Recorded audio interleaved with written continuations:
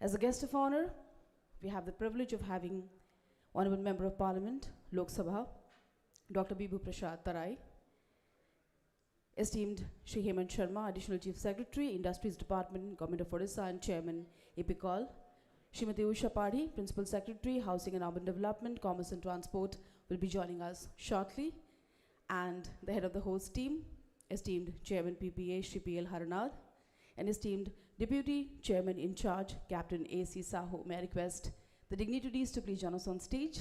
Can we have a round of applause for the dignitaries whose presence is making this day bright and beautiful for the host team. Ladies and gentlemen, for this wonderful initiative and guests on dais, can we have a bigger round of applause, everyone? Please give it up.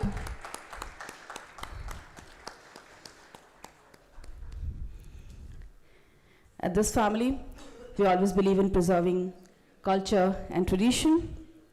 So we would like to start this day with ceremonial lamp lighting. May I request Honorable Chief Guest and all dignitaries to light the ceremonial lamp and officially inaugurate India Maritime Week 2025 Promotional Roadshow, Bhubaneswar. It's a big day for Odisha to be hosting India Maritime Week 2025 Promotional Roadshow, and the theme definitely is of immense importance. Navigating the shift of Indian maritime sector from volume to vision. We'll be having sessions, we'll be having panel discussions where experts with decades of experience and expertise will be sharing their thoughts, and certainly we'll go back home with ideas, know-hows, experiences that will make us unify in our actions and thoughts to take this industry to greater levels of success, which is the objective behind the Promotional Roadshow. Time for the formal inauguration of India Maritime Week 2025 Promotional Roadshow with ceremonial lamp lighting. During the honor, Honorable Minister, Government of Odisha, Shri Sampath Chandra Swai, Honorable Member of Parliament, Lok Sabha, Dr. Bibu Prashad Tarai, esteemed ACS Industry and Chairman EPICOL, Shri Hemant Sharma, esteemed Chairman PPA, Shri P.L. Haranad, and esteemed Deputy Chairman in charge, Paradip Port Authority, Captain A.C. Sahu. May this day lead us to a brighter future. May our actions bring us more success and glory. Wishing the Lord to bless us with abundance of good luck and fortune for the nation and for the sector. Time for presentation of bouquets, which again is an age-old practice of the land. May I request esteemed Chairman Shri P.L. Haranad ji to present a bouquet of fresh flowers to our Honorable Chief Guest, Honorable Minister Shri Sampath Chandra Swai.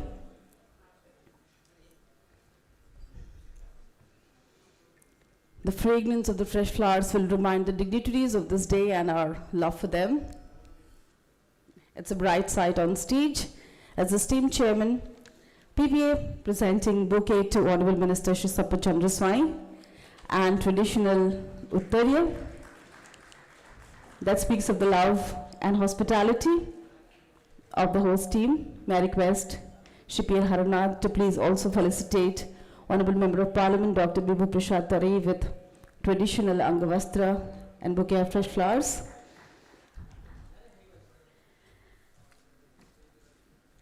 Thank you, sir.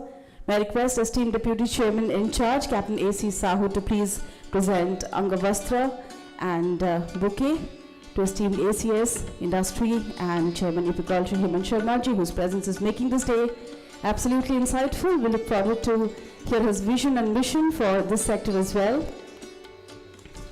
Then I request Traffic Manager Shri G. Edison to please join us on stage and present Angavastra and bouquet to esteemed Chairman Shri P.L. Haranad and esteemed Deputy Chairman in charge, Captain A.C. Sahu.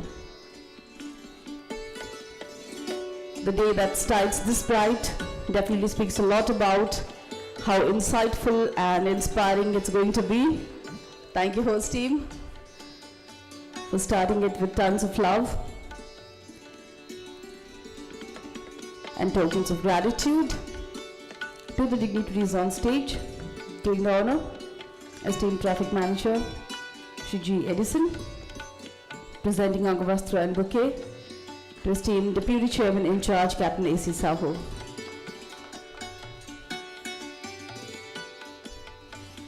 Thank you so much, host team, for doing the honor. Time for the formal welcome address. May I request Captain of the host team, esteemed Chairman PPSC P.L. Haranar, to please set the context and officially welcome everyone. Sir.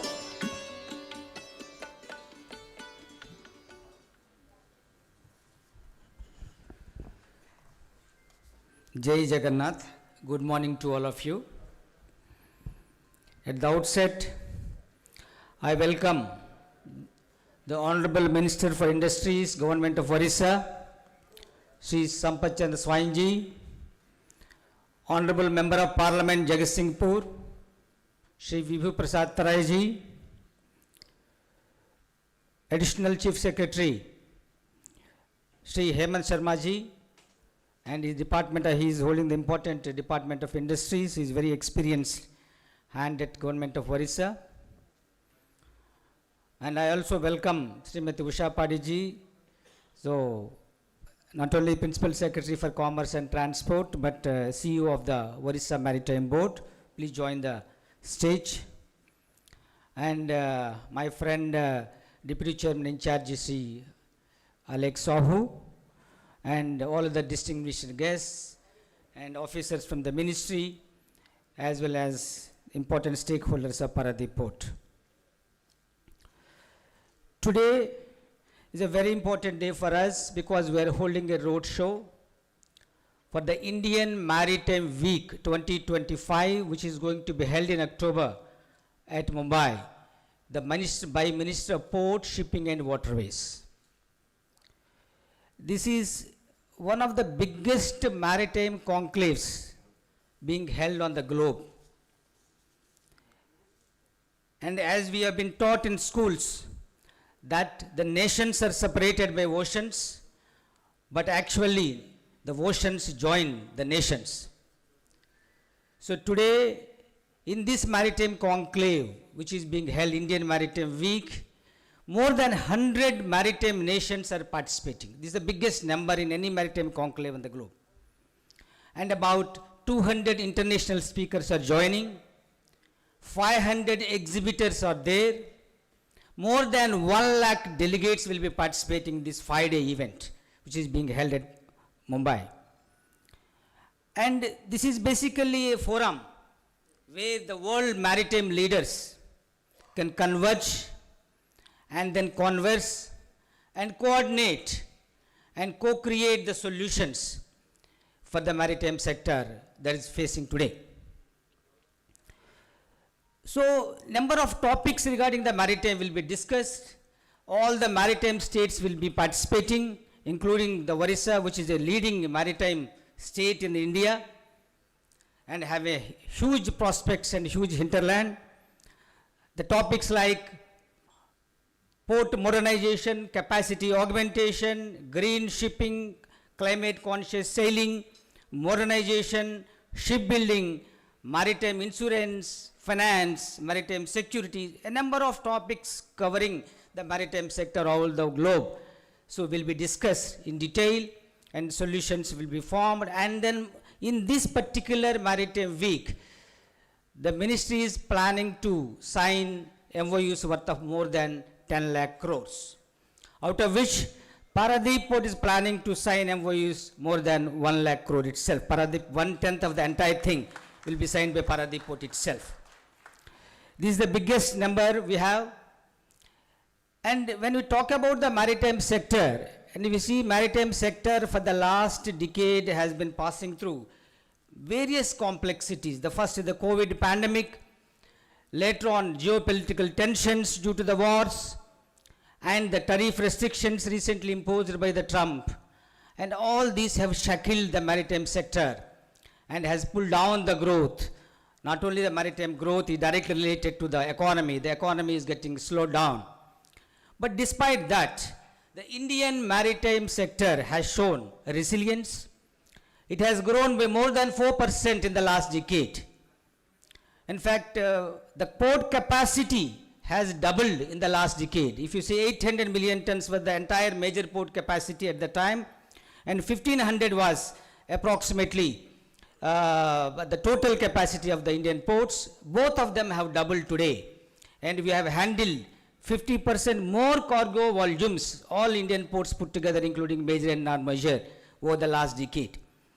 And Paradip port also has exhibited a growth of about more than 9% in the last 4 years. This is the highest among any Indian ports. And last consecutive years, and we have ranked as the number one in terms of cargo handling in 23-24 and 24-25. In 25-26 also, we are leading by substantial margin in the next major port, almost 3.5 million ton plus we are handling now.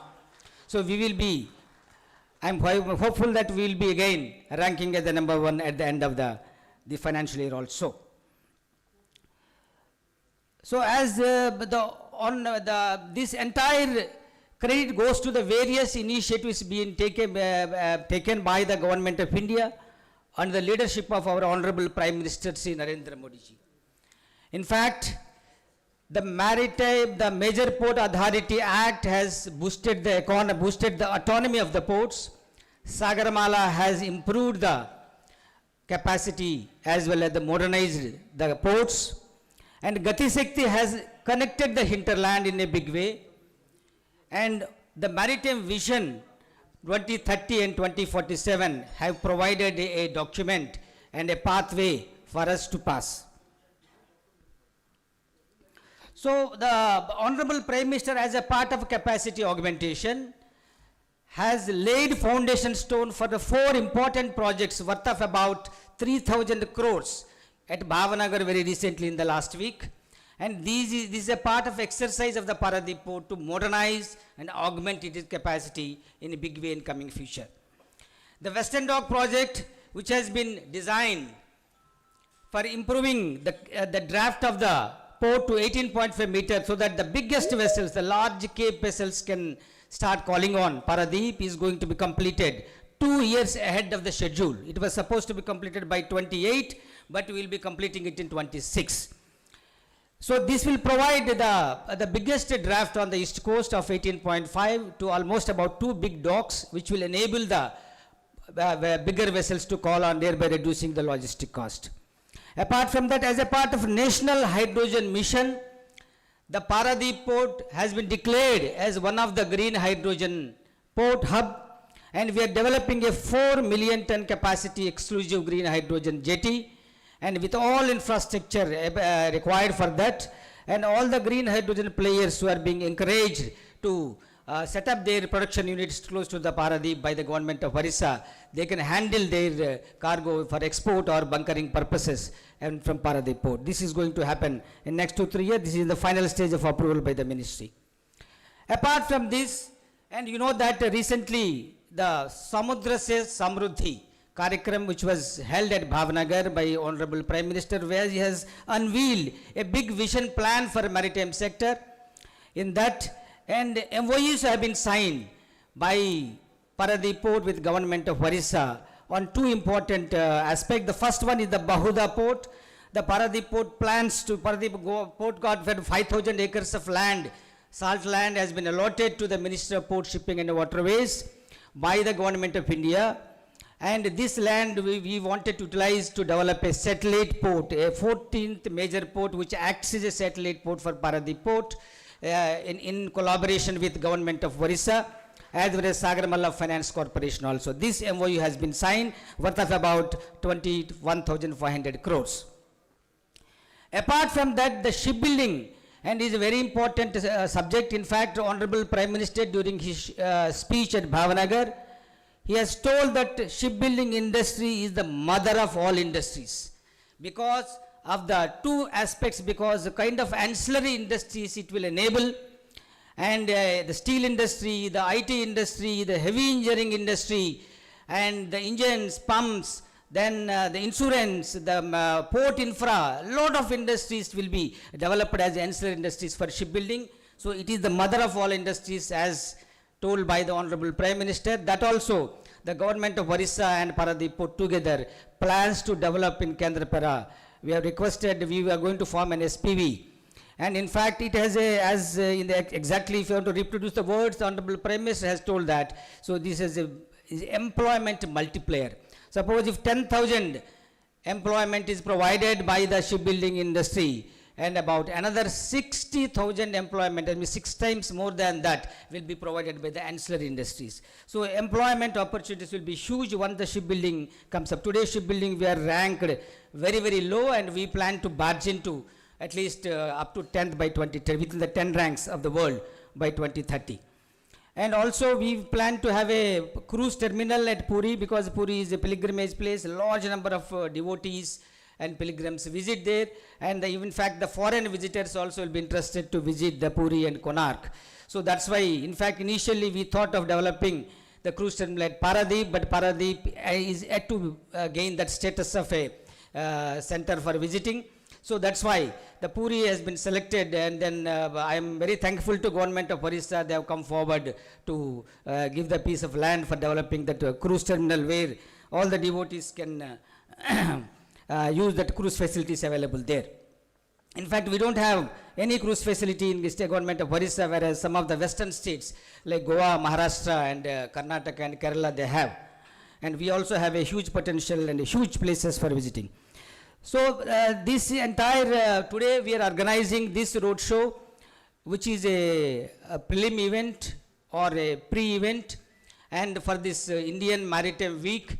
And this is being organized by the NAVIC cell. What is NAVIC cell? Is the Neel Earth Vision Implementation Committee. That is the implementation of the Blue Economy document, and given by the Government of India. And the ministry has formed a number of committees for implementation of that. And incidentally, myself is the chairman of 2 committees, one on IT and the second on the traffic NAVIC cells. And these 2 cells put together today we are organizing. In fact, as a part of our committee, and we have deliberated one important thing. One is different ports in the country now today take different number of documents and for doing business with them. And these documents numbers are different, and the documents categories are different. Almost 150 to 200 documents are taken at by the various ports, and for handling one vessel. So this is a huge, and number of these documents are repetitive in nature. They are supplied to immigration, same, they are supplied to PHO, same thing, again they supply to ports, they supply to customs repeatedly. So this our committee has examined, and we found that there is a lot of huge redundancies there and repetitiveness is there in documentation, and we have streamlined and proved that, and we have recommended that about 60 to 70 documents depending on the type of the cargo are enough for all the major ports. We have implemented it.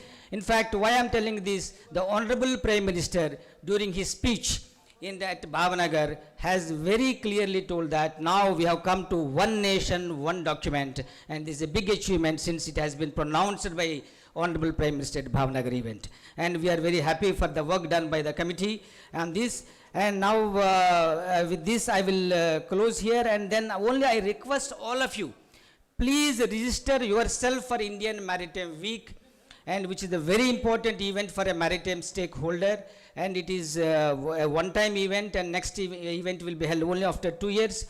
And also there are Sagar Ratna awards are being given to all the various terminals, ports, various categories are there, large number of categories awards are being given. So all the stakeholders who are engaged at Paradip for giving various services, please register yourself and for this Sagar Ratna award, and we have been doing well and we are excelling in various aspects. I hope that many of us may get these awards, and it is a recognition at the international forum.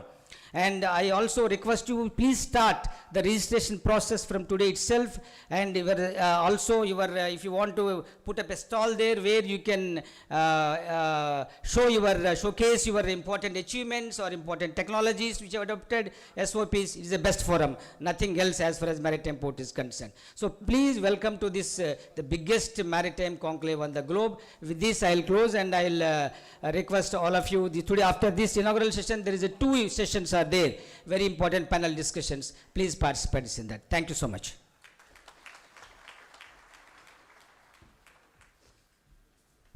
Thank you, esteemed Chairman PPA. These powerful words set the context for how impactful the day ahead is going to be. Thank you once again. Ladies and gentlemen, we acknowledge the presence of esteemed Principal Secretary, Housing and Urban Development, Commerce and Transport, and esteemed CEO, Odisha Maritime Board, Srimati Usha Padi. May I request esteemed Deputy Chairman in charge, Captain A.C. Sahu, to please present Angavastra and a bouquet of fresh flower to ma'am. Can we have a round of applause, please?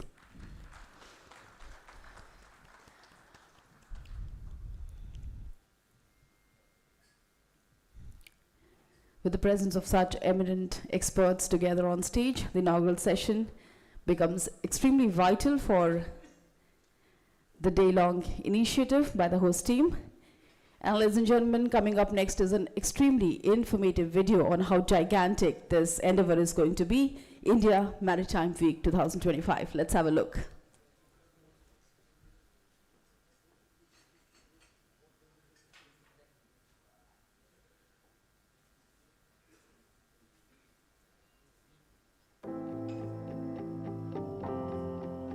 From the ancient trade winds to the digital corridors of today, the oceans have always connected nations, cultures, and opportunities.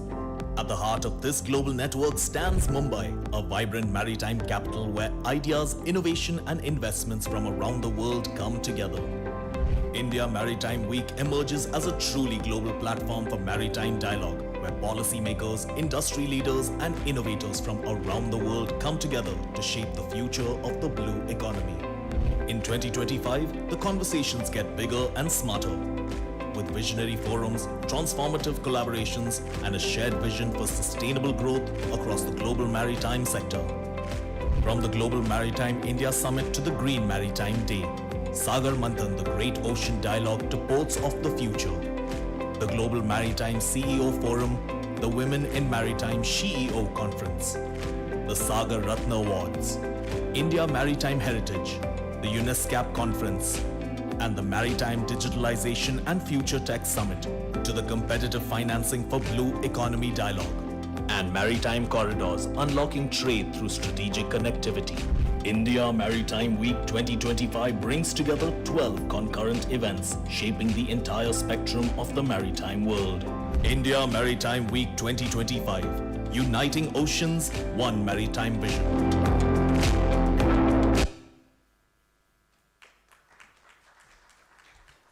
The audio visual says it all. Can we have a loud round of applause for this great initiative, and may we expect everyone to participate and make it a grand success. With that happy thought, may I request esteemed Principal Secretary Srimati Usha Padi ji to please share her thoughts with the House. Ma'am.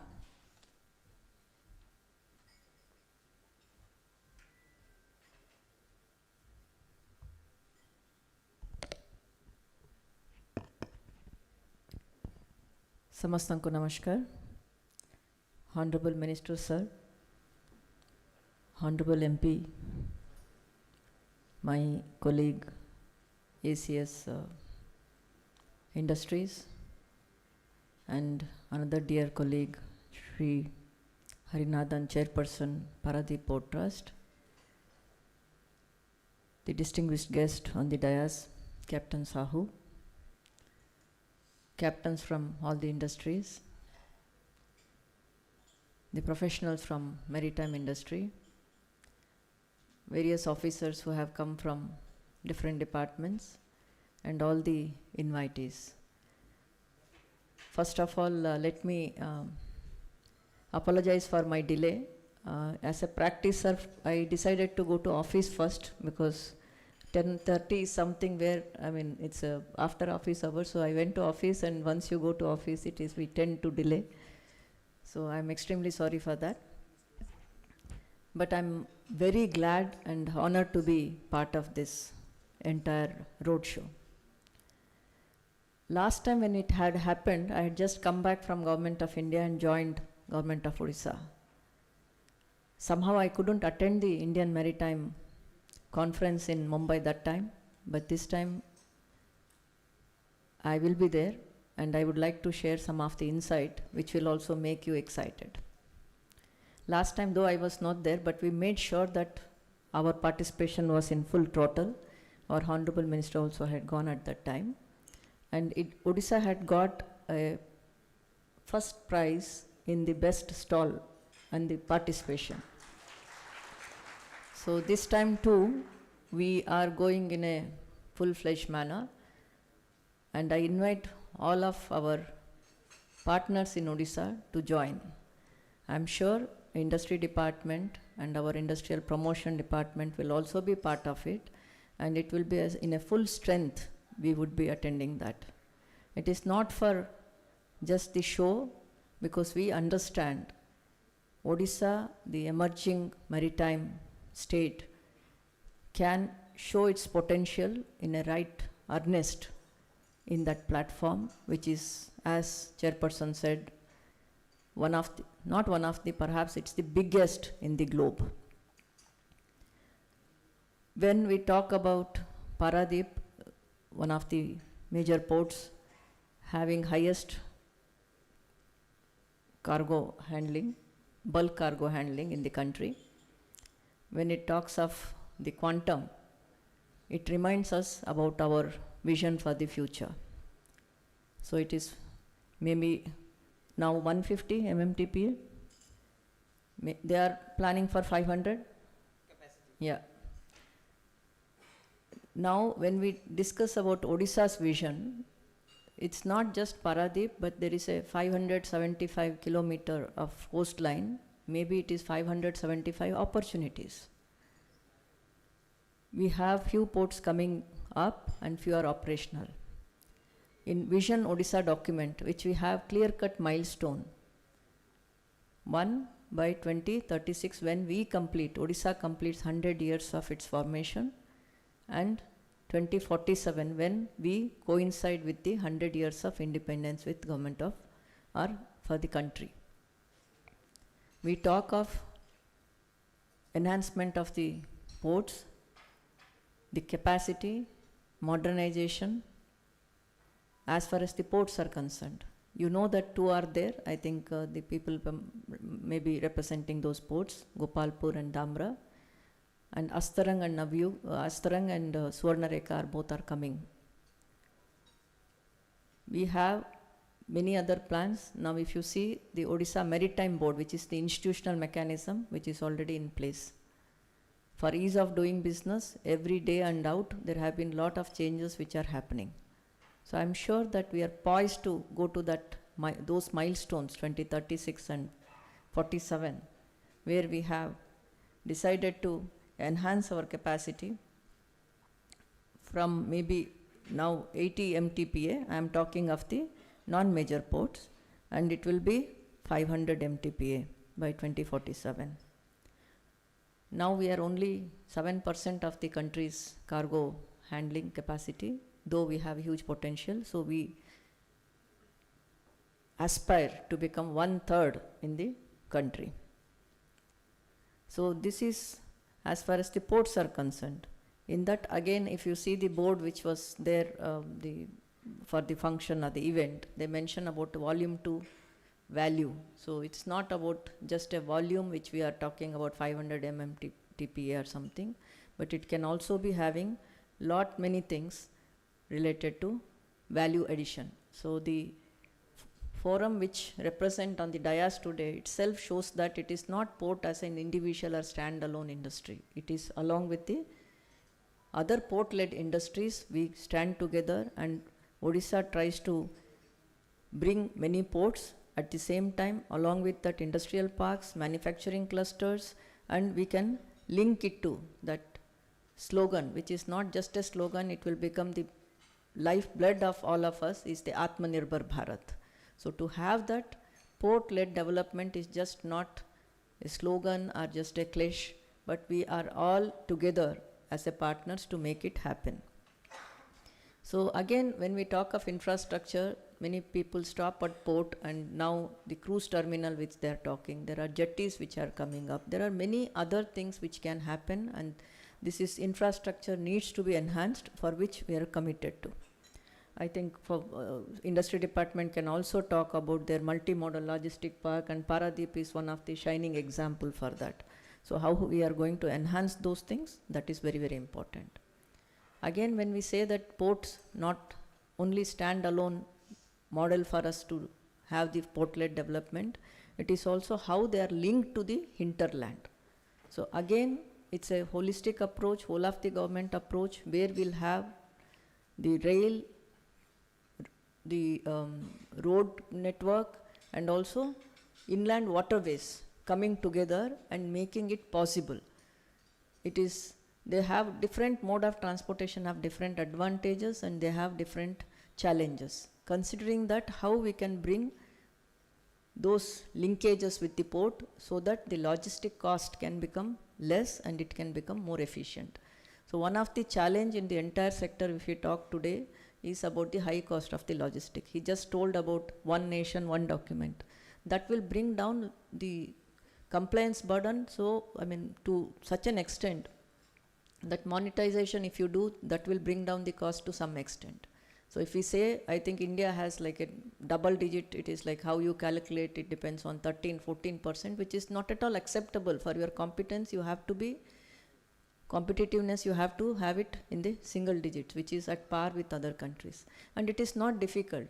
If you see the development around this country, there have been some places where it has happened. It is not that it is not possible, everywhere it is same. So it is possible. It's a low hanging fruit which is possible. So if you say, I mean, like India is like, they say it's a countries of country. So if you see, I mean, maybe maybe Maharashtra, maybe having equal development as Vietnam, as a country itself. The 5 of our state, I think Uttar Pradesh can compete with 5 of the European nations. So if the potential is there, the trust is there. If you have, I mean, I had the fortune of listening to Honorable Prime Minister in Bhavnagar the other day. So the way they trust the industry, they think that the Samudra se Samruddhi is possible. I mean, the experiences of last 10 years, it has shown that we can do that, those things which can multiply the growth.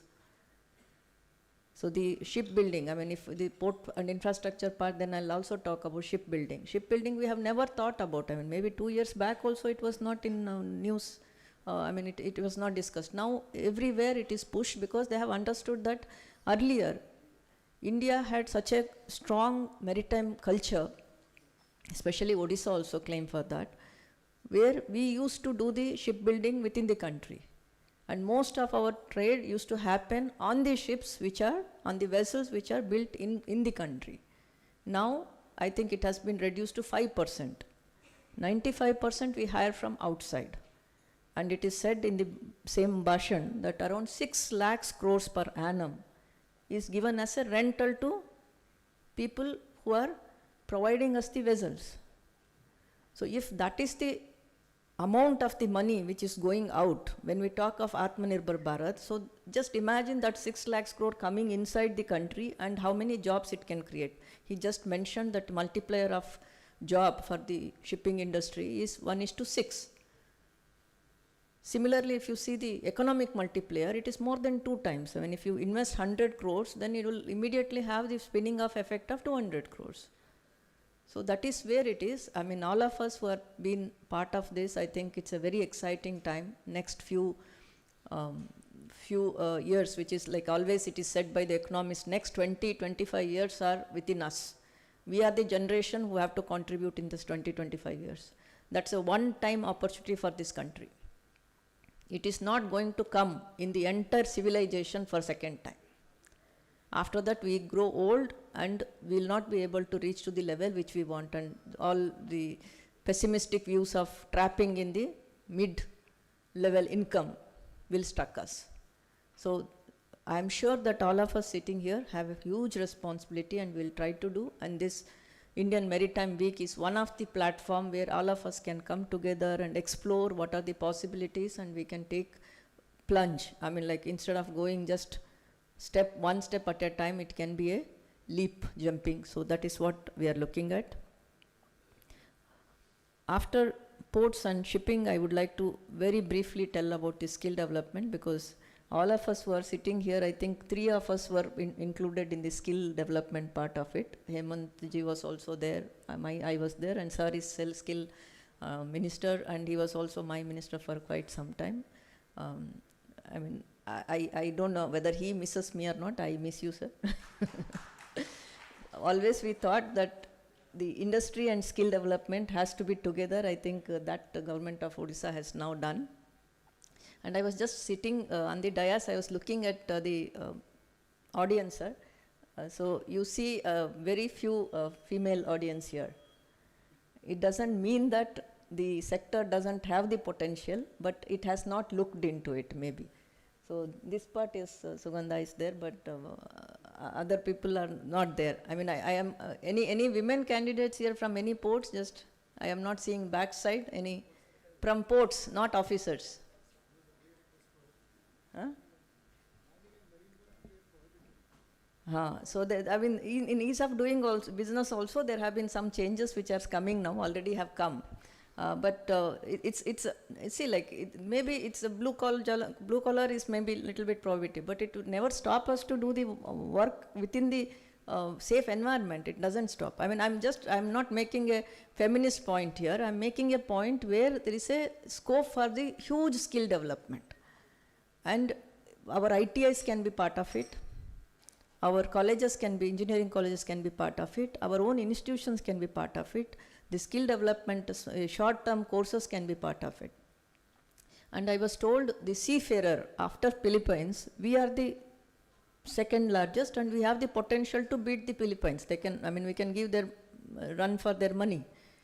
And our, especially coastal communities, they are very proud and very resilient for these type of activities. So whether we can do that, I mean, one of the challenge where we see that, okay, there are requirement of the jobs, skilled people requirements are there, then this is one sector which can employ many, many more people.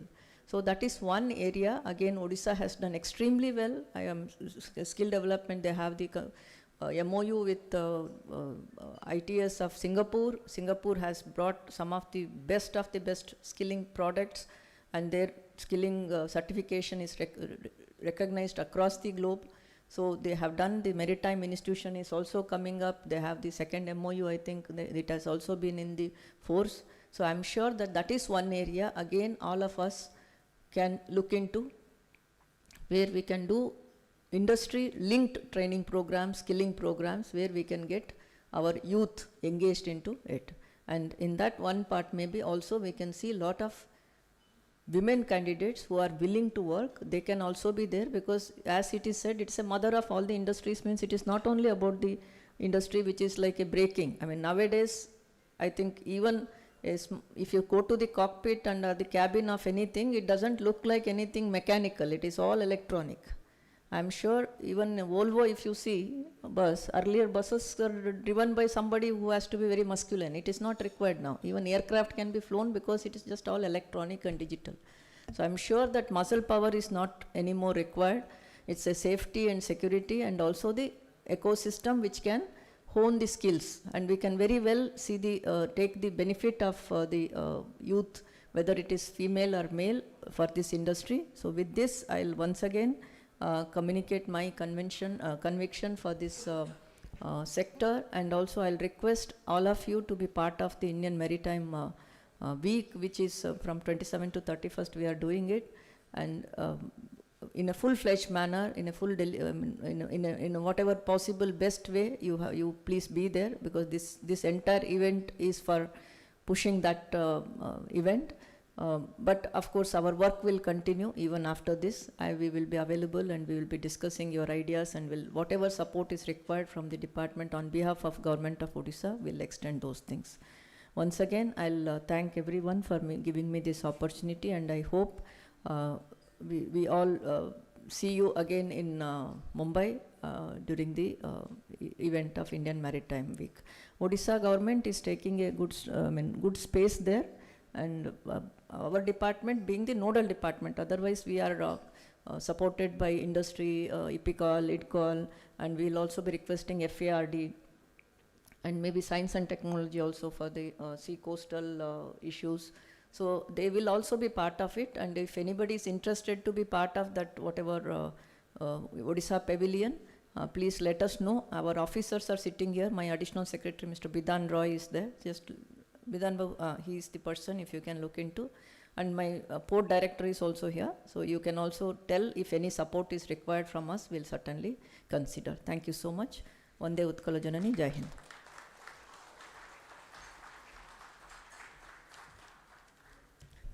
Thank you so much, ma'am. These overwhelming words will definitely give us the courage to gear up and give yet another impressive participation at India Maritime Week 2025.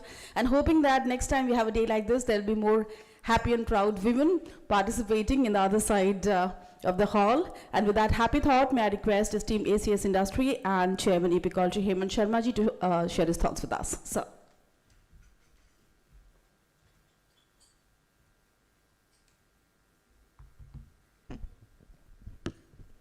Honorable Minister Industries and Skill Development Technical Education Shri Sampath Chand Swai ji, Honorable Member of Parliament from Jagatsinghpur Shri Vibhu Prasad Tarai ji, my colleague Usha Padhi, Mr. Harnad, Chairperson of Paradip Port Authority, Captain Sahu, officers from Paradip Port Authority, various departments of the state government, stakeholders of the vibrant port and commercial sector in Odisha who are present in large numbers here today on the auspicious event of the launching of the India Maritime Week in Odisha for the audience of Odisha. And what a strange coincidence it is, what a pleasant coincidence it is that the roadshow for India Maritime Week is being held at Odisha in Bhubaneswar in a week which itself is auspicious. It is the week of Navratri, and more importantly, some other developments have made this week so special for the life of each and every Indian, and you would certainly agree with me that the recent changes made by our Honorable Prime Minister in the GST regime, bringing the new age GST, reducing the taxes across all sectors, all products, goods categories, has impacted positively the life of each and every Indian family. We must thank our Honorable Prime Minister for this stupendous work, which actually is leading to not only what is called savings for the Indian family, but also growth of the Indian economy. Today, India's economy is growing at a phenomenal rate. In a world which is full of geopolitical stresses, in a world which is full of uncertainties, and in a world where not many countries are able to grow, India is a beacon of hope. And under the leadership of our Honorable Prime Minister, the country today is driving itself to growth as well as it is driving the world to grow. There are very few countries in the world today which have been consistently growing at 7%, 6%, 8% in the last few years. Even during the COVID period, India was the only economy which actually contributed and continued to grow. Odisha itself is growing at a much faster rate than many other states. While India continues to grow at about 6 to 7 to 8%, Odisha's economy has been growing at 9 to 11% in the last few years. This year itself, we are slated to grow at about 11%, which would be the highest growth rate which Odisha has ever achieved in its history. Now, why is that so, and why are these factors important for the India Maritime Week? For a country to grow, trade and commerce is extremely important. For a developing country, its own market is important. India fortunately has a very large market. Therefore, you have companies from all over the world, industries from all over the world wanting to sell their products in India. So much so that some of the world leaders are now perturbed and they impose so much of heavy tariffs on India because we are a very, very large market. But the world is a bigger market. For this economy to continue to grow and for India to grow at a higher rate than what it has been doing in the past, it is important for us to plug into what is called global supply chains, global value chains. In today's world, nothing can be done only in one country alone. Everything is interlinked. I'll give you just one or two examples which will further elaborate this point, and which is where the importance of ports and importance of the maritime sector comes in.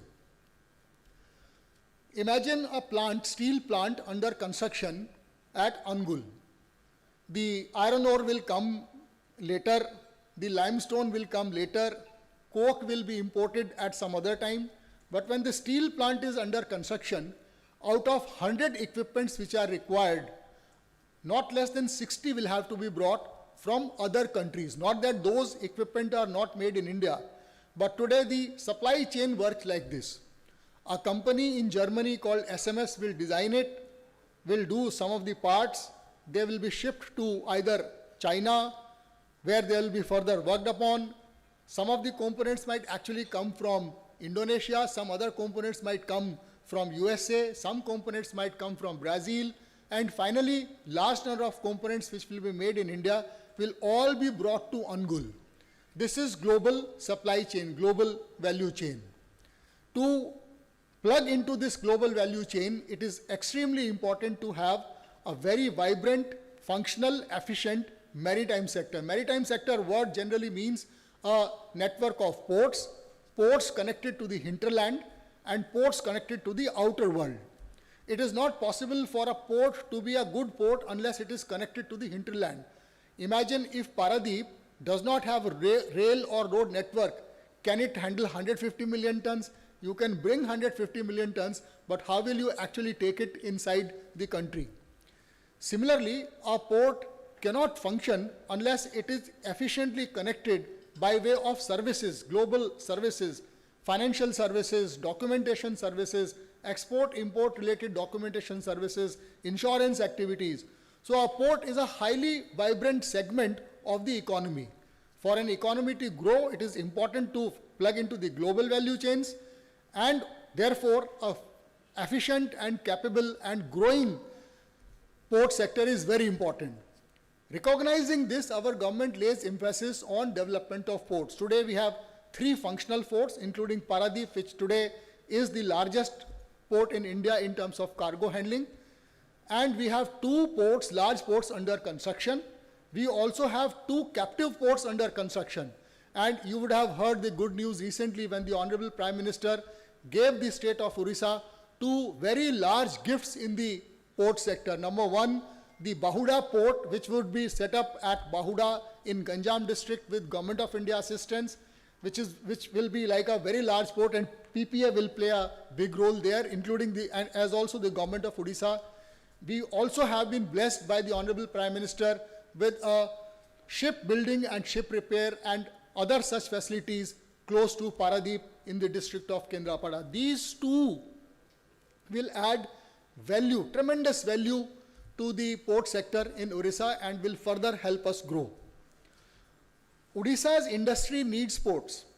The nature of our industry, mining industry, metallurgical industry, chemicals industry, petrochemicals industry, the growing textiles and technical textiles, apparel, garment industry, the volume of produce in Orissa is so high that it needs markets outside of India. While India is a big market, but our production is so high that we actually need markets outside of India. Today, all the 3 ports of Orissa taken together are able to serve about 60% of Odisha's port requirement. That is why Odisha's industry depends on Visakhapatnam port, on JNPT, on even Haldia, Kolkata, and other such ports. With the development of ports inside Orissa and with the modernization and expansion of existing ports at Paradip, Gopalpur, and Dhamra, much of the requirement of our own industry which will be served by our own ports. That will give us two results, 2 positive outcomes. One is that the cost of logistics which today our industries face in taking the goods to Visakhapatnam or JNPT or Mundra will come down. Secondly, ports itself, they themselves are thriving economies, and they create immense number of jobs. Therefore, new jobs will be created. So we are very excited about the industrial growth in Orissa, And we know that in order to accelerate the industrial growth of Odisha, port sector must grow simultaneously. The Odisha's industrial policy and Odisha's port policy together, if you analyze them, you will find that they speak with each other. They are complementary to each other. What is provided in the industrial policy is complemented by what is provided in the port policy, and that is why you find that many industries are attracted towards Odisha. Finally, while industries are about Odisha, ports are not restricted to Odisha's economy. A port of Odisha can actually serve landlocked regions of India, states like Bihar, Jharkhand, Chhattisgarh, even the entire northeast of India can actually be served by ports from Odisha, and that can open another level of opportunities both for the ports, port-related services, and also for the entrepreneurs of Odisha. This is something which is on the radar of the state government of Odisha, and if you look at the Viksit Odisha, Samruddh Odisha 2036-2047 roadmap, this is a very important and integral part of the planning which has been done by the state government of Odisha under the leadership of our Honorable Chief Minister Shri Mohan Charan Maji. So today, friends, all of us have gathered here to learn about the India Maritime Week, upcoming India Maritime Week. Government of Odisha will certainly participate in this Maritime Week as a team. It is not just ports or industries alone. Ports have much larger impact on other segments of economy, other segments of the state's well-being. Therefore, the state government as a whole is participating. State of Odisha is participating with all the stakeholders, including ports, port service providers, shipping lines, industries, and of course, the service providers. I would request each one of you, those who are interested, to learn more about it. You can contact the nodal officers in Commerce and Transport Department, as my colleague Usha ji just mentioned, and also officers from IPCOL who would also be participating in a befitting manner. This particular event is important for us because not many people outside of Odisha know about the strengths of Odisha. So why Odisha participates in a big way in such events is so that it actually creates awareness. It creates awareness, and it also creates an active curiosity and active interest in further businesses for Odisha. Just to give an example, after the last year's Maritime Week, large number of companies who are now coming to India for shipbuilding, ship repair, and even ship breaking, they became interested in Odisha. And between the last Maritime Week and this Maritime Week, we have had 3 new investors who have taken approvals for shipbuilding, ship repair, as well as ship breaking, which is a very large, investment for a state like Odisha, which till now has not seen this kind of a development. More importantly, in such events, you will find technology companies, you will find service providers who are looking at growth. Now, in Western India, Gujarat, Maharashtra, they have, Maharashtra has about 40 ports. Gujarat has, I think, about 60 or so ports, 49 ports. We have 3 plus 3 plus 2, 8 ports. This is growth. In Gujarat, this 49 might become 50 or 51, but in Odisha, this 3 will become 10, 10 will become 15 in the next 10 to 20 years. This is what investors and industries are looking forward to. And therefore, India Maritime Week will provide us a great opportunity to showcase our strength, to showcase Odisha's potential, and to get more and more business for the interest of Odisha. With these words, I extend my gratitude to Paradip Port Authority for having taken this initiative to organize the launching ceremony of the India Maritime Week at Bhubaneswar in Odisha, and we'll all participate in large numbers. Thank you so much.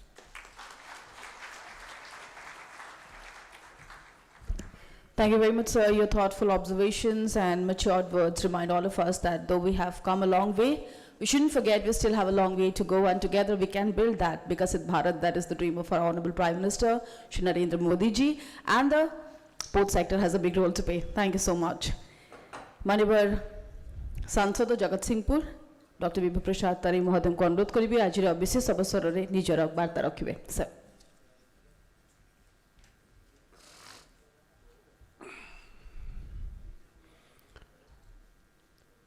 India maritime week 2025 अव्यवहित पूर्वर आज Paradip port authority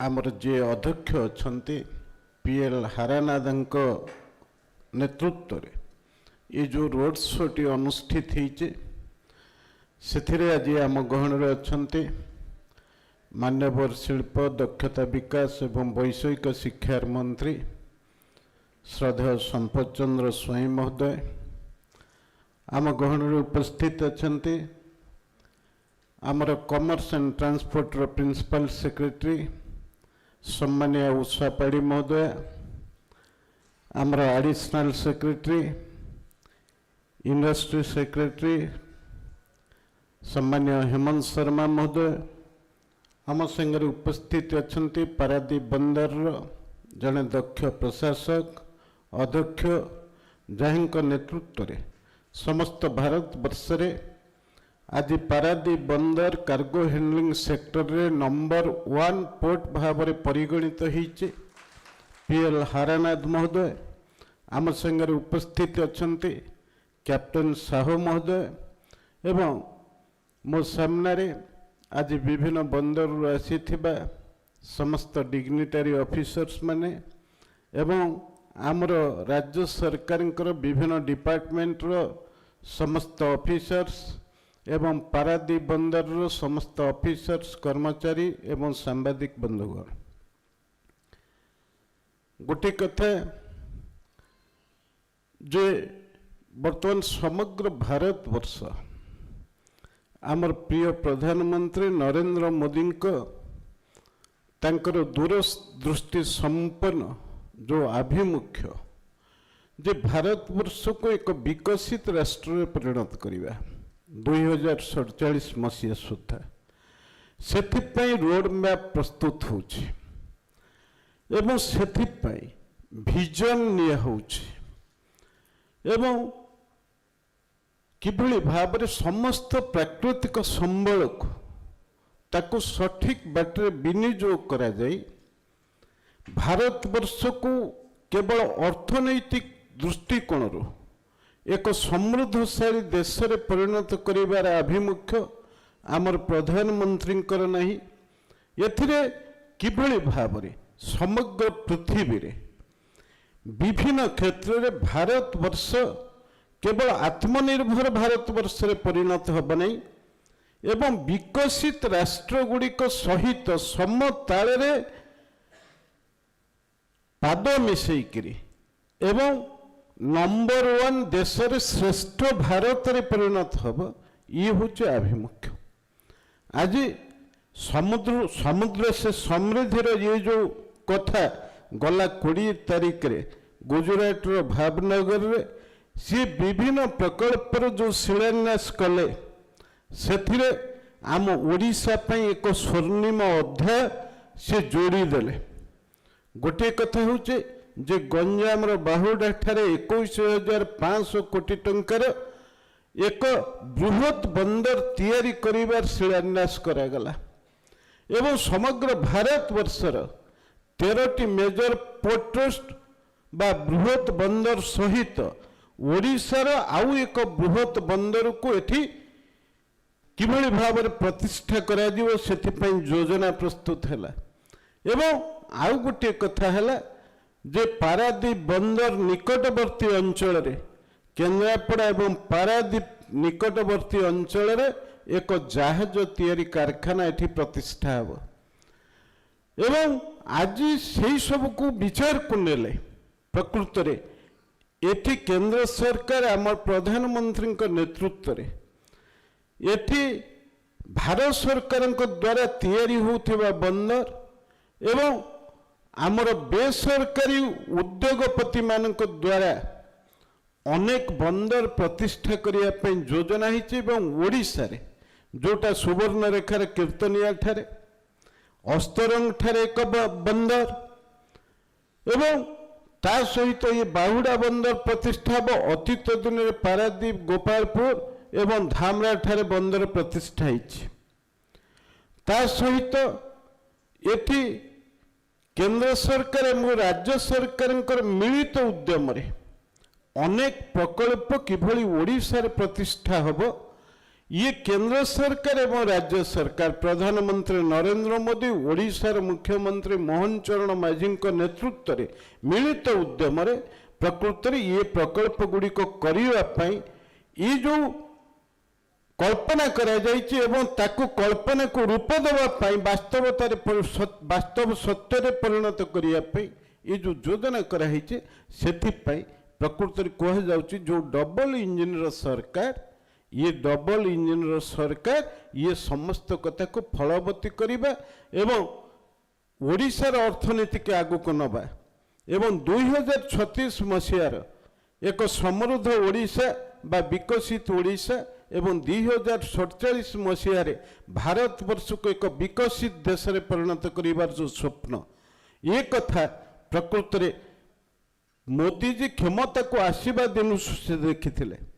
एवं जेतेबेले तैल विशोधनागार उद्घाटन कले 2016 मसीह से कही पूर्वोदय भारतर उदय हम एवं ये पारादीप बंदर को भित्ति करी आज अनेक शिल्प प्रतिष्ठा एठी तैल विशोधनागार तो आरंभ करी एठी अनेक एठी नाप्ता काकर प्रोजेक्ट को आरंभ करी अनेक शिल्प प्रतिष्ठा हम ये योजना प्रस्तुत होती ओडिशा सरकार द्वारा जो उत्कर्ष ओडिशा जरिया समग्र पृथ्वी एवं समग्र भारत वर्षर विभिन्न शिल्पपति माने एटी पुंजी निवेश करिबार जो आभिमुख्य देखैथिले आज अनेक ता वास्तव रूप नहीं सारी एवं आज आम पारादीप बंदर अध्यक्ष जहाँ कहूथिले जे आसंता दिन जो मेरीटाइम वीक पालन करा जिवो सेतेबेले पारादीप बंदर मध्य एमयू स्वाक्षर करिवो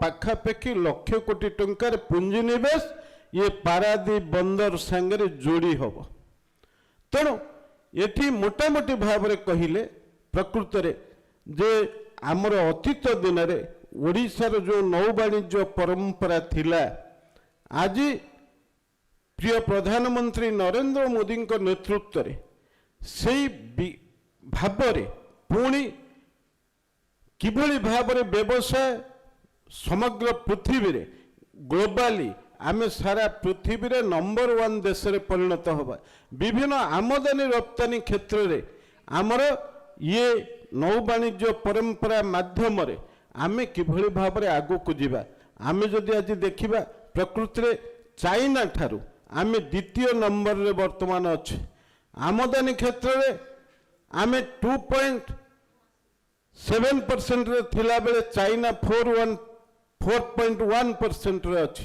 तेणु चाइना को टॉपिक आमको आगु को जीवा पाई वर्तमान प्रधानमंत्री जो स्वप्न देखिचंती आमको ताको साकार रूप देवा को हबो तेणु शिपिंग रो कथा हो ट्रांसपोर्टिंग रो कथा हो इनलैंड वाटरवे रो कथा हो इनलैंड वाटरवेज रे ए पर्यंत गला वर्ष पर्यंत मात्र 26 टी इनलैंड वाटरवे माध्यम रे आमर ये जो कार्गो हैंडलिंग गुड़िक बा पण्य कारबार होउथिला किंतु केंद्र सरकार वर्तमान पाखापाखि 76 इनलैंड वाटरवेज माध्यम रे ये पण्य कारबार करिवार योजना रखिछि ओडिशा रे मात्र 3 इनलैंड वाटरवेज कार्यक्षम अछि एवं आउरी 3 इनलैंड वाटरवेज रो कार्यक्षम करिया पई केंद्र सरकार निष्पत्ति करिछि एवं पारादीप ठू तालचेर पर्यंत ये जो कोयला परिवहन कार्य मध्य चलिबो ये केंद्र सरकार ये कथा को निष्पत्ति करिछि तेणु सामग्रिक भाव में आज प्रकृत देखिले जे समुद्र जात पदार्थ गुड़िक जरिया आमर किभली भाव में आमर एक्सपोर्ट अधिका हो पारिबो एवं विदेशी पुंजी की आम देश को आणिक आम भारत वर्ष को विकसित करवा ये मोटामोटी भाव में भारत वर्षर अर्थनीति की देखिले जमती आमर हेमंत शर्मा कहते आम जीडीपी रे बहुत आगु को जाइए केंद्र जो भली भाव में जीडीपी रो कथा अच्छी ओडिशा सरकार जीडीपी 8.8% रु 11% पर्यंत जाइए एवं कोरोना महामारी संकट समय आमर जीडीपी जमा कमी नहीं एवं भारतर अर्थनीति रे वर्तमान जो भली भाव में समग्र पृथ्वी रे अन्य विकसित राष्ट्र सहित America Russia France German Japan या सहित समताल आम आगु को जीवा एवं चतुर्थ बृहत अर्थनीतिर देश भाव में भारत को नेला बेले किंतु पर कैपिटा इनकम बा मुंड पिछा आय वर्तमान भारत वर्ष किभली भाव में अधिका हम तेणु प्रति परिवार को किभली भाव में स्वावलंबी करा जिवो सेथिपई प्रति सेक्टर को वर्तमान लोकंक जरिया रे ताकू पहुंचा जाई पारिबो एवं आंतर्जातिक स्तर रे आम भारत वर्ष को आमे समताल रे आमे आगु को नबा सेथिपई योजना प्रस्तुत करा जाउची सेथिरे ये जो मेरीटाइम एक्टिविटी आमर विभिन्न बंदर जरिया रे प्रकृत रे देखिछि जे आमर जहाज चलाचल मंत्री जे सर्बानंद सोनोवाल यही मात्र 6 मास भितरे 5टी बिल पास करैचंती पार्लियामेंट रे एवं जहा फल रे भारत सरकार ये योजना गुड़ी को कार्यकारी करने सहज हम तेणु ये दृष्टिकोण आमे ये विभिन्न संक्रांत रे आमर ओडिशार एमपी माने आमे मध्य शिपिंग मिनिस्टर संगे एकाठी होइचु एठी धर्मेंद्र प्रधान कोठू आरंभ करी आमर जो ओडिशार केंद्र मंत्री अछंती आमे मिलित भाव रे आलोचना आम सहित से करिसंती एवं ओडिशार किभली मेरीटाइम एक्टिविटी बढ़िबो ये संक्रांत मध्य योजना प्रस्तुत होइछि आगामी भविष्य रे गोटे योजना अछि जे पारादीप रे एक मेरीटाइम यूनिवर्सिटी प्रतिष्ठा करिवार योजना मध्य अछि तेणु सेथिपई ये समस्त प्रस्तुति विभिन्न भारत सरकार विभिन्न डिपार्टमेंट जरिया रे विभिन्न शिल्प ठू आरंभ करी विभिन्न विभाग को चलचंचल करिबा सेथिपई जो दायित्व प्रधानमंत्री विभिन्न मंत्री मान को देई थांती सेथिरे सर्बानंद सोनोवाल प्रकृत रे जहाज चलाचल मंत्री भाव में ये समस्त दायित्व को लेकर सही अनुसार से तांकर विभिन्न योजना प्रस्तुत करिसंती एवं प्रधानमंत्री अनुमोदन पर ये विभिन्न कार्यक्रम शिलान्यास होउची एवं जोठी ये शिलान्यास होला पर ये प्रोजेक्ट गुड़िक सरुची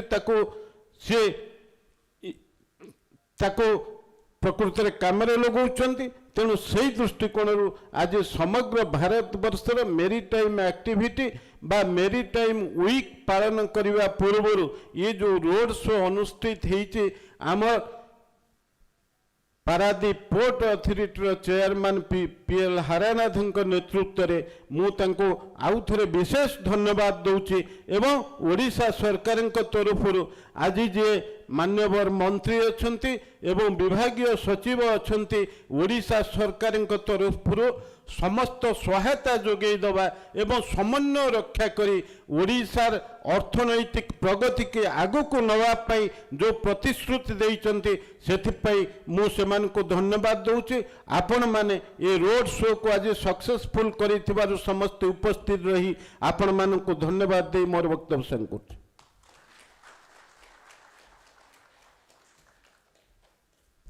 धन्यवाद माननीय सांसद डॉक्टर विभू प्रसाद तरे महोदय आपणकर सशक्त शब्द निश्चित भाव में विकसित ओडिशा रे निजर योगदान देवाई आम समस्त को प्रेरणा देव with that good thought may I request our honorable chief guest honorable minister industry skill development and technical education Shri Sampath Chandra Swai to please address the house sir.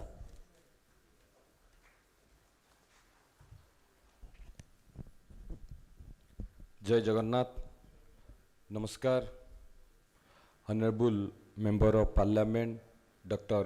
Vibhu Prasad Tarai ji, Principal Secretary, Commerce and Transport Department, Srimati Usha Padhi Madam, Chairman Paradip Port Authority, CPL Harnath ji, Captain A.K. Sahu ji, distinguished dignitaries, industry leaders, and friends from the media. It is an honor to address at the thematic roadshow as a prelude to the India Maritime Week 2025, a platform that embodies our nation's ambition to enter its maritime Amritkal by 2047 guided by the Honorable Prime Minister Sri Narendra Modi ji vision of Viksit Bharat 2047. India is set to emerge as a global maritime superpower that is sustainable, technologically advanced, socially inclusive, and that has a future-ready workforce. There is a scope for an investment opportunity of nearly about rupees 1 trillion across green shipping, port infrastructure, and maritime services. There would be new shipyards, state-of-the-art ports, and global capital converging on a sector poised to create millions of jobs and stimulate growth all along our coastline. Sustainability stands at the heart of this transformation. India is advancing in green maritime corridors, enabling green fuel bunkering, and accelerating the deployment of zero-emission vehicle at our ports. These initiatives align with international climate goals and reaffirm our resolve to grow without compromising the health of our oceans. At the same time, we are expanding world-class infrastructure with the aim of raising port capacity by 2047. Mega ports, modernized harbors, and expanded network of inland waterways will reduce logistic costs and strengthen our global competitiveness. Supported by the Sagarmala and PM Gati Shakti programs, India is working to position itself among the world's top 5 shipbuilding nations while securing a 20% share of global ship recycling. These ambitions are supported by a modern legal framework aligned to international standards, ensuring greater transparency and strengthening investor confidence. Here in Odisha, we are also prioritizing the expansion of maritime manufacturing. Technology and digitalization will define the ports of tomorrow. Artificial intelligence, machine learning, and the National Maritime Single Window are streamlining trade and port operations. Innovation leads to overall competitiveness of our maritime sector. The blue economy provides vast opportunities in fisheries, aquaculture, renewable energy, and coastal tourism. Our vision is inclusive and people-centered.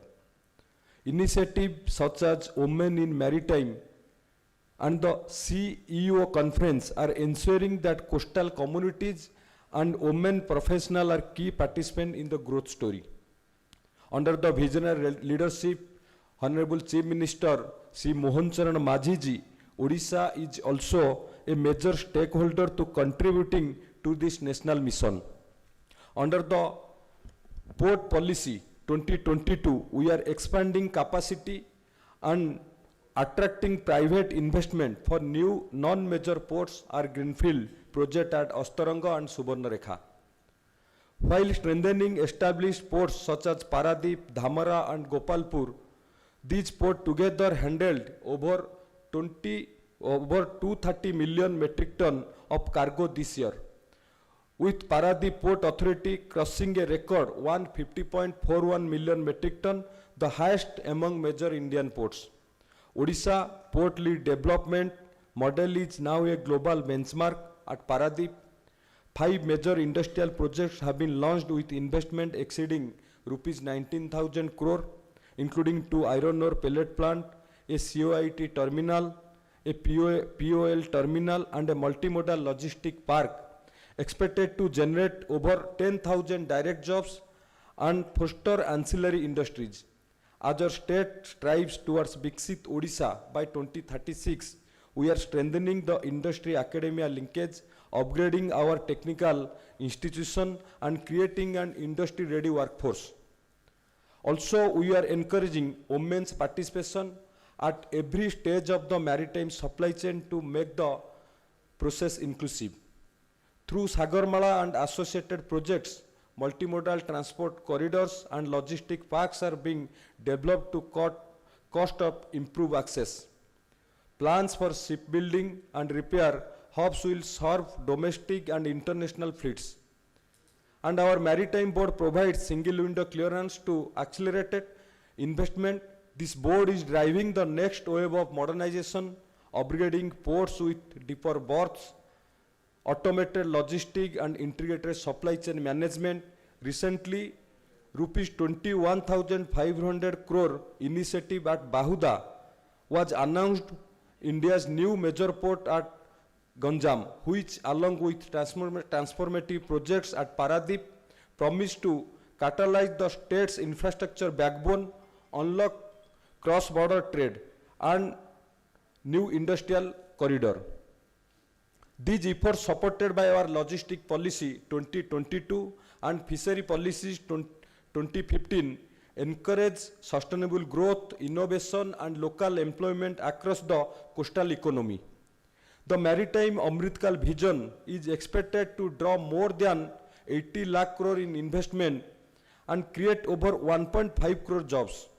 By expanding capacity, integrating waterways and promoting green shipping, India will lower logistic costs, strengthen its global standing and deliver inclusive growth opportunities to millions. Together with industry, investors and our vibrant coastal communities, we will unlock the full potential of our oceans and steer India confidently towards a future of sustainable prosperity. I would like to thank the Paradip Port Authority for organizing such an informative and engaging thematic roadshow that has brought all key stakeholder under one roof. एवं आज एठी participate करिथिबा समस्त industry leader stake holder समस्त को धन्यवाद दउची एवं shipping ministry तरफरु ए जो आयोजन करा जाउची निश्चित भाबरे इंडियन मेरीटाइम वीक आम ओडिशा पई मध्ये एक गर्वर विषय सौभाग्यर विषय जेतेबेले आमे Utkarsh Odisha make in Odisha conclave आयोजन करिथिलु सेठी आमर यशस्वी प्रधानमंत्री नरेंद्र मोदी जी योगदान से कनक्लेव को ऐतिहासिक एवं भव्य करिथिला। आपण माने समस्त जानिथिबे से कनक्लेव ओडिशार जेते कनक्लेव हिच सबुठारु भल कनक्लेव एवं से कनक्लेव रे सबुठारु अधिक इन्वेस्टमेंट ओडिशा को ही आसीथिला एवं माननीय प्रधानमंत्री जो ग्यारंटी देइथिले मोदी ग्यारंटी जे एही समय है सही समय है यही समय होची प्रकृत समय ओडिशा रे निवेश करंतु सफल निश्चिंत भाव में पाइबे एवं याकू लक्ष्य करी आपण मान देखिबे ये 14 मास भितरे ओडिशा रे विभिन्न प्रकार जो इन्वेस्टमेंट आसीथिला ताकू ग्राउंडिंग करिबारे 2 लाख रु ऊर्ध्व कोटी टंका रे आम सरकार सफल होईछि एवं मान्यवर मुख्यमंत्री दूरदृष्टि संपन्न नेतृत्व रे किभली भाव में ओडिशा रे आहुरी अधिक पोर्ट हबो एबे मान्यवर प्रधानमंत्री घोषणा कले एवं आमर कमर्स एंड ट्रांसपोर्ट डिपार्टमेंट रो आमर प्रिंसिपल सेक्रेटरी उषा मैडम आ पूर्व आपण मानकु भी कहिले आमर इंडस्ट्री विभाग रो एसीएस हेमंत शर्मा थिले सी भी आपण मानकु विस्तृत भाव में कहिले ओडिशा रे जो संभावना अछि आमे पोर्ट क्षेत्र रे बहुत आगु को जाई परिबा अन्य स्टेट गोटे सैचुरेशन अवस्था को गला बेले आम पाखे संभावना अच्छी आड़शा जो संभावना अच्छी से संभावना को आम वास्तवता पूरण करने निश्चित भाव में जो मुंबई रे आयोजन हम इंडियन मेरीटाइम वीक 2025 निश्चित भाव में ये आमको सहायक हम से मु धन्यवाद कृतज्ञता ज्ञापन करुच्ची एवं आम निश्चित भाव में जो लक्ष्य रही 1 लाख करोड़ रु इन्वेस्टमेंट ओडिशा रे हबा पई हमर maritime base industry port base industry निश्चित भाव में आपण मान देखिबे ताठू अधिक भी आसीबो एबे डबल इंजिन सरकार रे ओडिशा को समस्त गुरुत्व दउचंती ओडिशा रे किभली भाव में इन्वेस्टमेंट करिवे एवं ओडिशा रे जो संभावना अछि सेतिरु सेमाने किभली भाव में लाभ पाइबे महाप्रभु जगन्नाथ का आशीर्वाद रु जो मुंबई रे जो आयोजन हबो इंडियन मेरीटाइम वीक सेतिरे निश्चित भाव में ओडिशा को इन्वेस्टमेंट आनिया रे आमे समस्ते सफल हवा एवं ओडिशा रे ए मैरीटाइम सेक्टर रे किभली भाबे आमे आहुरी उन्नति करि परिबा सेति आम समस्तंकर प्रयास जारी रहू समस्त को बहुत बहुत धन्यवाद कृतज्ञता ज्ञापन करी मु मो वक्तव्य को सांग करछि धन्यवाद वंदे उत्कल जननी।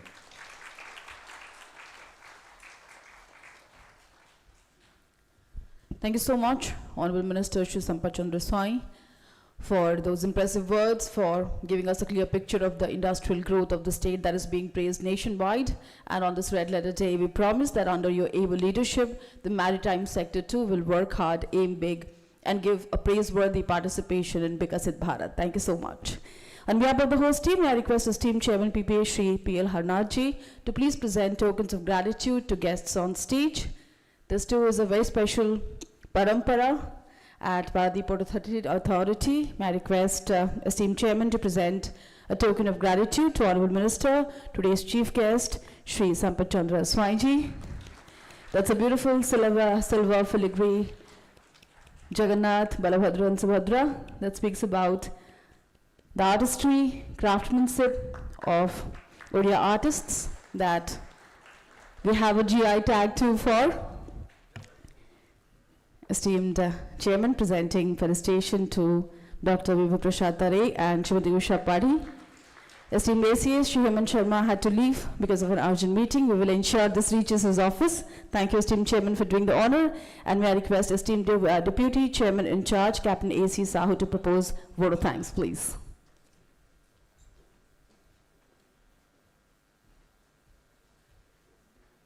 Jai Jagannath.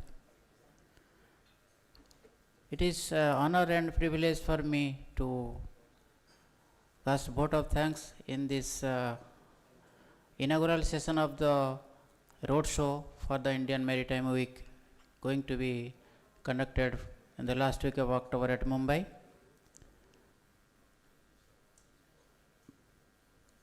My heartfelt gratitude to our chief guest, Sri Sampath Chandra Swaiji, Minister of Industry, Skill Development and Technical Education, Government of Odisha. A heartfelt thanks to MP Jagat Singhpur, Dr. Vibhu Prasad Tare. Heartfelt thanks to Hemant Sharma ji, Additional Chief Secretary, Industry Department, Government of Odisha. Heartfelt thanks to Srimati Usha Padi, Principal Secretary, Commerce and Transport. And a sincere thanks to our head of our organization, under which guidance this roadshow is being conducted, the Chairman, Paradip Port Authority, CPL Harnath. I am a gratitude and heartfelt thank to the stakeholders present here from different industries, central government and state government officials, to this roadshow, this inaugural session, and I wish we make the Indian Maritime Week very success, and your participation in this Maritime Week, making this Maritime Week success. And I thank once again all the dignitaries, invitees, guests, ladies and gentlemen, the media person, for participating in this inauguration week, making this roadshow successful, as well as the upcoming Indian Maritime Week very success. Thank you.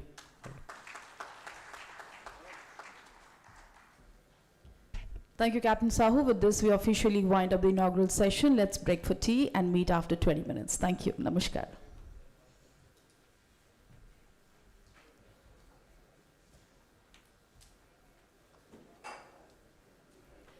Tea has been served at the ground floor. Please come back to your seats in 20 minutes so that we can start the first panel discussion of the day on time. Thank you.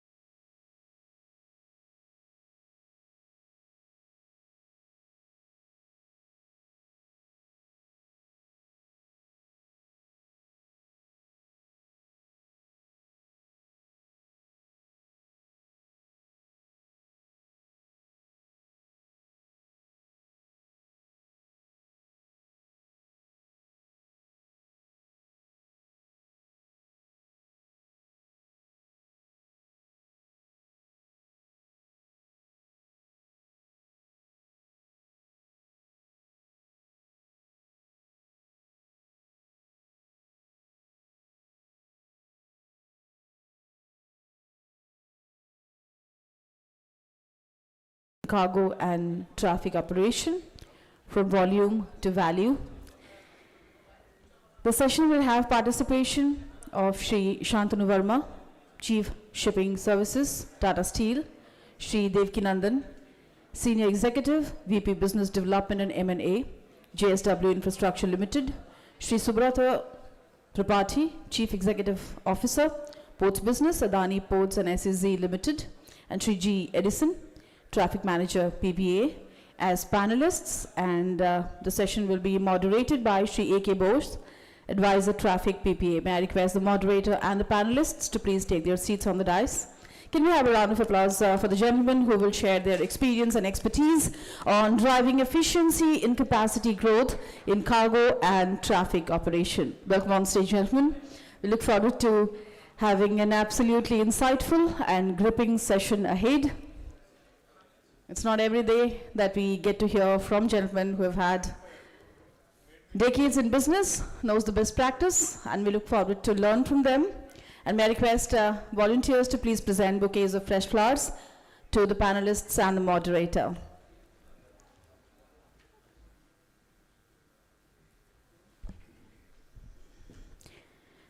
The inaugural session had been absolutely enlightening, and we look forward to learn more from the panelists.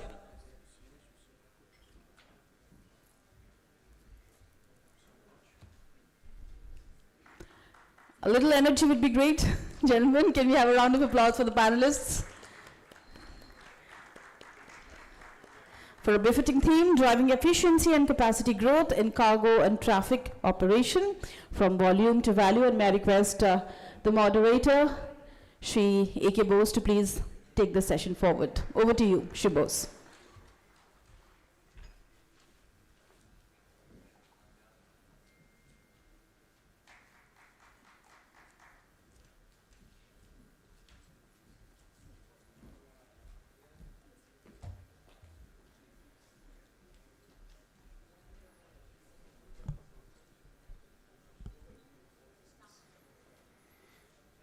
Good afternoon, everybody. Sri P.L. Harnath, Chairman, Paradip Port Authority. Distinguished panelist, Sri Subrata Tripathi, Sri Devkinandan, Sri Shantanu Verma, Sri Edison, ladies and gentlemen. It's my privilege to moderate this session on driving efficiency and capacity growth in cargo and traffic operation from volume to value. We all know that global trade and logistics are undergoing a rapid transformation. Port terminals and logistic networks are no longer measured just by the volume they handle, but increasingly by the value they create in terms of efficiency, reliability, sustainability, and customer satisfaction. Today, we will explore that.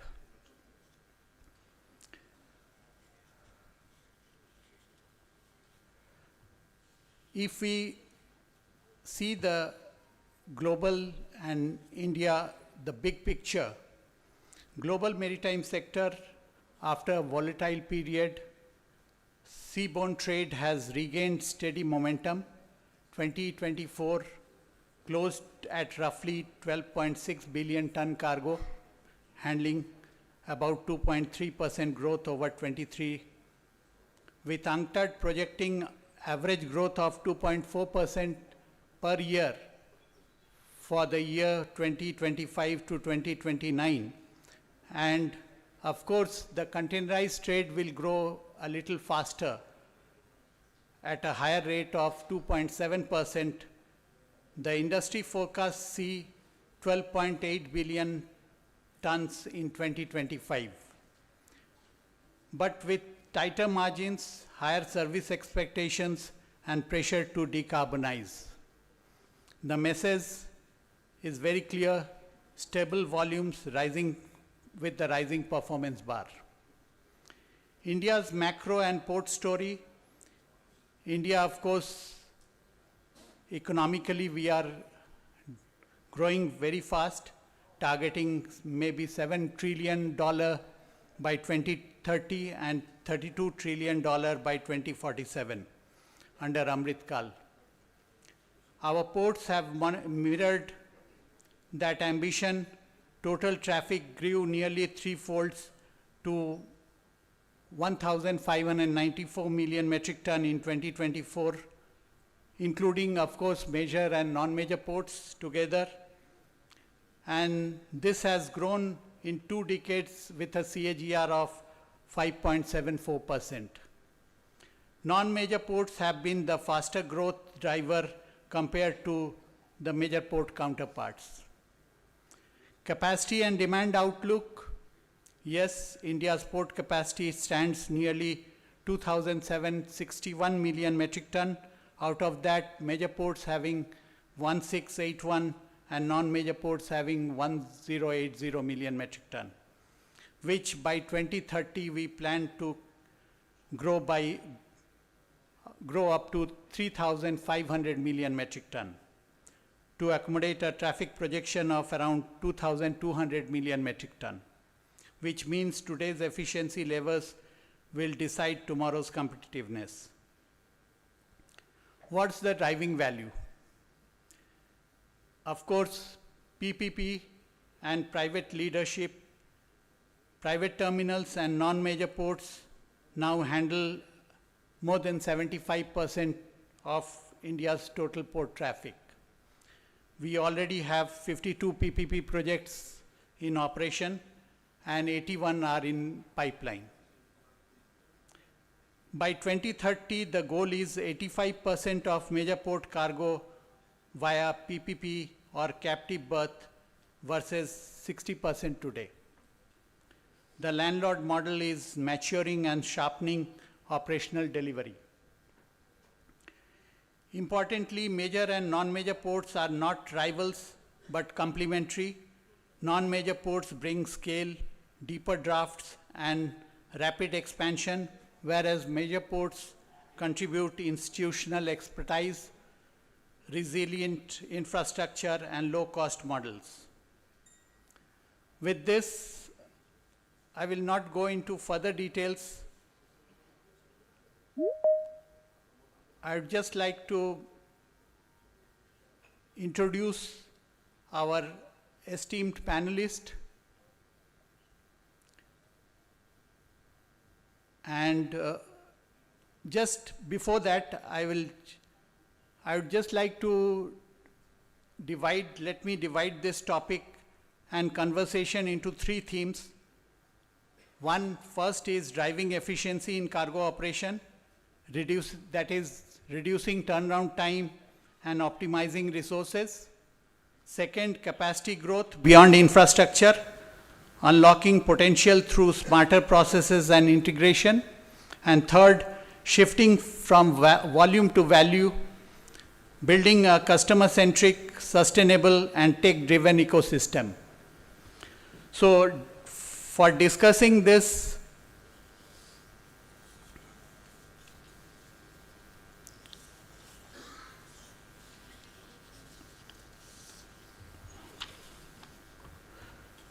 I will start with a little introduction of our panelist.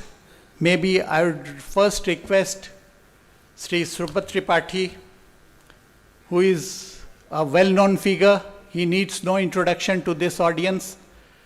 However, I would just like to mention he is now presently head port business and projects of Adani Ports.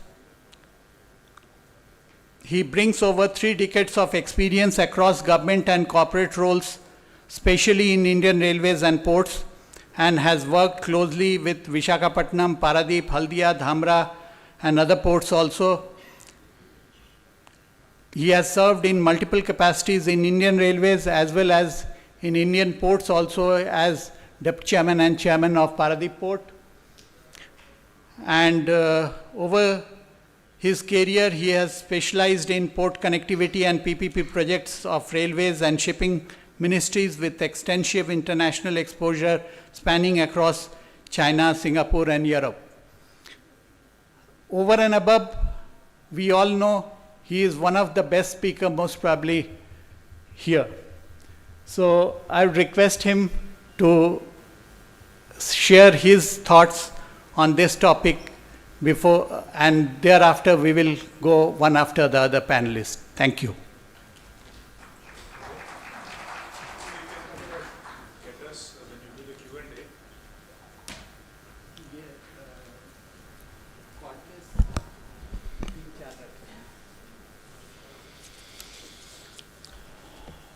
Ashish Babu, thank you so much. My dear younger brother Harnath ji, on the panel over here, Devki ji, Shantanu ji, Mr. Edison, Ashish Babu, of course, with whom my association goes back to lots of years. First and foremost, to all my colleagues in Paradip Port, it's homecoming for me. You know, it's like coming back home.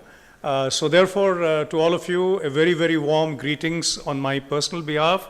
It's as if that we were in, crossing over from Bhutumunde, and, Chairman will understand, in the chaotic times when there were single lines, no Haridaspur Paradip, no berths, we were struggling. In those days, we dreamt and that Paradip would actually be the leading port of India. Some of my colleagues had a little hesitant in sharing my personal dream, and I used to always assure them that you just have to wait for a while and to see that Paradip will become the epicenter for maritime excellence, which is not about volume, but about value. And I think that's what has been very beautifully kind of, introduced by Ashish ji today. How do you want it? Just speak for about 5 minutes and then you do a Q&A. How do you want the session to be? Sir, let us start with individual. No, I have no presentation. I have no PPT because he said we will do a Q&A. I think doing a Q&A perhaps would be more, because, let me be, the opening session is already addressed. I don't go back to the cliche of what the maritime sector in India is, what opportunity it beholds. But for me, at this juncture of my personal journey and my professional journey, I think when we look at the maritime sector, we are looking at it we ought not to look at it in isolation. This is one sector whose opportunity and whose desire for growth and who can lead, if I were to use a cliche, is pregnant with opportunities to change the economic, social landscape of India at large. Now, why would I say that? Because it's not about just ports standing in isolation as terminals to handle cargo. They never were. And being a inheritor of a very proud, a very proud tradition of the Kalinga maritime tradition, just imagine what the erstwhile Kalinga Maritime did. They traded, but they also carried the culture of India to Southeast Asia. Whether it was the Cholas and the Pallavas at one point of time, at the northern eastern seaboard, it is understood that the maritime trade brought in a certain amount of surpluses to India, which means that post Anno Domini, and if you look at nearly 1700 years where India dominated in terms of the world economy, much of the surpluses were coming out of trading. Maritime also and become an intersection for cultural growth. If it was not for maritime trade in India, the discovery of science and mathematics in the world would be poorer, such as the transmission of the decimal system, the transmission of zero through the trading from the western part of India, and the growth of science. So, to me today, maritime sector is about the blue economy that exists in the world. And today, Ministry of Shipping, maritime sector ought not to restrict itself only to, we certainly have to drive efficiency in port. I joined Paradip Port at a time where the cliche was berths to wait for ships, not the other way around. And from the turnaround coming out of the growth of the PPP, and to many extent, I personally believe when the Honorable Minister and others were referring to the kind of economic climate existing in the world today, I personally feel it is a 1991 moment getting recreated. And what was the 1991 moment? It meant you to look inwards, look at your inner resilience, and undertake certain reforms in India which were extremely necessary at that point of time. And one of the products that came out was the public-private participation. The public-private participation changed the way economic landscape and also a certain social pattern.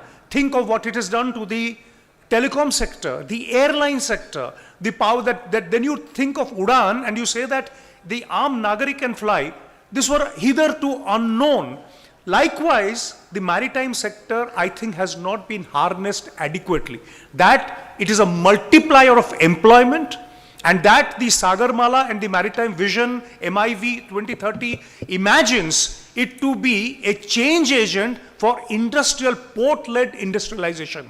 I take a cue from what China did, in the late 80s, and the China story is, of course, it's close to about 4 decades of, intense sacrifice, working it out. But if you look at the last 2-3 decades, pre-20s, the kind of China becoming the factory of the world and governing the world supply chains all comes from the South China and the East China, where starting from, erstwhile, Hong Kong is a part of China today, but starting from Shenzhen, Guangzhou, going right up to Shanghai, and the way the ports were created and the way the port-led industrialization happened, and they were taking a cue from things that had happened, let's say in Rotterdam, things that had happened in Hamburg.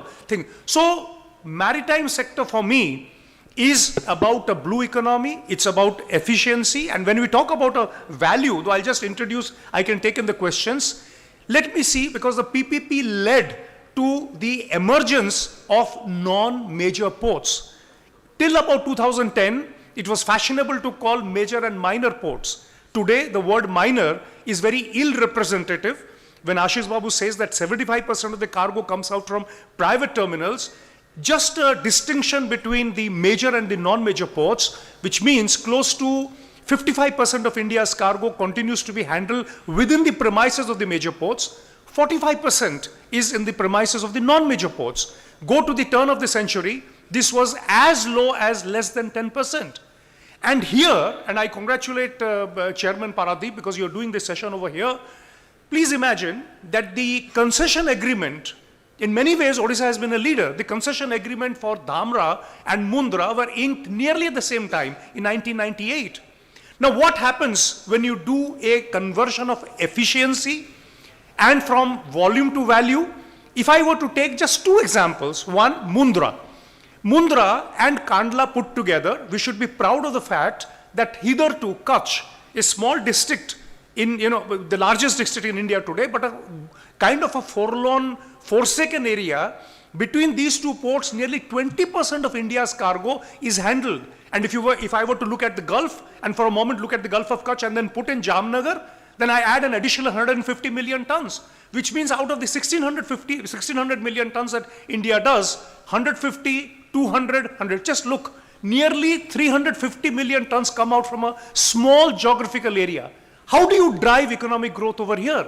The part of imagining has to how. So Mundra is a story about a wild imagination, ability to translate that imagination into a certain kind of a efficiency, and looking at solutions which were purely out of the box. When you were ahead of your time, how was Mundra ahead of time?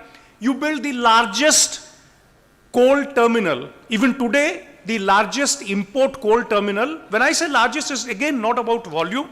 The fact that you have cranes which can give you the efficiencies and speeds at 75,000 TPH. And the fact that you can be linked by a conveyor to the power plant, which is a UMPP. What do? In 2007, you unleash a port, you unleash the energy security for India, you unleash and give a certain amount of power security to the northern states, and you also have a port. So what is the port's role? It's a part of a larger economic landscape where you have to fit in as you say, you have to get the dots connected properly. Look at the container terminal. Last year, India did about close to 24 million tons. Nearly 8.4 million tons comes out only from Mundra. And since it is close to the hinterlands of northwestern India, which is the manufacturing zone, the ability to get the DFC an appendage of the DFC into the ports through a JV with Kandla, Mundra, RVNL together, and that you connect the last mile from Adipur to Mundra by a 60-kilometer railway line, which in 2005 was nearly 20 years ahead of its time. What do? You unleash economic forces. And today, Mundra gives employment to more than 20,000 people, if I were not to count the other operators which come in. 8.4, so all humility, I used to always say when I was in Ahmedabad driving the ports, nearly 1/3 of every container that visits India transits through Mundra. Now, it is a very proud statement to make, but for me, it was an opportunity that was getting unleashed. Let me take just one more example. I'll just deviate out since it was talked about container terminals. When we thought of Vizhinjam, and I was in Paradip port, part of like Harnaji stood a part of many committees. I was then a part of a committee looking into where does India get its transshipment port. Today, the fact that nearly 60-70% of India's manufacturing cargo gets transshipped outside of India, flight of your revenue, flight of your capital, flight of your opportunities, and from the subcontinent also that what you could harness from the, Myanmar and Bangladesh zone, feeder services going out to Colombo. What was India's reply? Now here we didn't sit to think, look, this is a major port, this is a non-major port. This was something that India had to answer. So when Vizhinjam port, which is in Trivandrum, was being constructed, it went through multiple cycles of bidding. Nobody responded because it was thought it was a very audacious idea.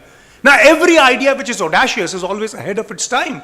So when we thought of building a port at Vizhinjam, we had multiple things to encounter. A rough sea, an ability to get it going, and a geopolitical situation which was not conducive for India to build a transshipment port on its own. Here we didn't distinguish whether it is a state government or a central government, a major or non-major port. It's again, in all humility, I'll tell you, the concession was signed finally in 2014, and we encountered multiple cycles of trying to build it. We finally commissioned it officially last year when Honorable Prime Minister dedicated to the nation. But what has it done? It's India's first semi-automated port, which means we come to the class of technology that we are talking of. We are talking of ESG goals, and I'm sure Ashish ji has questions for that, and I'll quickly wind up in my last sentence. Vizhinjam today, just yesterday, handled its 500th vessel. In less than a year, 1.1 million TEUs, the fastest growing terminal in India, and perhaps one of the fastest growing terminals in the world. You have had the ULCVs, the ultra large container carriers. Just yesterday, a 17.1 meter vessel, MSC Verona, visited Vizhinjam, and at a 17.1 meter draft, and it predates another vessel, which is MSC Irina, which at 400 LOA with 25,000 plus TEUs. So it has changed the way India's transshipment will occur. So what is it about from volume to value? You contain your containers within India, and you give an opportunity for Indian MSME and trade to trade within India and reach out to the world. My last, which about blue economy I will tell you, is that blue economy and ports, along with shipping, and also an employment generator as a part of the MIV vision, and I want, though it is not a part of the ports to speak, but larger the Ministry of Shipping to talk, the ability of Indians to become part of the crew for the world. Today, if you are supplying, into when we were, going to US and all in various H-1B visas, or we had the BPOs over here, the flavor of the season today is GCCs. And now with the, kind of the tariff and kind of the visa restrictions are coming, GCC will take quite an impromptu impetus. When it happens, one of the other aspects is maritime ratings and maritime opportunities for sailors across the world. Once upon a time, India's presence was much greater. Today, it has diminished by crews from Filipino and others. Part of the MI vision is to see that more than 20% of the crew of the world could come from India. To do that, you have to unleash a very large force. I'm not even talking about the Indian flags. We are quite short in Indian flags. As a result, we look into things like cabotage.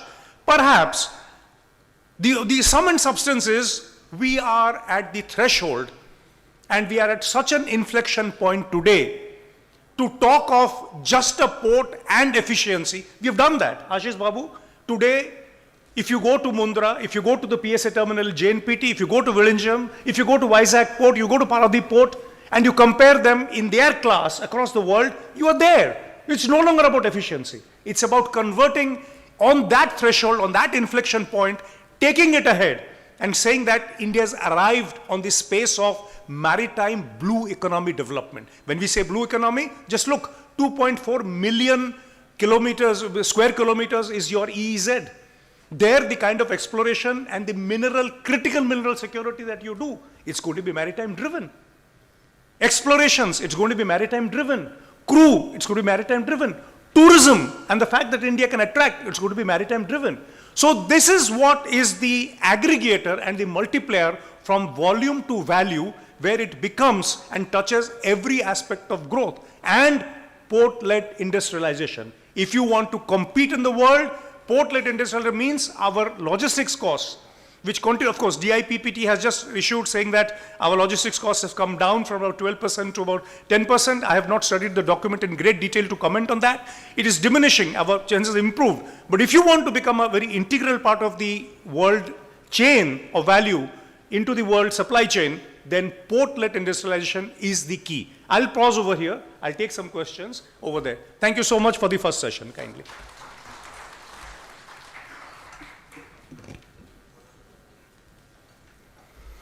Thank you very much, Sri Tripathi. And in fact, we all appreciate that Vizhinjam today, after its start of operation, has already handled almost 1 million TEUs. And it's only with one shipping line, MSC. And MSC has already started shifting some of its mainline vessel calling from Colombo to Vizhinjam. And that gives us a real value picture for Indian growth. Now, I will request the next panelist, Sri Devki Nandan, who is one of the board of director of JSW Infrastructure. He also brings nearly 3 decades of experience across Asia and Europe, spanning port operations, investments, and policy advocacy. He has led growth at JSW Infrastructure since 2017 and previously held senior roles at APM Terminal, which is also a terminal to be noted in container handling in India today, in JNPA. So he is also, beyond the firm, he also serves as the president of Indian Private Ports and Terminal Association and is also the founding chairman of Indian Maritime Center, reflecting his industry leadership. So I request him to share his views.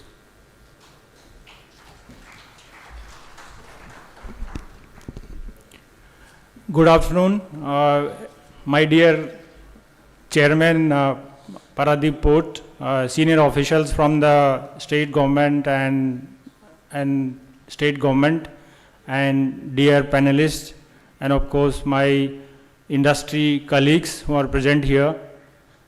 I'm very delighted to be here and thankful to Paradip Port to call me here to speak about the, our economy. So in my opinion, any country's economies are driven by 2 fundamental factors, one is macro, which is very big, very large trends, last for 10 to 15 years. Another is micro. Micros are like 2 years, 1 year, 3 years. So we see a lot of trouble nowadays, including the tariff and a lot of wars are going on across the world. These are micro fundamentals which will not last 1 or 2 years. And we as Indians, we can proudly say the macro fundamentals for India is very, very robust, and India is growing to grow very, very sharp, and we are one of the economy in the world who has such kind of macro fundamentals. So we all should be proud of, and we should be thankful to our people who has done such a hard work. I'll give a few examples of this one, and these are OECD data. By 2050, in terms of purchasing power parity, China will be 20% of the entire world, India will be 15%, USA will be 12%, and we will be second largest in the world. Why I'm saying about purchasing power parity? Because port is a service sector, and purchasing power parity is when key fundamentals in having the exim business or even the local business. Similar consumer market, so India is like, as of 2023, $3.4 trillion of inherent consumer market we have, and that's what our Prime Minister is also driving very hard, that use local, vocal for local, etc., and Atmanirbhar Bharat. This is part of this one itself. By 2028, it will be $4.6 trillion, and by 2030, it is $5.5 trillion. Means we are going to add almost $2.1 trillion in few years' time. Of this is our consumption market, and the port industry is very well required to have such kind of an industry market. Then the cargo volume in India, I think my colleagues already spoken, so I'll skip that. But Gujarat handles alone 38% of the cargo, Maharashtra 15%, Odisha is 13%. So there are a lot of growth scopes are there in other states except Tamil Nadu. And if we go to serve these kind of a growth which is required for India to be leader, market leader by 2050, there is a Amrit Kal vision has been formed by Government of India in Amrit Kal Vision 2047. By that, we need 10,000 metric ton capacity, and almost $1 trillion of investment is required in the port sector alone. But where is this investment going to come from? Who is going to spend this money? And the answer is the PPP projects actually. So the PPP is the answer for most of these things, and we see a lot of other investment has been driven in India. Almost 50,000 crore of investment through PPP has already come. And over a period of time, we are maturing in the PPP projects, and PPP plays a very, very big role. I will not go in details of the projects, but it is already there. It is already well known to the people. But one thing I certainly, want to say about that, where we are today in terms of maritime sector, we are now 4th largest economy in the world. But if I see the maritime parameters, in logistic performance index in the worldwide, we are ranked at 41. And timeliness of shipment, we rank number 35. And international shipment index, we rank 23. It means we are 3, 4, 5 economy in the world in various terms. But when we see it maritime, we are at 30, 35, 40, everywhere more than 20. It means the maritime sector has been not cope up what our economy has done. And now it is the time for all of us to really pick this, topic and accelerate in. And that's why our Prime Minister again and again is stressing in all variety of forms that maritime is mother industry, it generates 6 times jobs, etc. Because this is the sector which is lagging behind for so many years, and now it is the time. It is very, very crucial for our economy to really go ahead and take this sector and really do something drastically upwards direction in this one and positively. And of course, as I mentioned, PPP is the important part in this. And Mr. Bose has requested to speak about PPP, so I'll give a little bit more about this one. So why PPP is so important? Because it brings the private capital and deploys faster than the most of the government projects can do it. It rewards the risk and reward. It distributes very well in both the partners, and of course the faster project completion.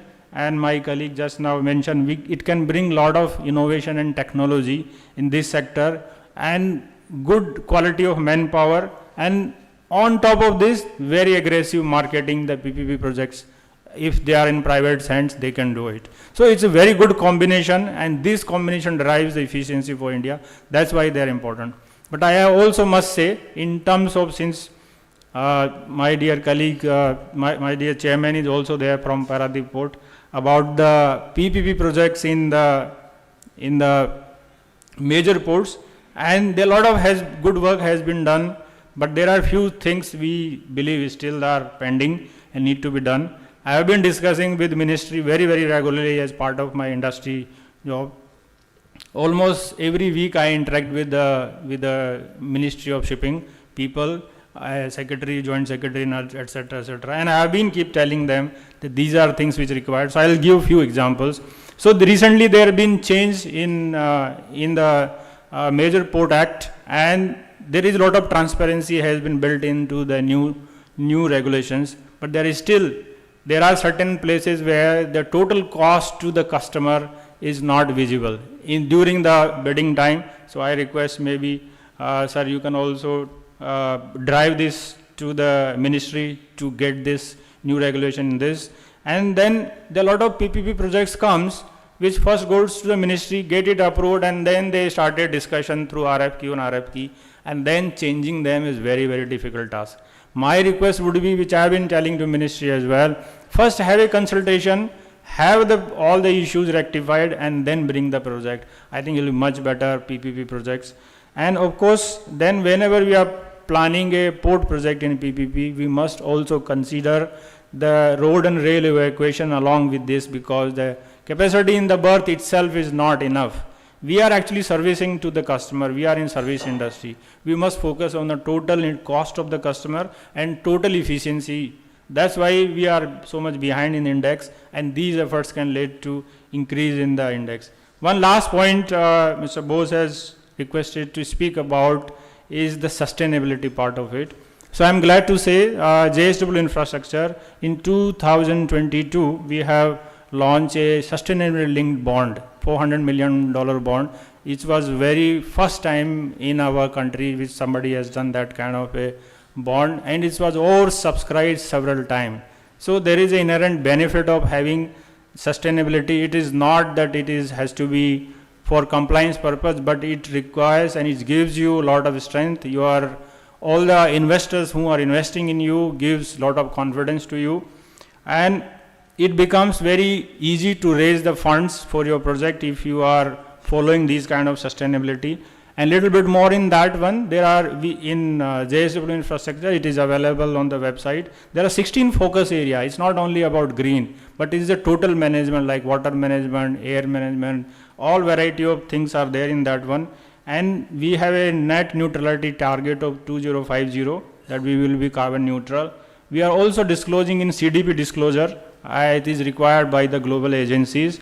And recently we have got a Golden Peacock Award in London for our sustainability part.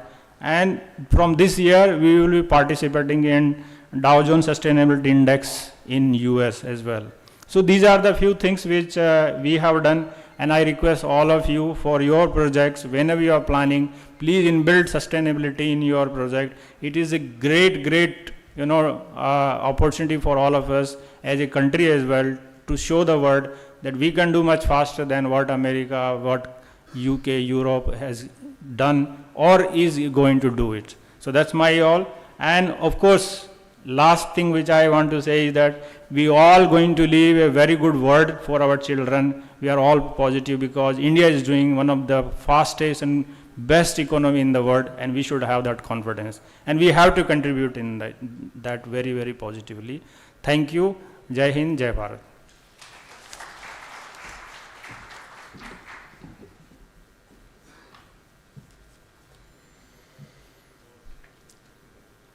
As Mr. Devkinandan has already talked about sustainability, but maybe we will discuss the sustainability part a little further details with other panelists also. So, and in the next speaker will be Sri Shantanu Verma. He is Chief Procurement Logistic Tata Steel, responsible for all logistic contracts for Tata Steel India, all plants, rail, road, ports, shipping and warehousing. He also has over 3 decades of experience of Tata Steel since the early 90s. He has worked across inbound and outbound logistics, port operation, warehousing, network planning, logistic infrastructure development. He has also contributed to cross-functional performance programs with leading advisors. Today, he brings the cargo owner's lens on reliability, cost, and sustainability in multimodal movements. I request him to share his views first, and then we will have next round of discussion. Thank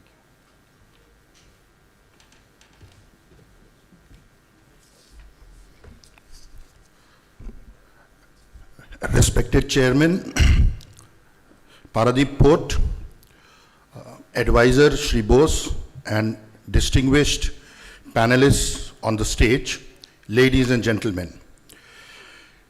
So, ports are lifeline of international trade and vital enablers for economic growth. Traditionally, port performance has been measured by the quantum of cargo handled, tons, TEUs, or ship calls. While this volume-centric approach has served well in the past, the evolving demands of global trade, supply chain resilience, and sustainability require a shift in focus.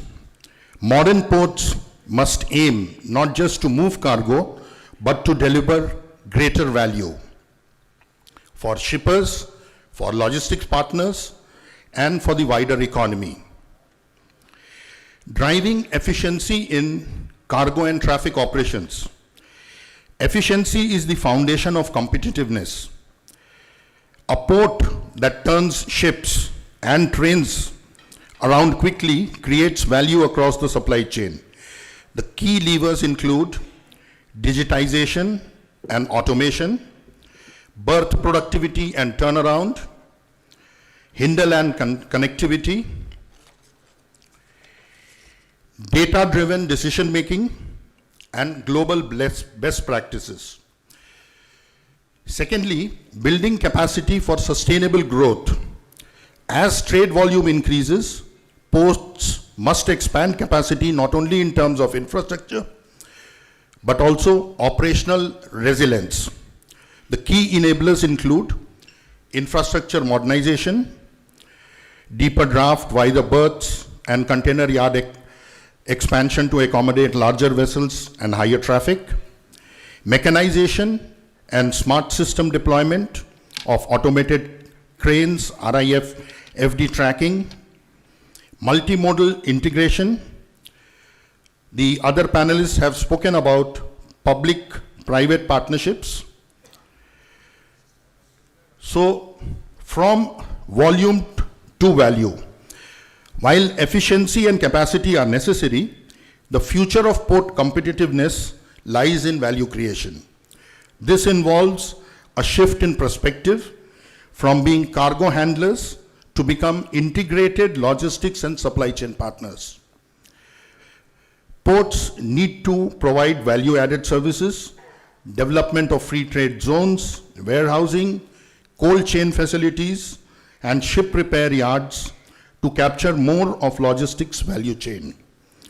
Customer centricity, offering differentiated services, faster clearances, and end-to-end logistics solutions that improve customer experience. Sustainability as a value, investing in renewable energy, electrified equipments, and green certification to reduce carbon footprint. So as we stand today, tomorrow at NSDT in Mumbai, there is a flagging off of 100 electric trucks, which will be plying within NSDT for the cargo movement. They will replace all the diesel requirements. So in conclusion, I would say the port sector stands at a critical inflection point. Growth can no longer be measured in volumes. The future will reward ports that can combine efficiency in operations, expansion in capacity, and deliver of value to all stakeholders. By embracing digitalization, sustainable practices, and integrated logistics solution, ports can transform mere gateways of trade to engines of economic value creation. The pathway ahead is clear. It is from volume to value. So while on this subject, I would also tell a little bit about Tata Steel. So Tata Steel's strategy is two-pronged: scale plus move up the value chain. Build scale capacity, especially in India, while enhancing product quality mix so that more revenue comes from premium value added to lower carbon steel. Simultaneously, it is investing in sustainability, backward integration, raw materials, efficiency, which not only lower costs but also help meet regulatory investor expectations. So we in Tata Steel today have a capacity, in India we have a capacity of about 20 plus million tons. By 2030, our capacity expansion plans are there to take it up to 40 million tons. So doubling the capacity in the next 5 years.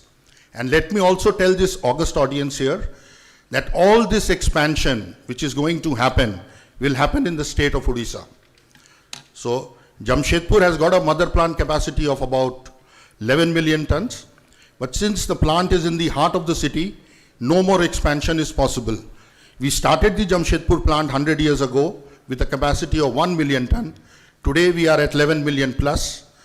So rest of the capacity expansion is going to happen at Kalinganagar phase 2, wherein the Kalinganagar plant, which is today at 8 million, it was 3 million to start with, it became 8 million this year, will go up to 13 million. The NINL, Neelanchal plant, will go up from 1 million to 5 million, and Meramandali plant will also expand. So the entire 20 million expansion is going to happen in Odisha. Thank you.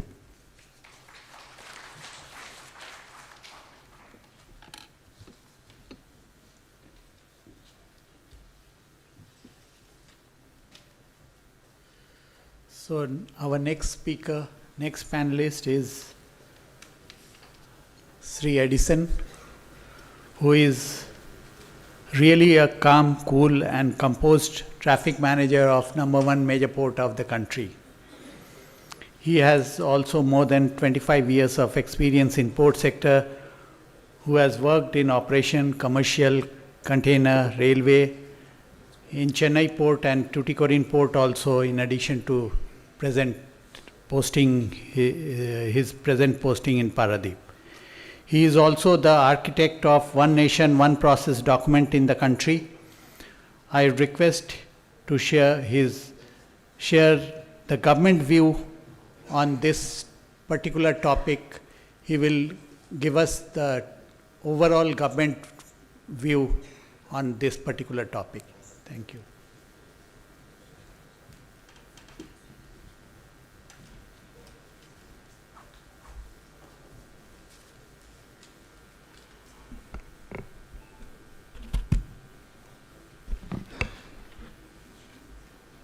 Chairman Paradip Port Authority, Advisor Traffic and other panelists on the stage and distinguished dignitaries of the stage, a warm good afternoon.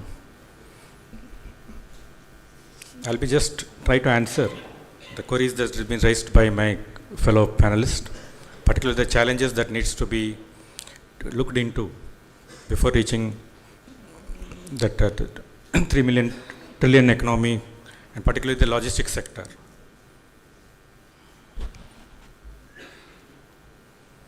So I'd like to drive through a small presentation which will focus mostly on Navixel, which Chairman has already pointed out in his inaugural section.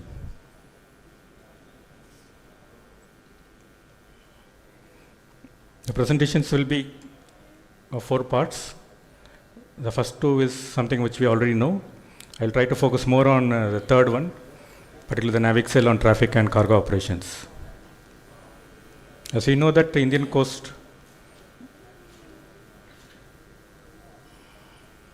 coastline is 11,000 kilometers.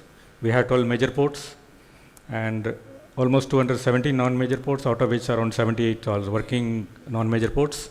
The total capacity of ports, both major and non-major put together, is 2,761 million metric ton, and the cargo that was handled was 1,594 million metric ton. And matching to MIV Vision 2030 and Amritkal Vision 2047, it is expected that the capacity of the ports will grow from 2,800 million metric ton to around 3,500 by 2030 and 10,000 million metric ton by 2047. And the cargo that will be handled by both in major and non-major port will rise from 1,594 from the present to 7,000 million metric ton by 2047. And the major ports will grow from 854.9 million metric ton to 1,540 million metric ton by 2030 and 1,935 by 2047. This is just how the capacity of the port has been growing the last decade. There's another key performance indicators which our panelists has pointed out. So it is at present all the ports put together, the average is 49.5 hours as a turnaround time for all major ports, and of course Paradip port is less than 40 hours. And coming to container turnaround time, the average is around 30 hours, and JNPA does it in less than 24 hours. Same thing in terms of another key performance indicator, the OSBD. The average comes to around 18,304 tons, and Paradip of course is crossing 35,000 tons. And another important parameters for containers is the dwell time. As we can see that the average is reducing to, the export has come to almost 100 hours and import to 70 hours, and JNP is able to clock to 76 and 25. This is a capacity enhancement project which has already been covered in the opening section. This is another major projects which is coming in both at the eastern part as well as the western side.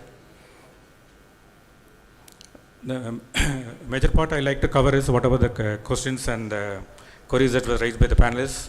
I hope the NavIxel is the answer to that.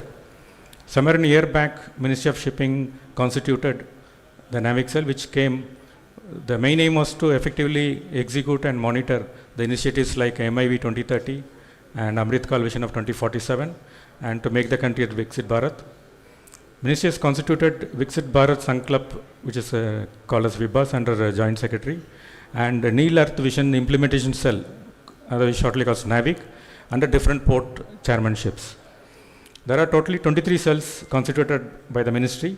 The main aim was to drive efficiency, capacity growth in ports, and major activities includes to come out with innovative ideas, to compare national and international best practices, to do a monitoring kind of thing, create SOPs across the ports, and coordinate with other government bodies. And out of 23 NavIxel, one particular important is the NavIxel number 12, which goes with the name of Traffic and Cargo Operations. It is headed by our Chairman PPA. In fact, Chairman PPA is heading two NavIxel. One is NavIxel number 12 and another is NavIx number 6, which is an IT field, which I think will be deliberated post-lunch.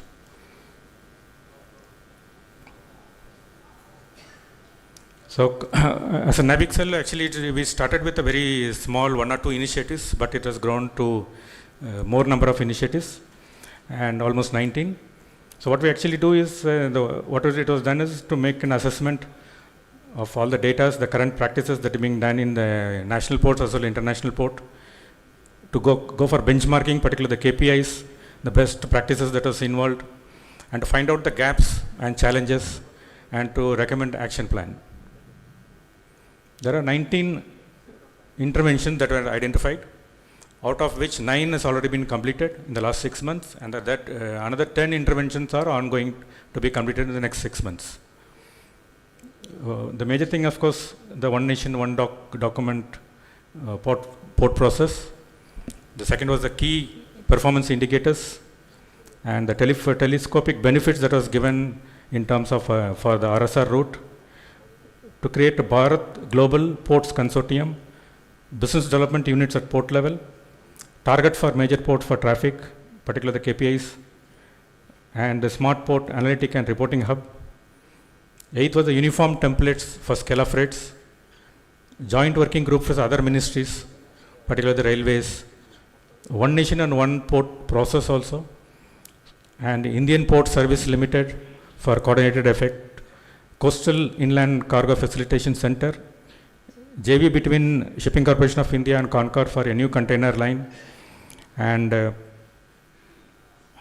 to come out with the capacity, a new method of calculating the capacity of the ports, migration of tariff for existing PPP berths to market-based tariff, migration of tariff for port-owned berths to market-based tariff, promoting adoption of slurry transportation of iron ore through pipeline system supports, effective capacity of major ports and actual utilization, logistics cost index for India EXIM trade. So the first and foremost is the One Nation, One Document, which did find a mention in the Honorable Prime Minister recent speech also. So we will be surprised to know that after a lot of deliberations among all the traffic managers of different all the major ports and comparing with the non-major ports also, we managed to reduce it, particularly the related process, from 48 to 29 number of documents. And you'll be surprised to know that Paradip port is using only 13 documents out of that.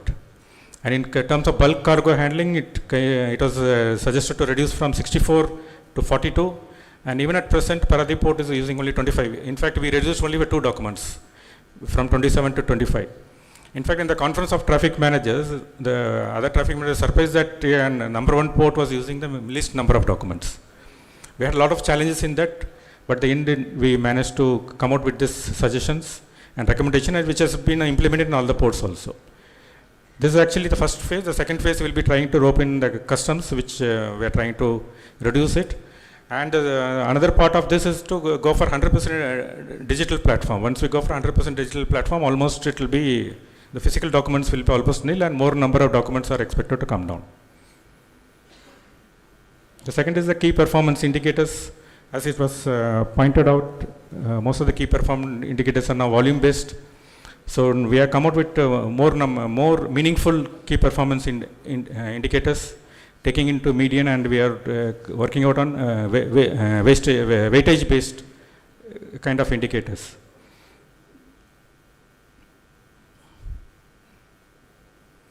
This is one of the most important and successful initiatives which was taken. It is a telescopic benefit in freight rate for thermal coal going by the rail sea route. As one of the speaker pointed out, the logistic cost, which is expressed as a percentage of GDP, so one is considered to be highest. And one of the initiatives which was pointed out is the last mile connectivity, the cost of last mile connectivity. So this was successfully implemented from 1st of April this year. And the concept is very simple, that because as we know that railway freights, the first lap starts up to 100 and it goes incremental with 25 kilometers every slab.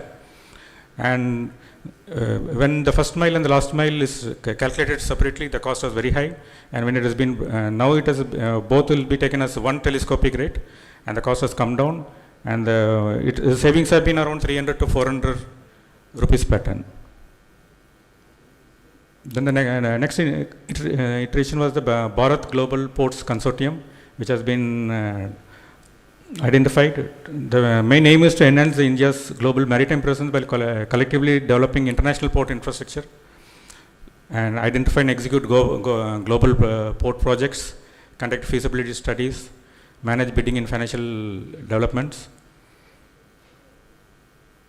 And another major thing was that business development cell at port level, because as one of the speaker pointed out that customer specific approach is slightly missing in the port sector. So a separate vertical has been created under the traffic managers, and this customer relationship will bring more marketing and promotion, business strategies, get the feedbacks, and even competition analysis. And we can rope in other technical experts. And this can be a market-driven rates, which will help on one hand to reduce our logistic cost, come out with more schemes. This is a statistical approach that from just being a volumetric based, we will be trying to work out other KPIs also, so to create more operational efficiencies. The third is the smart port analytic. Even though we collect the data, the collectors are in silo forms, and mostly Excel based reporting is there, and mostly manual insight is there, and the formats are not in different means and methods. So a separate reporting hub has been created, where as a one dashboard platform everything can be understood. It will be some kind of a centralized data hub, and it can serve as a marketing tool and it can help in state of decision making, comprehensive and concise, multi-level analytic.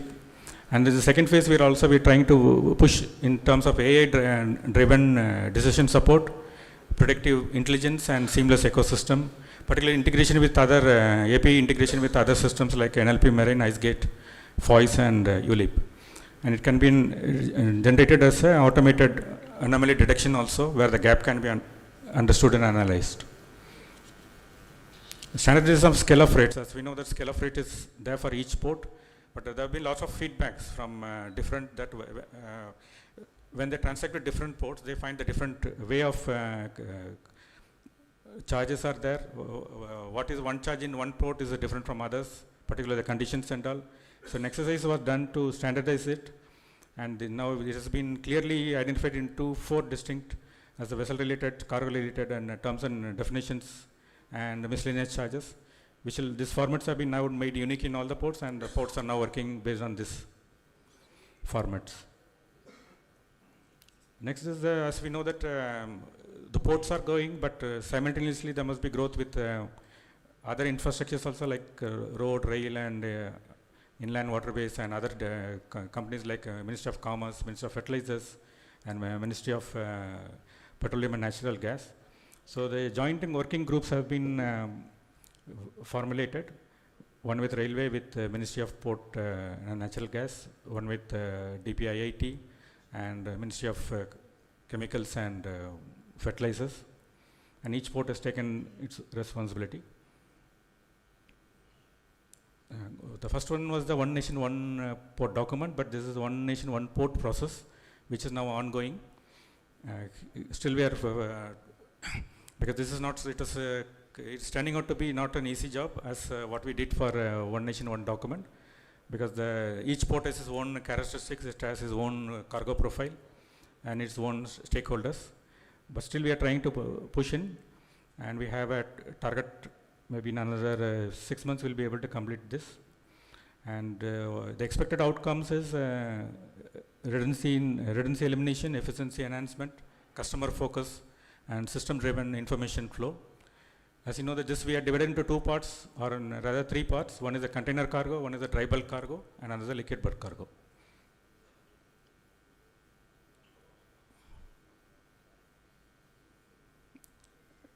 Apart from that, it has been recommended to create another Indian Port Service Limited, which will be at an Indian apex level, which can coordinate all the strategic importance, which particularly with the lines and all the stakeholders, like it can be with shippers, lines, cruise India missions, common service provision like road, rail transport, and industrial logistic infra development, IT, investment promotion, customer service, and policy regulatory. It will be monitoring at the apex level. Then one more important thing is this coastal and inland cargo facilitation center. As we know that there is a target to improve more coastal based shipping also. So this is a framework that has been come out, and this will also be at an apex level.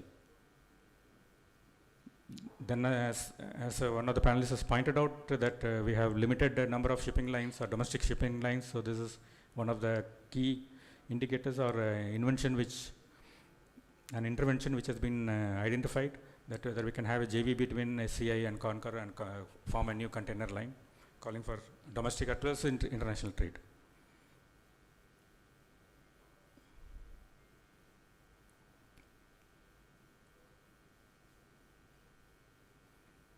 This is a policy for outward, that is a normally called as captive policy. The last captive policy came in 2016. So now, keeping in mind the change in environment and new themes that is coming out, so a new policy is going to come out, and whatever redundancies is there and whatever shortcomings is there in the old policy, that will be addressed. Particularly keeping in mind the port dependent industry and the facility to allow for both captive and non-captive cargoes also. 15 is another important thing, that migration of tariff for existing PPP bus to market-based tariff. As we know that under the new modern concession agreement, which some of the new PPP terminals have come, they have more freedom in fixing of rates and other different terms and conditions. So naturally, it is not the old PPP operators have raised concern that a level playing field is now is not available to them. So the committee has now come out with some interactions and some recommendations as how this can be addressed. Similarly, for within the scale of rates, though we have become a major port after Major Port Authority Act has come, some freedom has been given because the TAMP is out, but still full kind of freedom has not come. Some regulatory is still there is a limiting block to the ports itself. So the committee will now, NAVIC cell or rather they will come out with some more recommendation as how within the port we can have a more better market based tariff can be fixed.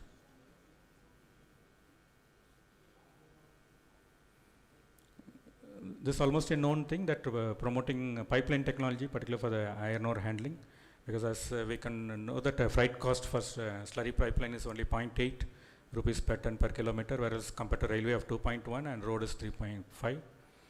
And the 3 existing pipeline system is there, and 10 more has been identified to reduce the logistic cost. This is another major thing that capacity building. This is one of the stumbling block in most of the major ports. What it is, it was found that the present way of fixing is mostly based on infrastructure centric and operating conditions. And this calculation of static calculations, they do not reflect the operational realities, particularly like delays, queuing, tidal windows, equipment breakdowns, and they also miss dynamic factors like vessel bunching, manpower scheduling, and evacuation rates. And other like yacht congestions impacting berth occupancy, this is totally, it's not taken into account. And this is given as a declared capacity, more as a theoretical one rather than effective capacity. And in this, the NAVIC cell has come out with an approach, yes, simulated based modeling approach. And this is being done in ports like Singapore, Rotterdam, and Los Angeles. And VOC Paradip, VOC port is leading the, they'll be coming out with simulated modeling. And this will be tried in 4 pilot ports: Paradip port, Dinadayal Kandla port, and JNPA. And this is expected to give a more practical capacity. The 18th is the effective capacity of major ports and actual utilization. So, as I said,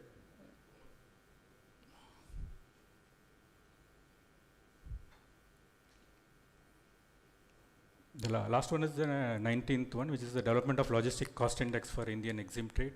As it was already pointed out to the panelists, that we don't really have a national level logistic kind of thing. Even in the logistic cost also, which is worked out, there is like some people say it is 14% of GDP, some people say it is 9%. The problem, the concept is more in taking the factors into account. So similar situation exists in port sector also, particularly the shipping sector. So the NAVIC cell has come out with this intervention.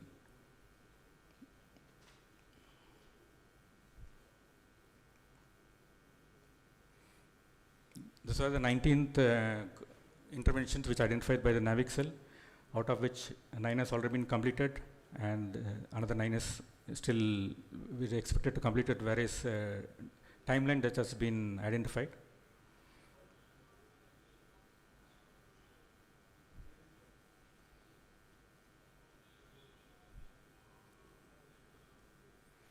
So just to conclude, what we started with 1 or 2 initiatives, it has now come to 19th, but this is not a limiting factor. The list is still open, and open for 2. We can still identify more as a stakeholders. We can still come out with more.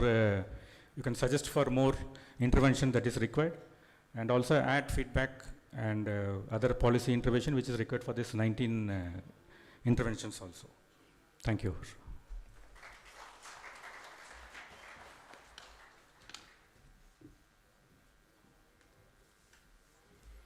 Thank you, Edison. Before we close, let me have some, at least, otherwise everyone maybe we will be detaining them before going for lunch. So before that, let me ask one or two questions to our panelists. Sorry. With increasing focus on sustainability, how can green logistic and ESG compliance be seen as value creator, not just obligations? Sir, if you can say a few words on that. Well, thank you, Ashish Babu. I thought, we would have a panel discussion and it would have been more to draw out questions, but then it is inescapable to not concentrate on ESG as your focus for driving every aspect of the port. Devikaji mentioned about the green bonds. See, the major ports are still not branded or evaluated on an ESG index. It's one thing to talk about taking the path towards sustainability, and the other thing is to measure it and measure it on market indices. Just the way, so today, all the non-major ports, for their own raising of monies, going to the international and domestic markets, have to be benchmarked on certain standards. So the recommendation as a part of the NAVIC scale, and I want Chairman Paradip Port to specifically note, it should be that you have to be ESG mandated and benchmarked. It's one thing to say that I am going green on the shipping. Strictly speaking, the major ports are not talking about a full supply, whether it is hydrogen or ammonia, and they are at a very, very nascent stage. Except just 2 shipping lines in the world, maybe Maersk and ONE. It's we are still discovering the economics and cost. But what is necessary on ESG? The parameters of environment contours, the S parameter, which talks about things like occupational health, safety, and human rights. On the G parameter, which is talking about biodiversity, including transactions regarding bribery, corruption. So ESG is a very sweeping mandate. And for on our part on APSCs that I can tell you, we follow the UN mandated SDG goals, the Task Force on Climate Financial Disclosure, TCFD, and international sustainability boards. We all have to be benchmarked. If you are not, one of the things would be, those of you who have bought shares, I don't buy shares of Adani as a matter of principle, those of you will see your shares crashing if you were not to be ESG mandated, or if the ESG mandates were to go a little awry. So sustainability is about a certain benchmarking. I'll pause if you have a question on that. It's not restricting to just going for an afforestation. It's about, they talk about Dow Jones. They talk about all the international rating agencies on ESG have to be mandated and inescapable if you want to become a part of the world supply chain. So when you come for a supply chain, they are not going to say that, hey, this is coming from a non-major port, this is a major port, this is Dow Jones indexed, this is not Dow Jones indexed. We will be left out. I think the talk about major and non-major, to my mind, it's very silly to talk of it in this age today. There is time now to talk of the maritime sector of the country at large. If the NAVIC scale does not get into non-major ports, it will be restricted. This is something that I have been pleading, and this is my view when I worked in the major ports. This is my view even today. Look at the maritime sector as a composite whole. Introduce standards of efficiency and benchmarking for ESG and sustainability which are cutting across. It's not that because JSW or APSCZ, or for that matter Tata Steel or the shipping wing of Tata Steel, because you are publicly listed, that you have to meet the indices. A time will come as a part of corporatization. Next step towards from major port trust to PPA, next step could be you could be going for market listing. And the moment you're market listed, the entire dynamics of what you are looking at will rapidly and dramatically change. What is the preparation of the major ports towards that path? I'll pause and say that sustainability is, part of our process today. It's not just restricted into, so the E part is, we are just talking with it.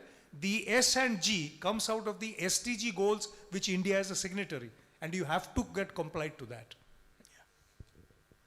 Thank you. Shantanu, I believe, as we all know, that Tata Steel is carrying out a lot of, they have taken a lot of initiative. Even I believe for booking your cargo, you are mandating the shipping lines to be green. And in that context, what KPI should port or logistic operation track beyond tonnage handled? For example, service quality, carbon footprint, or digital visibility. Yeah, so on sustainability, like we said, the Tata Steel Group has an aim or a goal to become carbon neutral by 2045.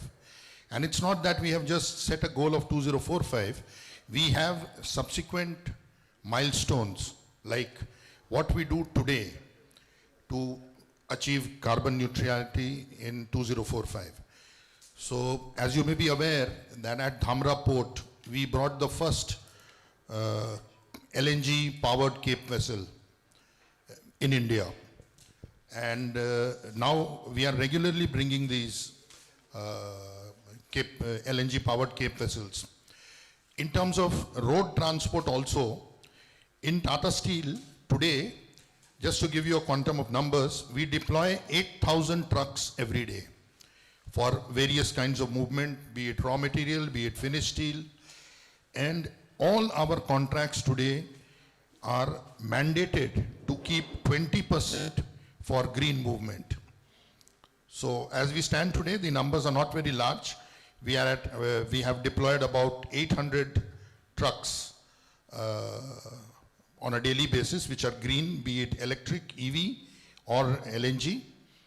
And whenever we do a contracting, we keep 20% share of business for those players who will come in for green movement. So various kinds of initiatives are being taken. We have been driving in the port sector for the last couple of years without much headway to provide shore power to the vessels while they are discharging. But we could not make much headway there. We have been driving for it. Just imagine the amount of fuel which is used when the vessels are at berth. If we are able to provide shore power, it will be a great initiative. Ashish Babu, I just want to add, a lot of talk about carbon neutrality, In APSEZ, we no longer, and I've been talking to Ministry of Shipping, it's not about neutrality, we will achieve it. It's about net zero, where India is a signatory by 2070. If you roll back, we in APSEZ, we want to be net zero by 2040, and carbon neutral certainly by 2030, we're certainly going to achieve that. Every power fed into APSEZ ports today is green power. Every power. Of course, at every particular location we can't have, so we have to have wheeling, and from Khavda, where nearly 5 gigawatts of solar and hybrid power have been installed, and all the equipments in APSEZ are entirely electric today. There was talk about the terminals getting 100 EV trucks tomorrow in JNPT. We introduced EV in 21 in Mundra. Entire Katupalli is run by EV. So these are things that needs to be, speed and scale have to come up. Once you have a benchmark, learn and catch up. So there are multiple examples which must be kind of infiltrated between the major and non-major ports. As you correctly said, major ports are institutionalized. Multiple things to learn and benchmark. Non-major ports have taken the thrift. What have they done on certain aspects? So now it's not the question of compete, it's complement. I like the word which you use, and it is one of my favorite terms when people ask me, how do you evaluate your experience in Paradip and Dhamra? I said, we complement. If Dhamra goes, Paradip grows. If Paradip grows, Dhamra goes. Because you become a net attractor of cargo into this coastline, which is just 50 nautical miles apart. And that's my similar view for Haldia, where we can play a role of anchor and tenant relationship. So, as I said, ESG would be net zero, biodiversity, zero landfill, water practices, and safety accidents. So, as much about we may tend to hide, international community and your people who participate are watching you extremely carefully with lens, extremely carefully. So when we had this opportunity about, I've been talking with Tata Steel and Shantanuji about shore power. To promote LNG vessels, we had a we had to make it concessional for them. And I think it's very wonderful. That's how you kind of share the responsibility in the reward and risk of it. Going ahead, shore power must be mandated and it must be shared. So certainly if Tata Steel brings a vessel and we can provide, incidentally all the tugs that we run in the ports are entirely on shore power. For the ships that we provide shore power, which is a necessity, we can do that, but it has to be a mutual responsibility. That means the capital which comes out of it, certain amount of concessions will come. Tata Steel is very welcome to that idea. We are going ahead with most of the ports to do that. So these are the things that we learn and help each other to grow. Yeah. So I will pause here regarding my questions. Let me have one or two questions from the audience for the panelists, if we have any questions. The question on top of everybody's mind is, when are you breaking for lunch? Anyone?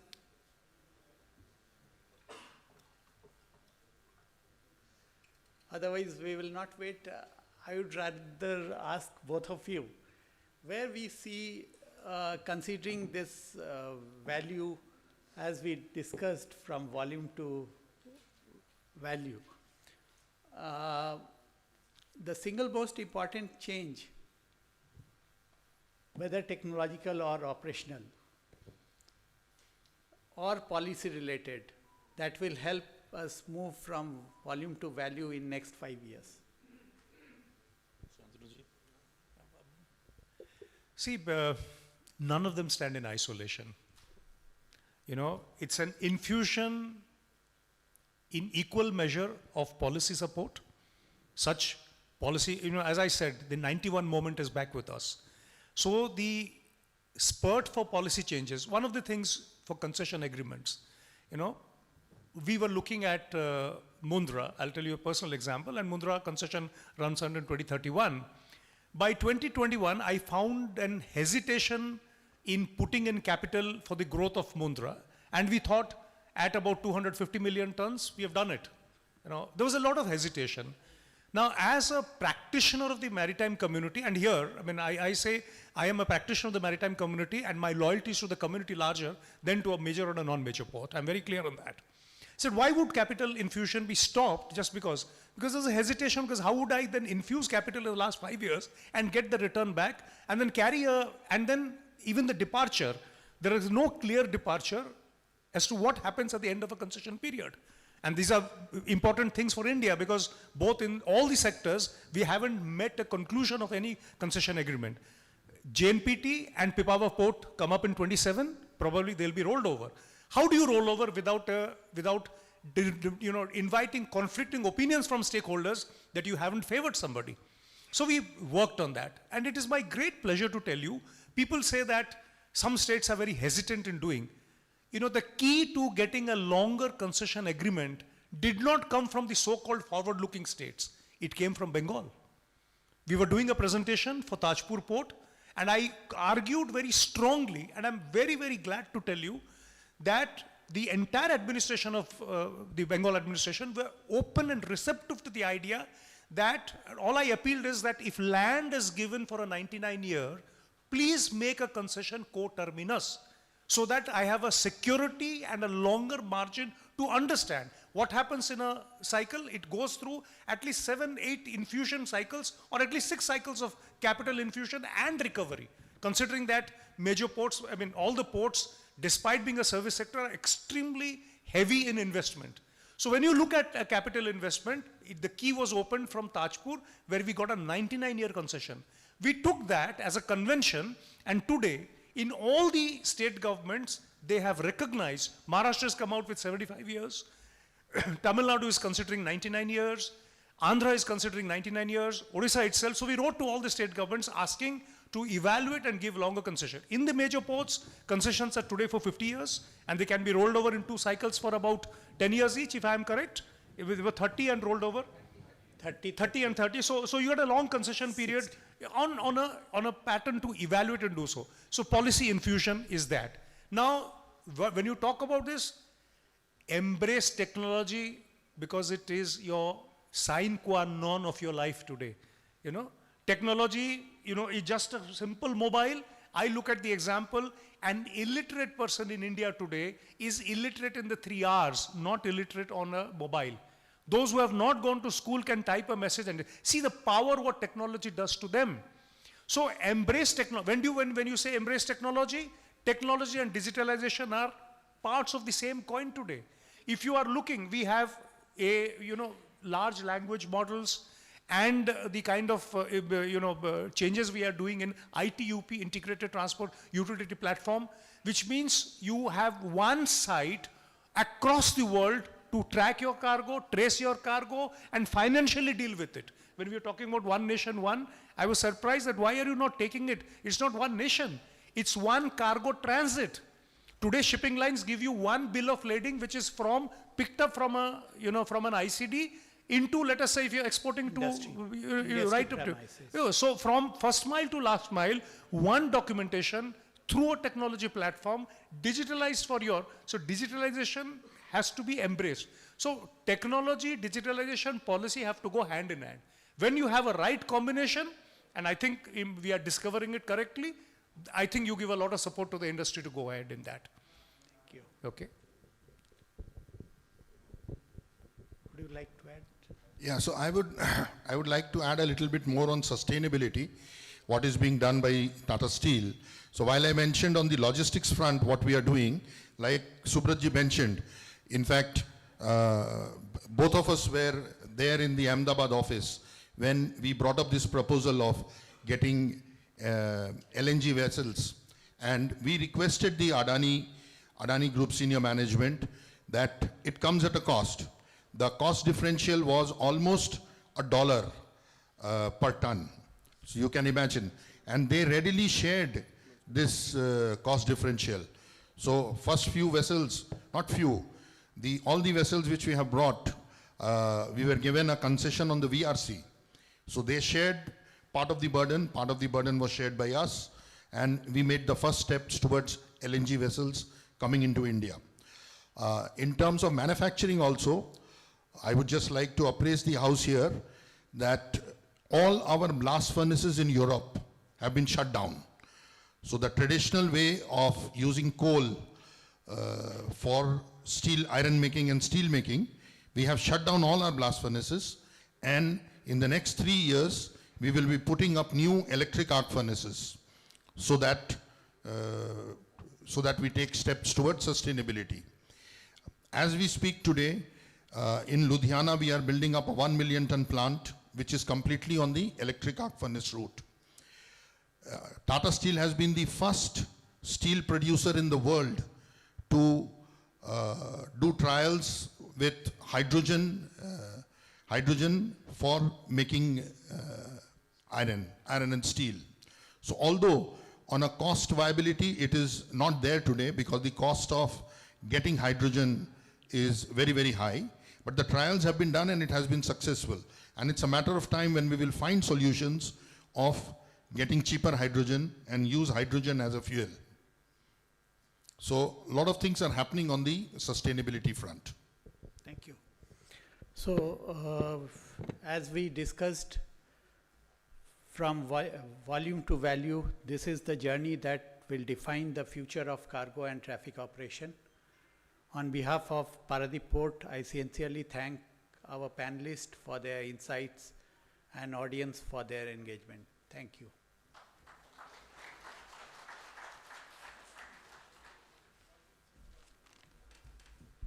Thank you so much, panelists, for sharing their thoughts and experience with us. Thank you, esteemed moderator, for handling this session so well. May I request esteemed CME, PPA Shri Sushil Nahakji to please join us on stage and present tokens of gratitude to the panelists and the moderator. Can we have a round of applause for this absolutely thought-provoking session? Panel discussions like this will lead to best practices, better technologies, and a glorious future. May I request Shri Nahak to present a token of gratitude to our moderator, Shri A.K. Bose, Angavastra, and to Shri Subhatripathi. It's great to have the presence of such esteemed dignitaries who share their knowledge with us, and through their experiences, we promise to learn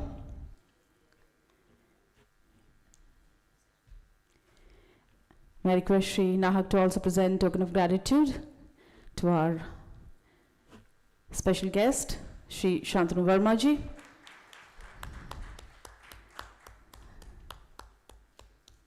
Thank you so much, all the esteemed panelists, for joining us on this session. May I request esteemed CPPA Shri Himanshu Sekhar Rautji to also join us on stage and present token of gratitude to dignitaries on dais, please. Shri Himanshu Sekhar Raut. Thank you, esteemed CME Shri Sushil Nahak.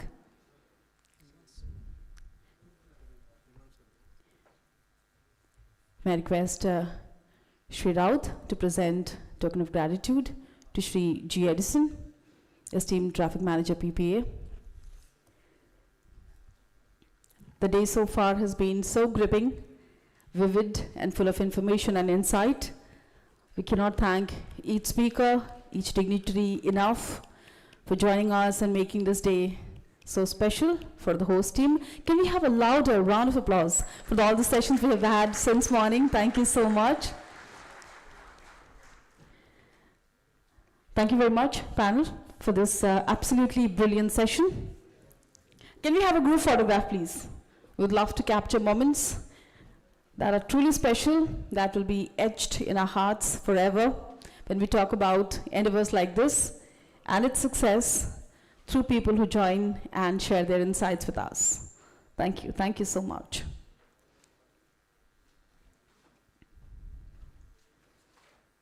Thank you once again, moderator and panelists. And to present vote of thanks for the pre-lunch session, may I request Shri Pankaj Lochan Mohanty, esteemed Chairman, Ashisham Odisha State Development Council, to please join us on stage.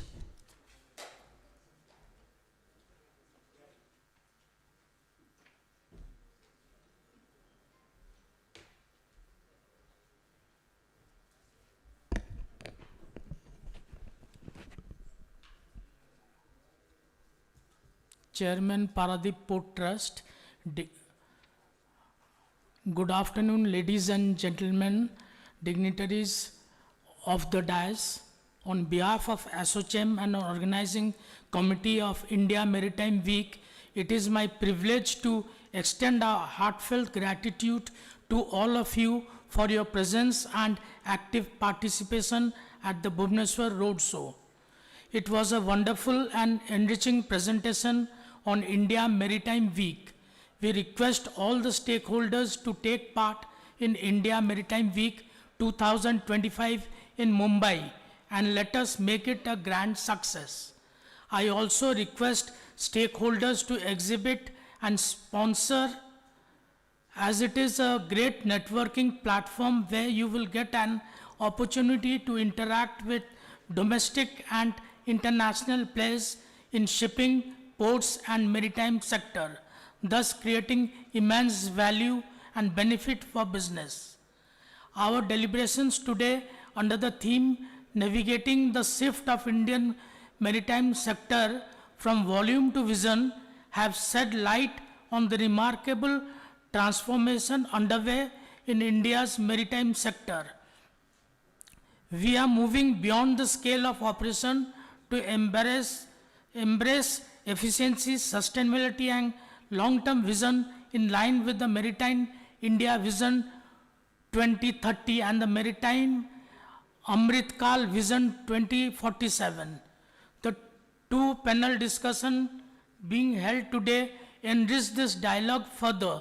The first on driving efficiency and capacity growth in cargo and traffic operations in the port sector from volume to value, emphasizes the urgent need to enhance operational excellence, modernization, infrastructure and attract investment to unlock the full potential of eastern ports, including those in Odisha. These insights are especially relevant for Bhubaneswar, as the state continues to emerge as a hub for cargo handling and maritime trade.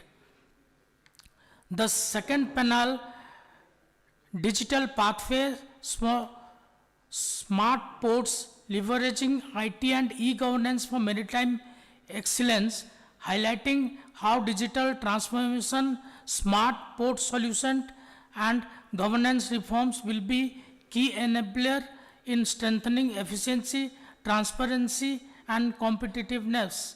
For Bhubaneswar and the broader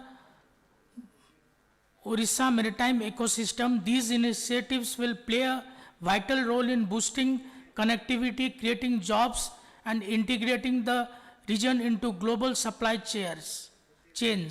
I would like to sincerely thank our distinguished speakers, industry leaders, policymakers, and stakeholders for sharing their valuable perspectives. Your contributions today have not only enriched the discussion but also reinforced the shared vision of positioning India and particularly Orissa as a driving force in the global maritime space. My special gratitude goes to the Ministry of Ports, Shipping and Waterways for the continued guidance and to our partners and participants for their wholehearted support in making this roadshow a success. Lastly, a heartfelt thanks to the Paradip Port Authorities, NAVIC Cell number 12, ASSOCHAM team and all those working tirelessly behind the scene to make today's forum possible. With such collaboration and foresight, I am confident that the maritime sector will continue to be a catalyst for growth, not just for India as a whole, but also for the maritime economy of Bhubaneswar and Orissa. Thank you once again, and we look forward to your continued support and participation at India Maritime Week 2025. Thank you all. Bande Utkal Janani, Jai Hind.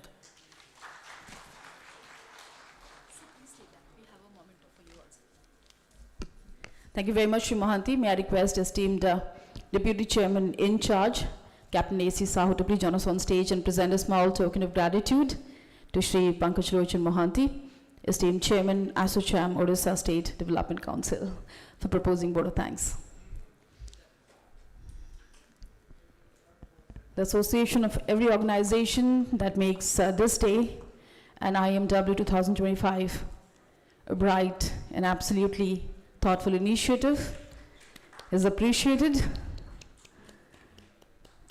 And it is these men and women of experience and virtue that makes initiatives this big, this bright and beautiful. Thank you so much, Mohanty.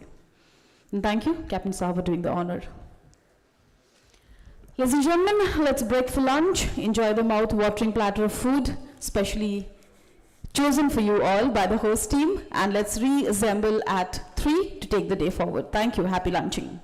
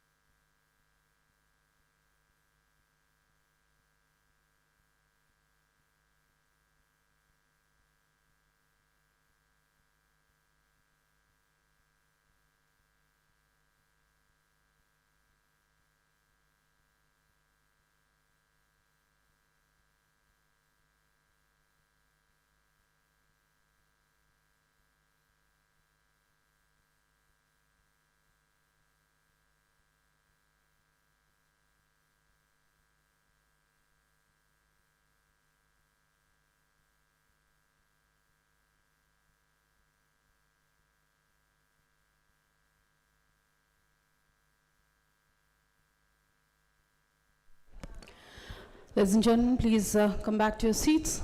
We are starting the post-lunch session in a very short while. I'm sure you enjoyed the hospitality and food, specially curated for you all at this absolutely wonderful occasion. Please come back to your seats. Keep your mobile phones in silent mode. We are starting in 2 minutes. Thank you.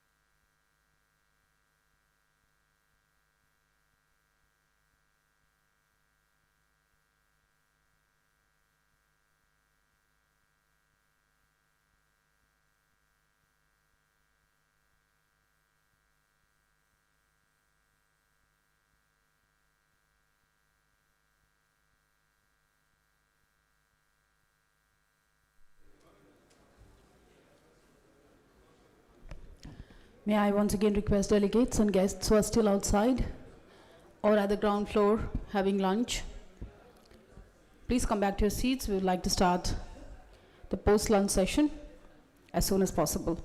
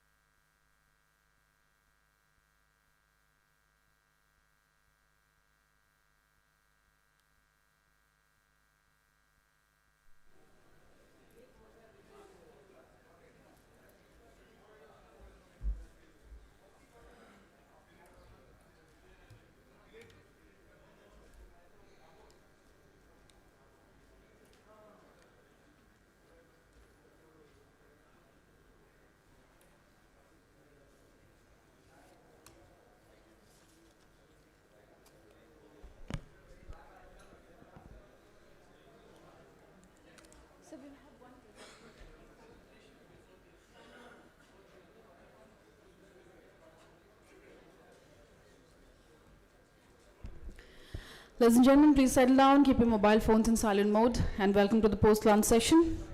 I'm sure you've been enjoying the day so far, and we are all going back home with great ideas and dreams about participating at the IMW 2025. Because roadshows are like the one platform that widens the road that leads to humongous initiatives like IMW 2025. We have Shri Ravindra Bahukandi from Grant Thornton will take you through a very vivid presentation that will give you 1,000 reasons why you should participate at IMW 2025. So, Ravindra ji, can we please have you on stage giving this presentation, and can we have a round of applause?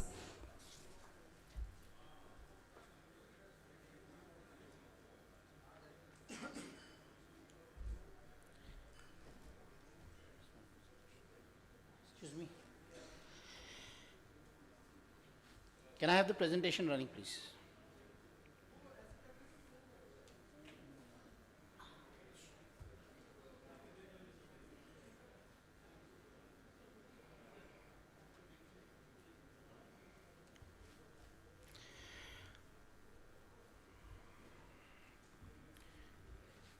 Thank you very much for this opportunity. Honorable Chairman, sir, and everybody present in the hall. Thank you very much for this opportunity. I would like to take you through the India Maritime Week. Everybody has been talking about the India Maritime Week since morning, and now I'm here to spill the beans what India Maritime Week is all about. And through this presentation, I will take you why you should be what this event is all about, and why you should all be participating in this event. However, before I jump into the details of India Maritime Week, I would like to take you through, I would like to take you through a quick snapshot of the India's maritime sector. So, a lot of speakers have spoken about the India's maritime sector in different views. Since I am representing the ministry and IPA here, I'll try to paint the picture a little rosy. Today, India boasts of 62 shipbuilding yards, 13 major ports, the latest addition being the Vadavan port, and we have more than 200 non-major ports. Our ship carrying capacity stands at 16 million GRT, and the traffic is at around 1600 MTPA. We have over 3.2 lakh seafarers in the world, which is the second highest number in the world. We have around 33% of share in global ship recycling. We have 111 national waterways that have been identified, and 29 of them are already operational. The coastal cargo stands at 165 MTPA, and there has been a significant jump in lighthouse tourism. The footfall at lighthouse tourism was more than 18 lakh visitors in 2024-25. And there has been a 5 times growth in the coastal cargo in last decade. Next slide. 2 of our ports, that is Mundra and Visakhapatnam, they feature in the top 30 global ports in the world. The number of Indian seafarers, which was 1.2 lakh in 2014, is now 3.2 lakh, as stated earlier. We have high rankings in ship connectivity, logistics performance, and ship recycling. Although a lot of speakers said that our rankings are not very high, however, considering what we were 10 years ago and what we are today, these numbers are really impressive. The shipbuilding sector in India is rapidly growing, and the turnaround time of our ports, that is 0.9 days, is really competitive, and it is even better than most in many maritime countries in the world. And all of this is not just constant, it is improving at a regular pace. Next slide, please. In the last decade, the waterways cargo volume has rose from 29 MTPA to 146 MTPA. The number of seafarers, as I mentioned previously, it has nearly tripled. The PPP project's value, as earlier Subrat Tripathi sir mentioned a lot about that PPP is actually the essence of development. PPP project values has increased from 23,000 crore to 48,000 crores. Our ship carrying capacity rose from 11,000 GRT to 14,000 GRT. And lighthouse tourism footfall, as we mentioned, as we saw previously, that it has also increased significantly. Another one. So all this has not just happened overnight. It took a lot of courage, a vision, and leadership to make all this happen. There have been many legislative acts. In fact, in the last monsoon session of the parliament, there were 5 acts that were passed. Some acts and some previously passed acts like Major Ports Authorities Act in 2021, Marine Aids to Navigation Act, Indian Vessels Act, and the new acts like Merchant Shipping Act, the Coastal Shipping Act, the Indian Ports Act that were recently passed. They have also helped in the growth of the sector. Digitalization initiatives like National Marine Logistics Portal, One Nation, One Ports process, they are also helping the sector flourish and grow. Flagship programs like Sagamala and Jalmarg Vikas project, we all know their significance and their role in this growth. Financing has been one of the biggest hurdles in the national shipbuilding growth. However, to ease this barrier, the Maritime Development Fund, Tariff Autonomy, these kind of programs have also been launched. Next slide, please. Now, what we want to achieve in the next decade? We want our ports capacity to be 4 times of what we are today, and this will happen with automated port terminals. The focus will be on Atmanirbhar Bharat, and priority will be given to Indian-built vessels. We want to be the cruise leader in Asia Pacific. We want to increase our passenger footfall by 10 times. Of course, sustainability is at the heart of everything, and the focus will be on the green fuels like hydrogen and other alternative fuels. Next slide, please. Now I will take you to the India Maritime Week spectrum.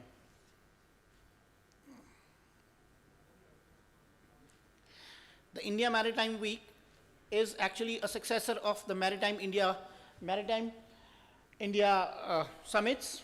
The summits were started in 2016. It was a Maritime India Summit, which was a very national level event. Encouraged by the success of the Maritime India Summit, in 2016, the organizers decided to make it to the Global Maritime India Summit in 2021.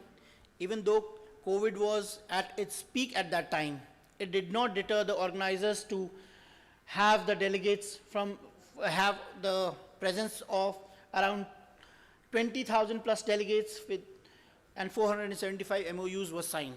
In 2023, the summit returned to its original form in the form of Global Maritime India Summit, and it was an offline summit that was on-ground summit in 2023, and more than 29,000 delegates participated in this Global Maritime India Summit in 2023, which was held in Mumbai. Next slide. As you can see, it is all about growing numbers. It is all about with every passing event, the numbers are growing. In GMIS 2023, there were 360 business agreements and MOUs were signed, and the total value of this represented around 8.3 lakh crore rupees. And the good thing is that these MOUs are not just on papers. More than 50% of these MOUs have landed on the ground. That means some work in some or the other form has started in, and we hope very soon this number will increase. Now, the success of Global Maritime India Summit prompted us to even broader the spectrum of the event, and we are organizing it as the Maritime India Week this year. The vision is to make it the largest maritime sector event across the world. It has conferences which will have more than 200 global speakers, participants from 100 plus countries. There are 12 concurrent events, co-located events that are happening we expect the footfall of more than 100,000 delegates from 100 countries. And there is an exhibition as well, where we will see national and international participation from more than 500 exhibitors. The investment opportunity that India Maritime Week will represent this year will be more than 10 lakh crores. As Chairman Sir previously mentioned, out of this 10 lakh crores, 1 lakh crore is being done by Paradip port itself. That's a good number, sir. Congratulations. Next slide, please. So I showed you all these numbers just to put things in perspective, some things in perspectives.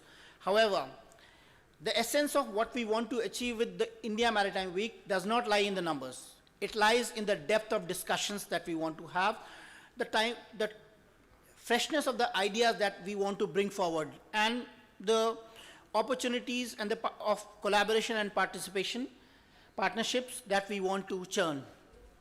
So we have Global Maritime India Summit and the Sagar Manthan, the Great Oceans Dialogue, which will have a lot of discussions related to business and policy. We have Green Maritime Day, which will celebrate sustainability in the maritime sector. The Ports of Future Quad Conference is there. We have the Global Maritime CEO Forum, where the Honorable PM will be interacting with select maritime leaders from across the globe to understand their issues, their problems, and try to get ideas from them, pick up their brains on how to take the India's maritime sector forward. Then, as Madam Usha Padi earlier noticed, that we have very few women in our room today. However, women have been contributing significantly to the maritime sector as well. To celebrate that, we have the CEO conference for women in maritime. Sagar Ratna awards are being organized to celebrate and to recognize the people who have done good work in the sector. We have the India Maritime Heritage Day. Thousands of years of countries' maritime heritage will be celebrated during this event. UNESCO conference is there. Maritime digitalization and future tech. Future tech, as we all understand, AI, blockchain, and other technologies related to artificial intelligence, they are not the future anymore, they are present, and they are representing a storm that is taking the maritime sector. Therefore, that competitive finance for blue economy, financing has been a hurdle, as I mentioned previously, for the growth of the maritime sector. So to ease the finance, the dialogue will be initiated in this. Then maritime corridors. Even though landlocked countries are not connected to the sea, they play a very significant role in the logistics sector. To bring them to the forefront of this maritime connectivity, the Maritime Corridors event is being organized. Besides this, there will be government to business and business to business meetings. There are country sessions where collaboration opportunities will be floated. There will be joint working groups between countries, policy and thematic sessions. Innovation and technology will be at showcase, and an exhibition, as previously mentioned. Next, please. Thank you very much for listening, paying attention. Ladies and gentlemen, India's maritime sector is growing leaps and bounds. It is promoting itself as world leader in the maritime sector in near future. So please join us at the India Maritime Week and help us make this event a grand success. Thank you.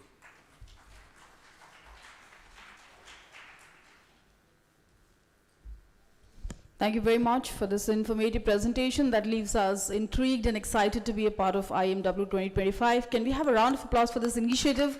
We all are super excited to be a part of.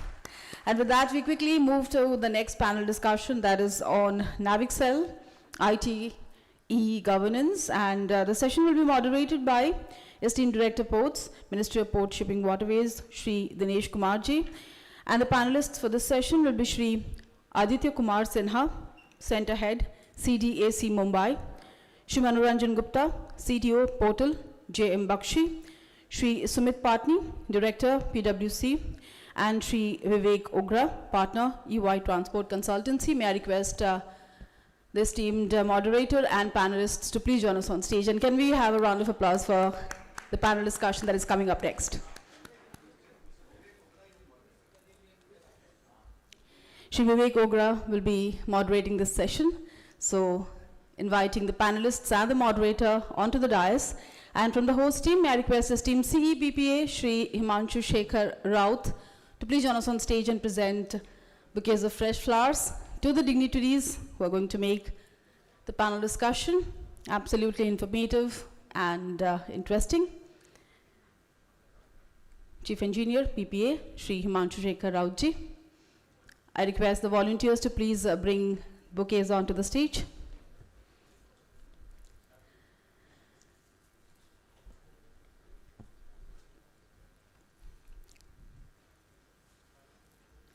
Welcoming the panelists and the moderator on stage. And this is how we begin this absolutely thought-provoking panel discussion on the theme Navixel, IT, e-governance. So futuristic talks are on their way, while Honorable Prime Minister wants the nation to be Vishwa Guru. I think technology plays a lead role in taking us to that glorious phase. Thank you so much, esteemed CE, PPA, Shri Himanshu Shekhar Raut. And with that, may I request esteemed moderator, Shri Ogra, to please take the session forward. So.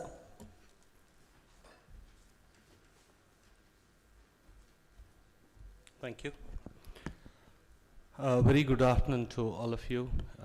I think we had a lot of thought-provoking conversations in the first half. And I think we have a very interesting panel discussion now, which is about the digital pathways for smart ports.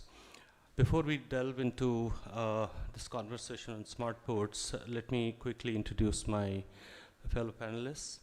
The first panelist I want to introduce is Shri Dinesh Kumar. He is director with the Ports Division of the Ministry of Port Shipping and Waterways, and he currently handles Sagarmala and coastal shipping. Second panelist is Shri Aditya Kumar Sinha. Welcome. He is the center head and executive director of CDAC, and he takes care of the Mumbai branch. He has deep expertise in advanced computing, R&D leadership, and digital innovation with over 30 years of experience. Third panelist is Shri Manoranjan Gupta. He is Chief Product Officer at Portal Infosystems, which is part of the JM Baxi Group, and he is responsible for product strategy, vision, and delivery for Portal Group. And the final panelist is Shri Sumit Patni. He is director with PwC India, and he specializes in consulting for infrastructure, logistics, and operational efficiency with focus on maritime sector. Welcome to the panel discussion. I think I thought I'll probably set the stage for this conversation, and it's coming at a time when we are truly looking at transformation at a scale which is unprecedented in not just maritime sector, but in transportation sector in general. Maritime sector in more specific terms has much larger ramifications for the economic development of this country. Therefore, it requires to be seen in a very different light. While we look at public transportation as a component of transportation, inland logistics management, which is more to do with inward transformation, but ports are global in nature.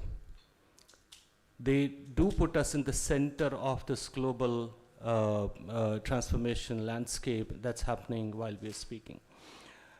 India, as was talked about in the first session, maritime is not new to India.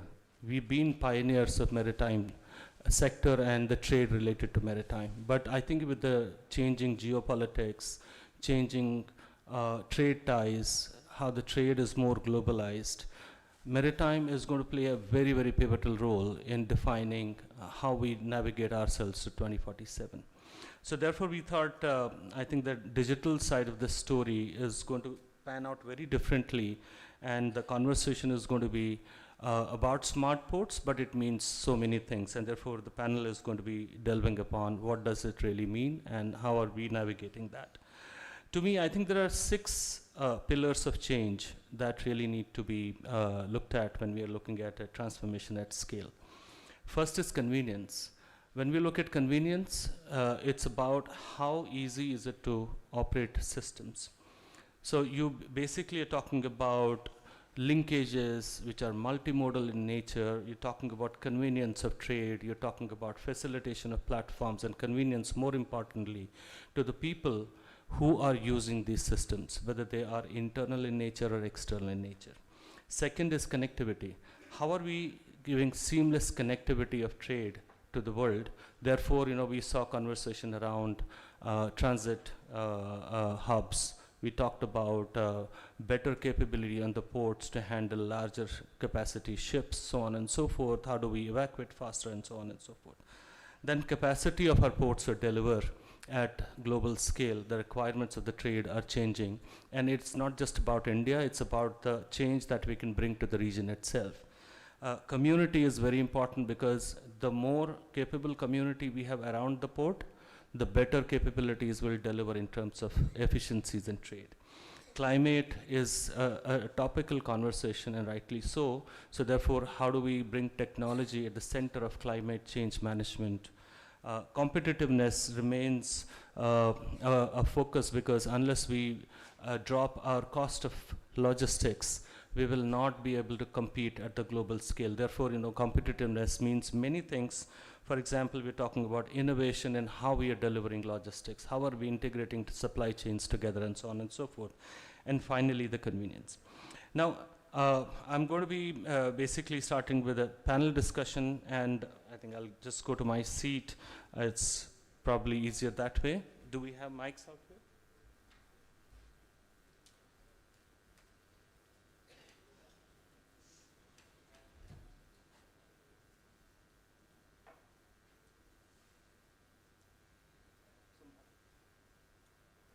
My first question would be to Mr.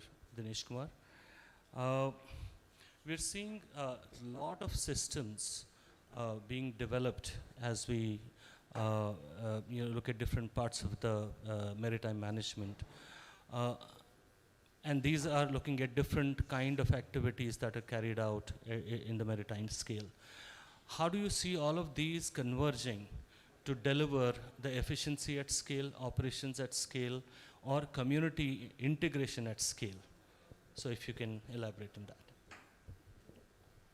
So let me start from acknowledging that maritime sector is one of the critical and vital sector from the point of view of the Indian economy as well as the global economy. If we see the fact that around 95% of the volume of trade is catered by the maritime sector, and still more than 65% in terms of value is catered by the maritime sector. So what it signifies that maritime sector is the backbone of the country. It is fueling the growth. It is feeding also to the growth of other relevant sector or the ancillary sector as well, because in the today's session it was also discussed about the multiplier impact of the activities that is happening in the maritime sector. It was said that the employment multiplier is to the tune of 6 to 7%, and the employment multiplier is also to the tune of 2 to 3%. But we, keeping in view our present status and our ambitions with what we have set for ourselves, keeping in view the global benchmark, so we are guided by our vision and mission documents that encompass all the areas that you have discussed. One is the Maritime India Vision 2030 and Maritime Amrit Kal Vision 2047.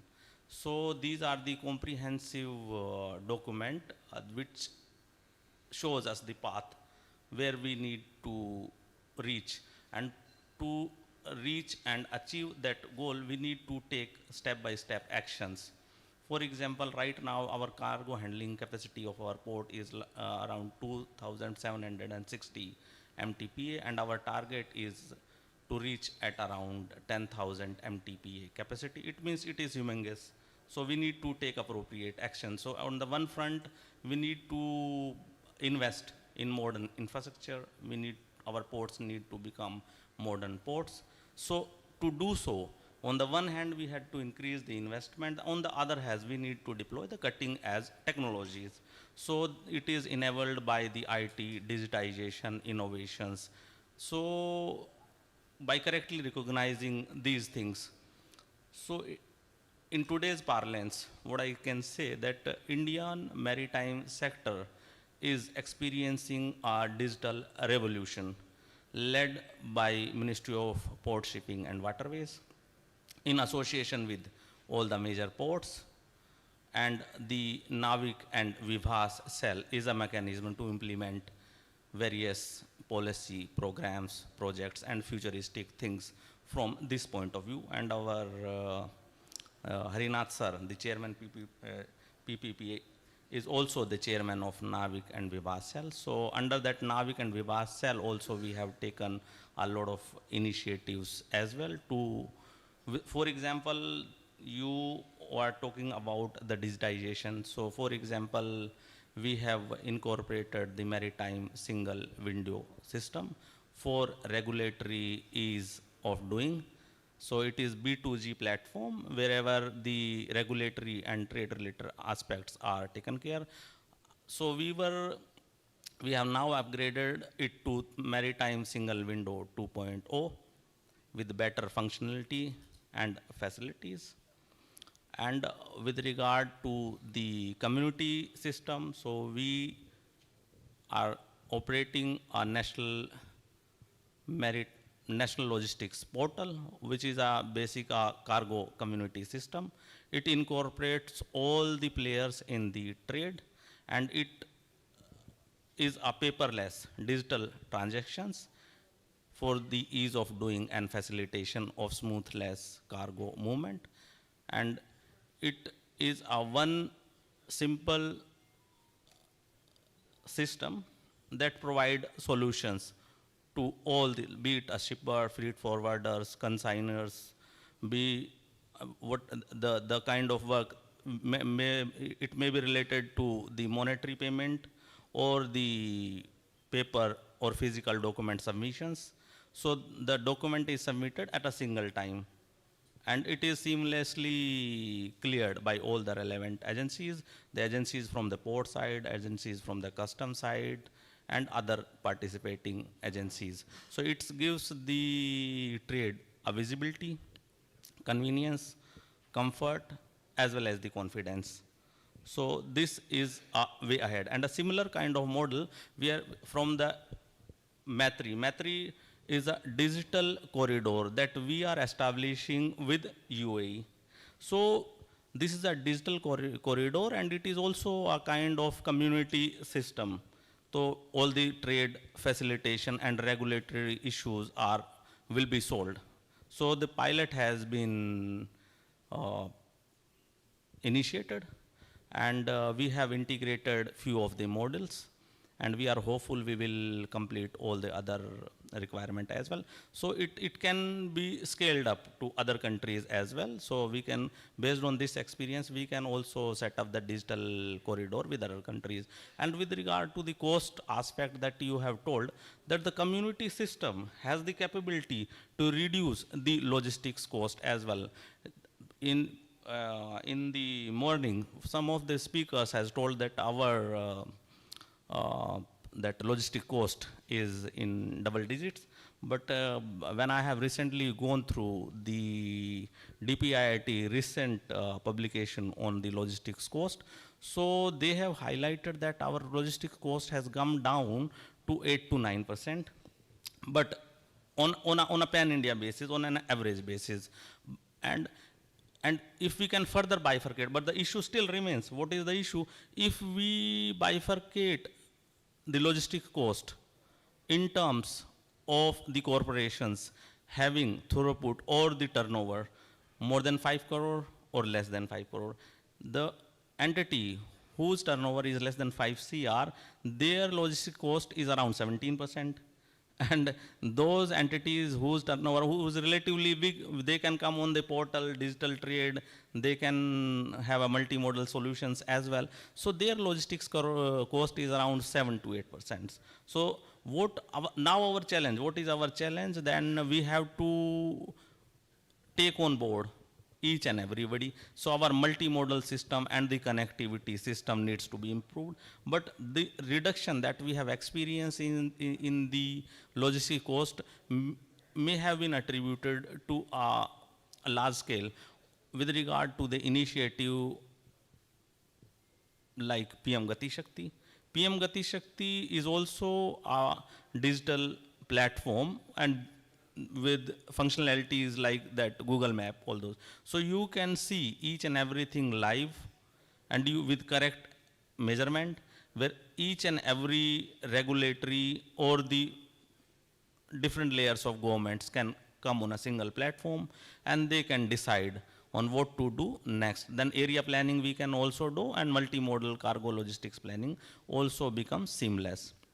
So what I just want to highlight that we are actively using the IT platforms, digitizations for making the trade smoother and to reduce the times, to increase the efficiency and also to reduce the cost for the ease of doing of the business. It creates a kind of trust in the industry and it also creates a multiplier positive effect which further fuel the growth of the economy.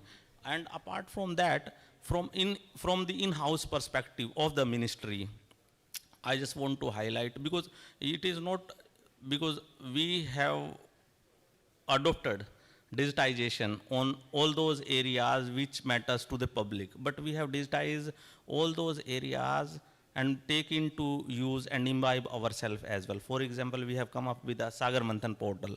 So it is a portal that is internal to the ministry. So it is a monitoring portal. It has certain KPIs and around 38 modules. So it can also be attributed to the one of the achievement of the Navik and Vivas cell.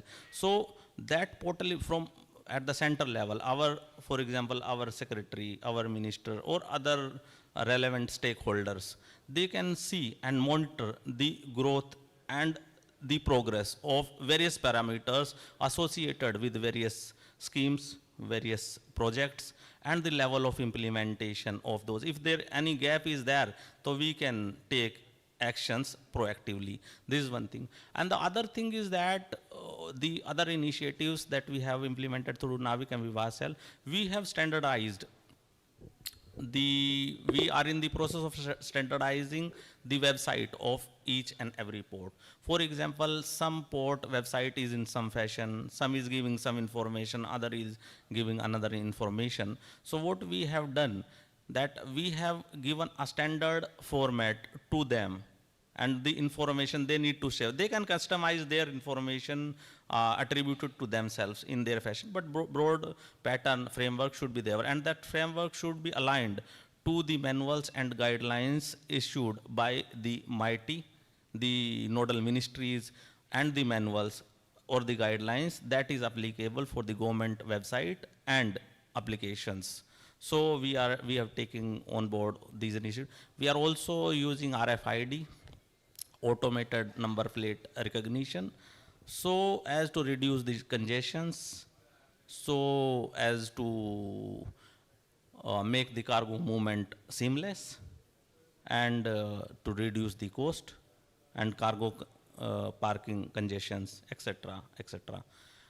And few of the technology that is a little bit futuristic, but in limited sense we have started using, keeping in view a clue from the global benchmark, because we have to establish ourselves as the leading maritime nations. So we are also suitably incorporating or started thinking how to incorporate and imbibe global best practices. For example, the digital twin. So digital twin is a virtual model of the physical assets. Maybe it is a port or a crane. So you can use simulations and you can have a two-way communication. Then, and you can actually see what is happening physically on the port and what are the actions you need to take. So this is relevant with regard to the optimizations of the planning, for the predictive maintenance, for reduction of the overall costing. So few of the big global ports like Rotterdam, Chinese or Singapore, these are all, they are also using this kind of technology. So as we have also thinking through how best we can implement and how smoothly we can implement these solutions. We can start with pilot project with some of the ports, and then we can see the result, and then after successful implementation we can use it to other ports as well. Similar technology is that blockchain technology. So blockchain technology is a kind of decentralized mechanism, because if you centralize everything and everything is in physical form, then documents is to be deposited at multiple layers and multiple fields. So that blockchain uses a different kind of algorithms. So the data or the cargo containers tracking is seamless, and nobody can tamper the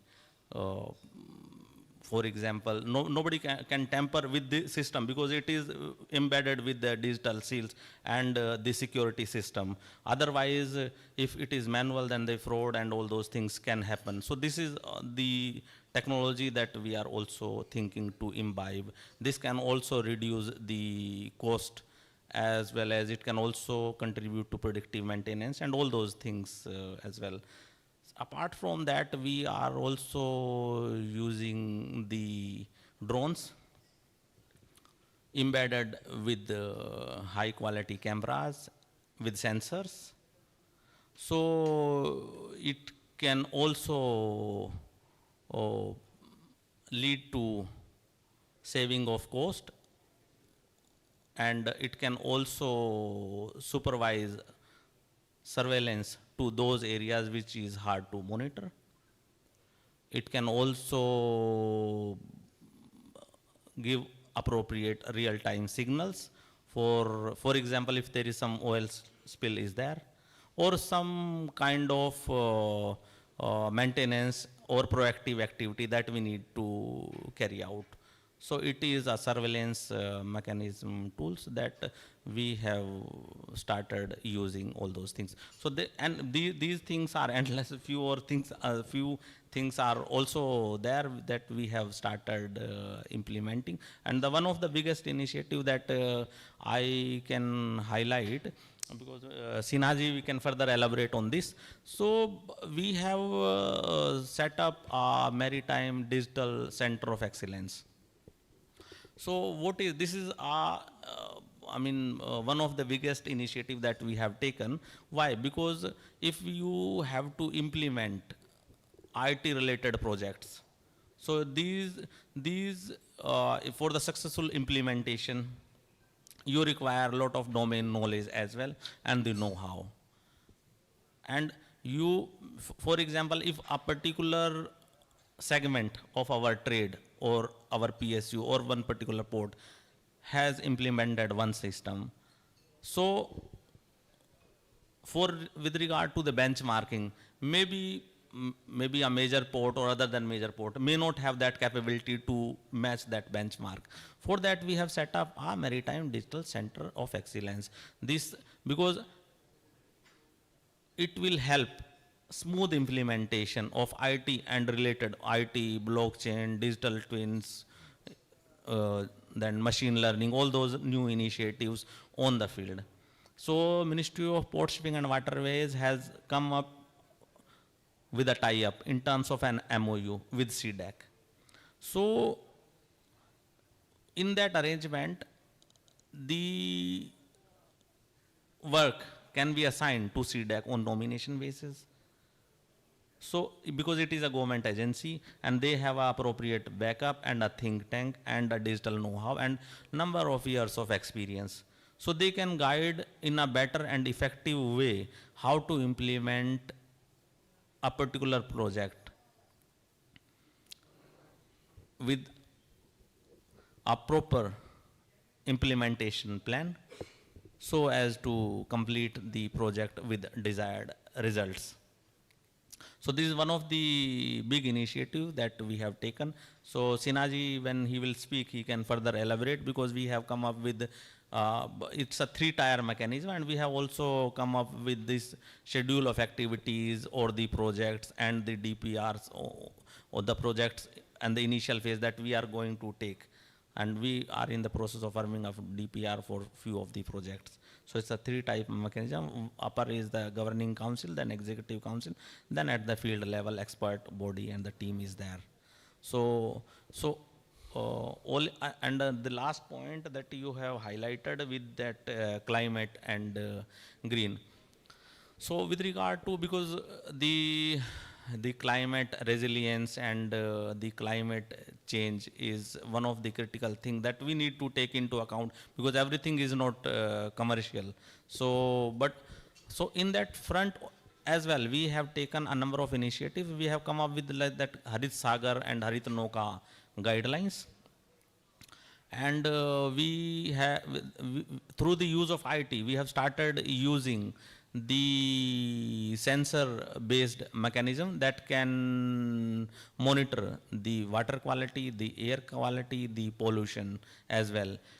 And it can give signals to the particular port that these are the mandatory requirement from the point of view of the port, as well as the state government, central government, or the international conventions that they need to adhere to. And by doing so, they can fulfill the mandatory commitment. And because we have international conventions like MARPOL, FAL conventions, and etc. So they have that you should have a waste management plan. You have an emergency preparedness plan, ship reception facility, all those things. So those things we also need to take into account, and from the policy and that perspective, that from the vision 2047, what we have thought that by 2047 all the major port at least should be carbon neutral, and by 2070 all the maritime sector should be carbon neutral. Yeah, that's the thing. From if anything else, No, thank you so much. I think I'm overwhelmed with so many digital transformations are happening at the same time, and I think it naturally leads to the next question, which I have for Shri Aditya Kumar Sinha. We are in a very precarious situation of technology, happening on an everyday basis. Practically, if you see news, somebody is inventing something new every day with AI, ML, with all the emerging techs bringing in very different kind of connotation to how technology has to be first looked at and then implemented. Now, institutions like CDAC have a deep-rooted understanding of high-tech engineering and technology. And I know that you're associated with the maritime sector per se in many ways, whether through ministry or DG shipping, etc. How are you visualizing CDAC's role in two ways? One is to really look at technology, how it brings all the competitiveness to the sector. Second, how do you ensure there is a community built around it? Because the bigger the initiative, more people will be required. So how do we proliferate across the communities to then they are able to adopt and deliver those solutions? Yeah, sure.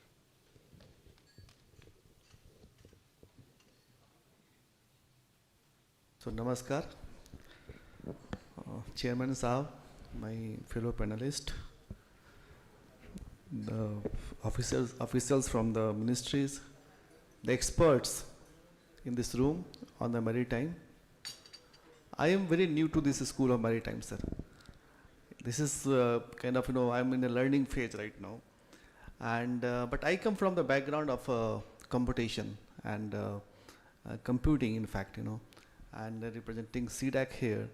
CDAC being the kind of institution which is there into the technology since last 40 years. Coming under the Ministry of Electronics and IT, started with the supercomputer, making supercomputer for India.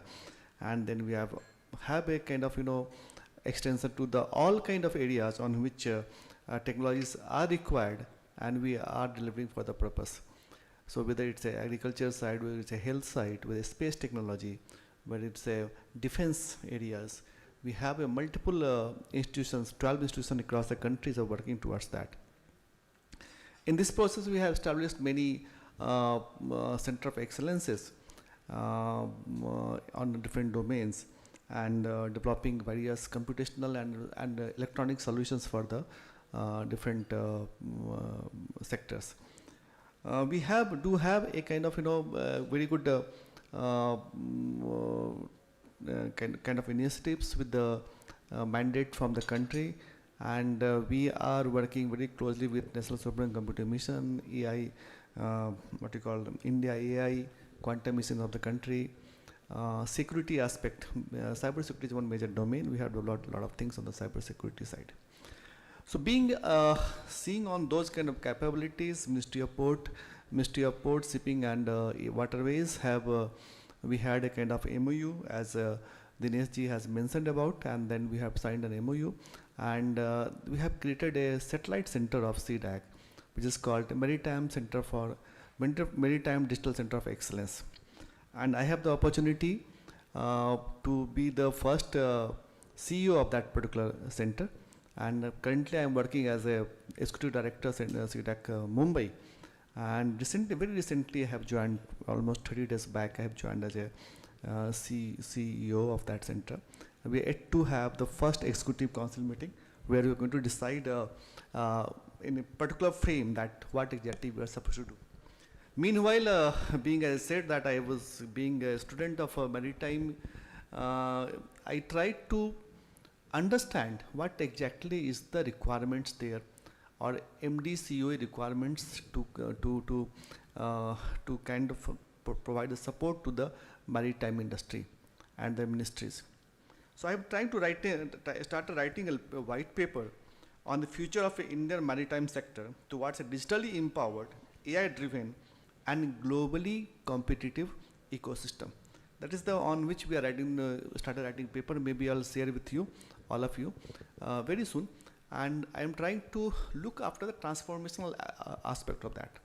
Transformation in perspective of technology, transformation in perspective of business, transformation in perspective of knowledge, how we can have this democratize the knowledge of this maritime to everybody. Then transformation in terms of sustainability, very, very important aspect just have been told, and since morning we are listening about that. So what exactly we can do on those fronts, and how we should do, how should we progress onto that? So that was the major objective on which we are trying to develop this particular center, and going to have that.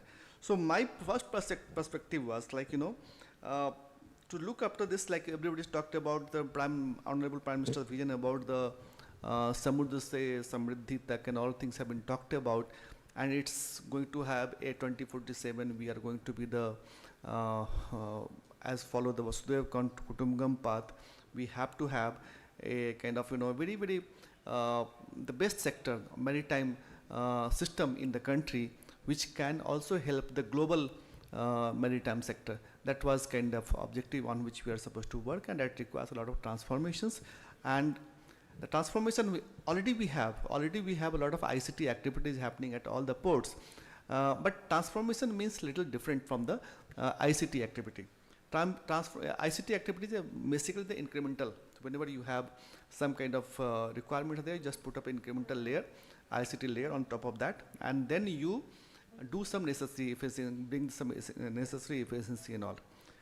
The transformation, I look into the perspective of particular digital transformation is a discovery-driven digital transformation. See, discovery-driven digital transformation means we can't do all the innovations all the time. Maritime sector is already up and functional. They already have a lot of technologies being in place. What we want to have to identify a small area, innovations on those areas, do the transformation, and further scale it up. That is the kind of discovery-driven maritime sector that we are trying to have. Like we can have a AI berth scheduling system for say PPA, maybe for bill of landing for the some ports and all. Those things can be on the first phase can be have a transform, and then further it can be scaled up for the purpose. As Dinesh ji has also been mentioned that we can have a digital twin. Digital twin is a very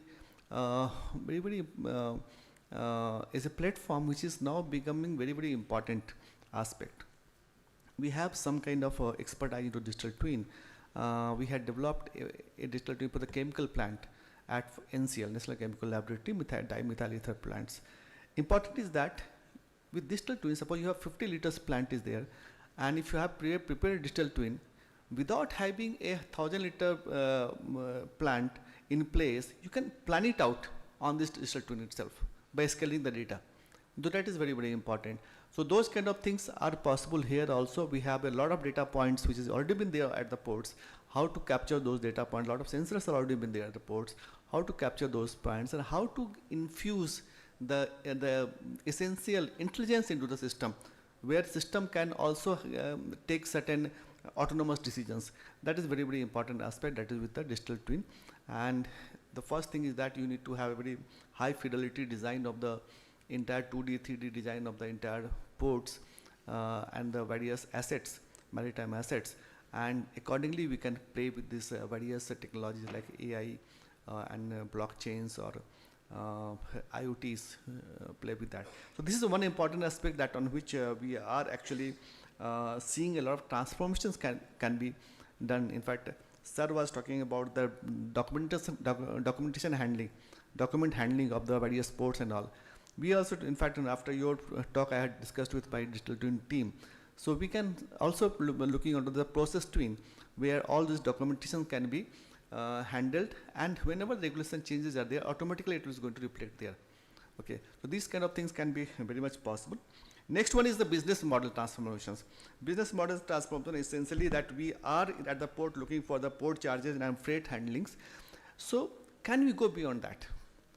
A lot of data we have actually handling. So can we develop a platform-based models by integrating shipping, logistics, fintech, then you can have insurance into the place and all.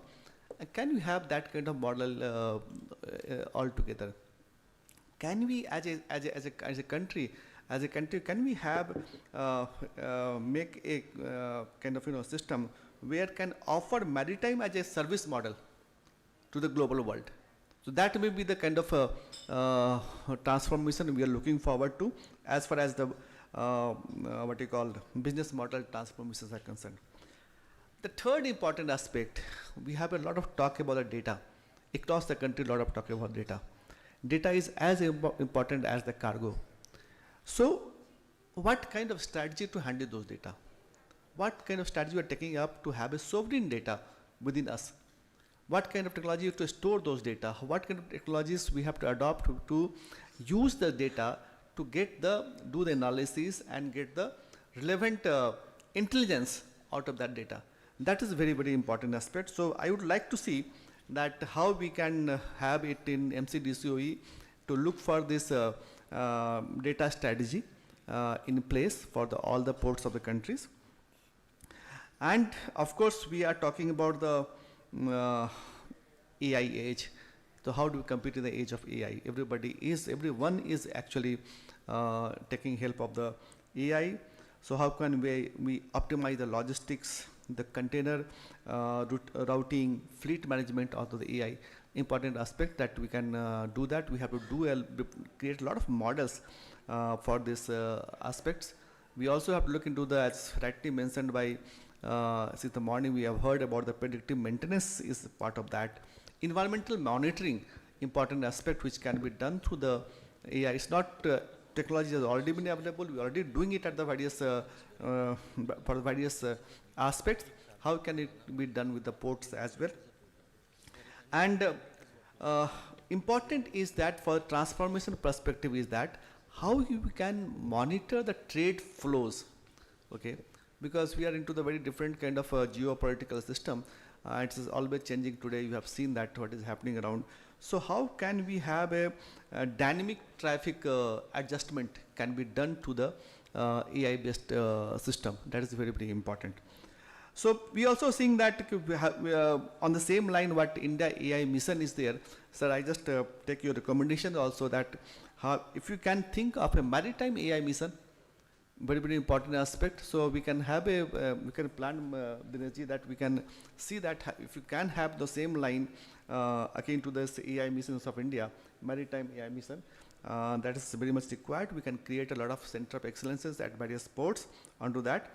And these kind of AI, also we can encourage a lot of startups, MSMEs, to come forward and develop various applications on AI and other emerging technologies kind of things. So another aspect is this, we are living in the age of continuous connections, so can we have a similar kind of approach adopted here? We can invest on developing the communication technologies, 5G, 6G, satellite technologies, satellite internets, IoT sensors, and ship-to-port connections. Can we have it in place? Can we think of a always on visibility cargo?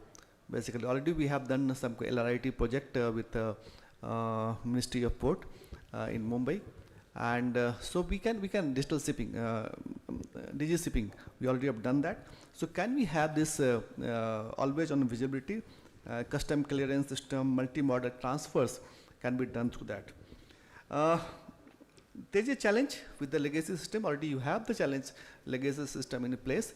So that's why I have thought of having this kind of discovery-based digital transformation I have talked about.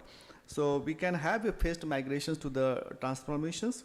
And important aspect today is the data is very, very important. And then this geopolitical system, that cyber security is a major constraints in the development.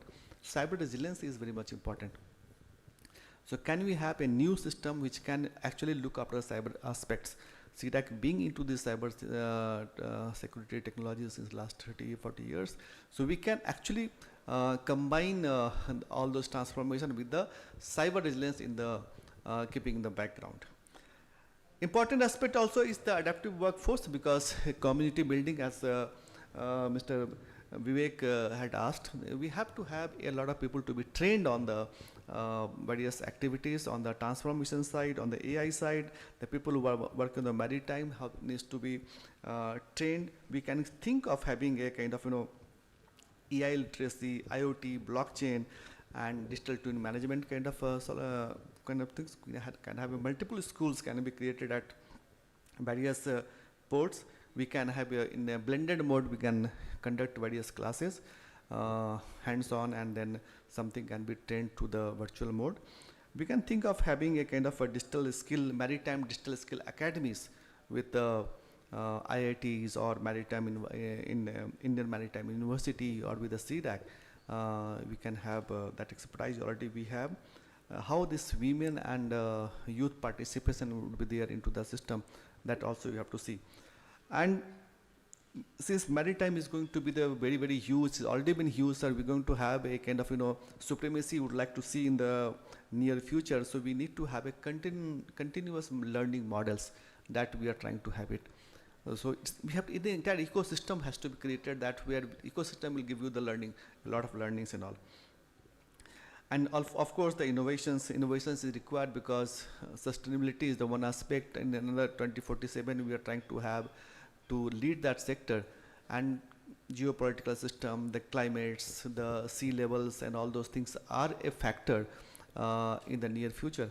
So what we have to see that how we can sustain into those kind of changing aspect. and looking forward to have a technological solutions, transformative solutions. Transformation should happen at all the time. Continuous transformation is required in all those aspects, and looking forward to that is commitment from the MCDCOE, and looking forward to have a interaction to understand more from the maritime sector, your requirements and how these things can be solved. The real challenges can be given, the hard problems to be identified, and how these hard problems can be solved through the various technologies what we are building in India. Thank you very much. I hope I am answering. Thank you. answered you. No, no, absolutely good. It was really great to see how CDAC is visualizing the change as it happens. Switching gears, I think what comes to my mind, and the question is for Mr. Sumit, and it's a little longish question, so you'll have to kind of drive it in many directions. So first, I feel there is a problem of volume, veracity, and velocity.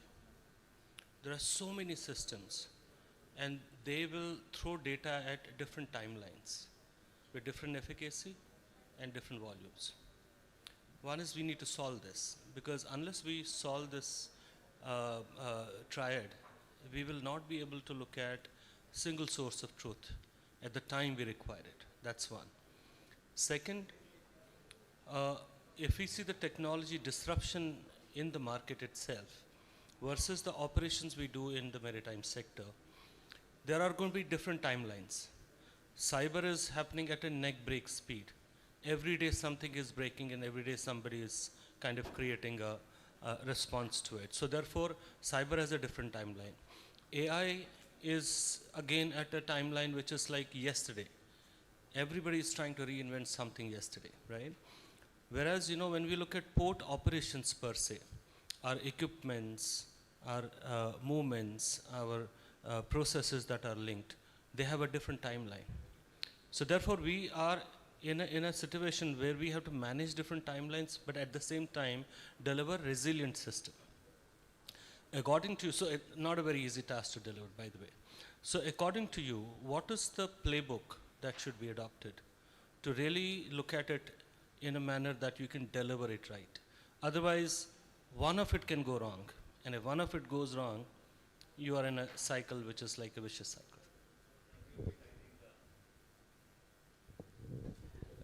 It's quite an interesting one. I'll try to attempt it.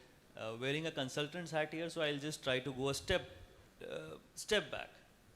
Now, we are talking about pathways. Pathways is a journey. And a journey is not successful if you don't have a vision and an objective. Now, something very fundamental and foundational block when I think as a consultant is to have a digital maturity assessment of the organization. See, we all understand that there are a lot of these techs, emerging techs, either they are yesterday or they are today or in the future at different levels. Now, all of the organizations are working at different maturity levels. And just to say that I want to adopt AI, first has to have the answer whether am I ready for it, right? So that is where the organizations and all of these ports will have to do a digital maturity assessment of where I stand today. And it has multiple levers to it and multiple phases to it. The first one being doing a baselining of what is my current strength and what is the maturity that I want to achieve. Now, certain ports and certain organizations will be at a higher maturity who have achieved a lot. There are multiple portals, multiple systems, there's a lot of data, and what they're looking at is, let's say, visualization, decision support, blockchain, smart contracts, then your digital twins. Whereas there could be some organizations which are still somewhere in the middle, which are still looking at creating systems to have that data in place. So baselining becomes very, very important to understand where I stand today and what is it that I want to achieve. Second, once you have set a baseline, we do a gap assessment in terms of infra, in terms of people, in terms of processes, right? You need to know, do I have the infra today? Do I have the people ready today? Is change management something that I adopt happily, or is there a lot of resistance to change, right? Or do I need to look at the processes? Now, once that is done, then we come to the layer of technology roadmap, where we define and we prioritize that, okay, this is the tech for me. This is the priority in which I want to adopt, let's say, AI, blockchain, digital twin, 5G, 3.0, Web 3.0. So then we prioritize, and then we also set a kind of an estimate timeline to it, right? So I'll have a timeline. And now comes the associated change management. To drive all of this, what is it required to push these initiatives and make people accountable for them? And finally, performance KPIs, right? Now we have tried to achieve something, we have done something, and now we are at point B, whether we are meeting the metrics that we have defined initially, right? So I think looking at things from a different perspective, we should also look at things which need to be focused first. We will, all of the organizations will be at different levels of maturity, but then I think this baselining, when we start this journey, becomes very, very important. Many of the organizations would have done it already, but for those who have not, let's not be in a pressure to adopt a technology just because my peers are adopting, right? Because we have different problem sets, we are at different stages, so let us understand what are our strengths, our requirements, where is it that I want to be, and then create this kind of a playbook where I decide, okay, this is the assessment, this is the gap, this is my timeline, and this is the particular technology set that I want to achieve for my organization. I hope I was able to. Sure. And second part of your question, sorry, if you can please repeat. So I said, because there is different timeline to disruption. See, one is how do you get it right, recipe to get it right. Second is the timeline itself is disruptive because you can't do anything in sequence. There will be parallel projects that you'll have to run, and they will have a different timeline of disruption. How do you really manage this? Because it's overwhelming for a port authority to really look at how do you bring it all together and how do you make it deliver what it was designed to deliver. I think that's a humongous task to do. Therefore, fundamentally, do we need to think differently? Yes. So I think kind of I have answered it in parts, but I'll just complete it. Now, since we are at different stages and some things are in yesterday, some things are in future. Now, once this maturity assessment has been done and we have analyzed and we have figured out maybe these are the technologies which I want, then how do you look at things which are low hanging, which are easy for adoption, and where I have at least some base work already done, which I can harp upon and ensure that there is a speed which is given to this initiative in order to become in parallel to one of my peer. So I think that is where your overall initial planning comes into play, where you already decide the vision, you decide your end goal, you clearly identify which are those components, what is that 80-20 principle that I want to apply. With 20% effort, what is the 80% I'm going to achieve? Now I need to work on that 20% first to get that 80% impact. So that is where planning all of these things becomes very, very important. Rather than just picking up one initiative and running behind it, maybe if you put down, let's say some time, some effort on it, and if you want to fail fast. So I think that is the key. You have to fail, you fail fast, and then you move on to the next initiative. Thank you. So my next question, I think we're making life difficult for Mr. Gupta on the other side. I think, we're really looking at the amount of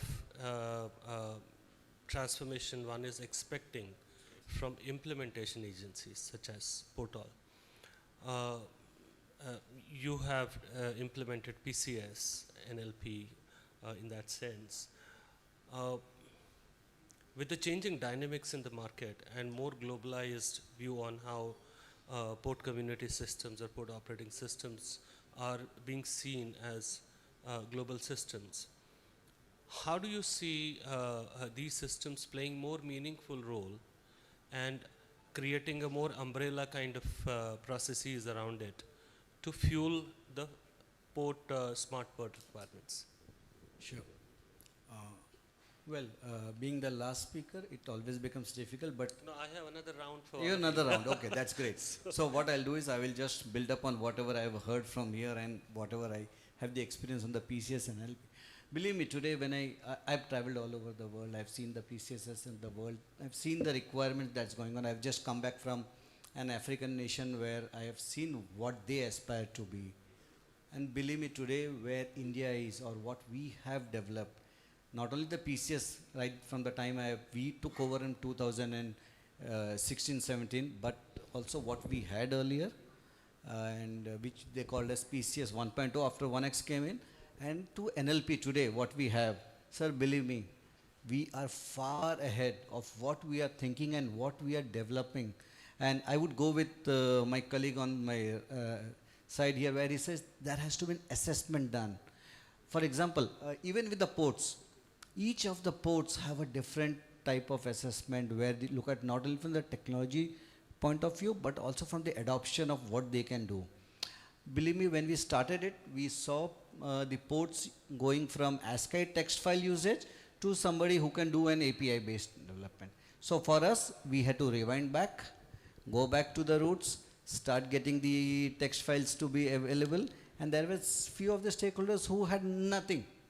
So we had to give him a data entry model within the system. Now it becomes difficult, and definitely we gave this example everywhere where if you look at the scale of the stakeholders that is there in India, okay, from point A to point B to point Z, we have IT maturity from 0 to 100. And believe me, that's sure. The same is applicable even in Europe, same is applicable even in Africa and all over Asia.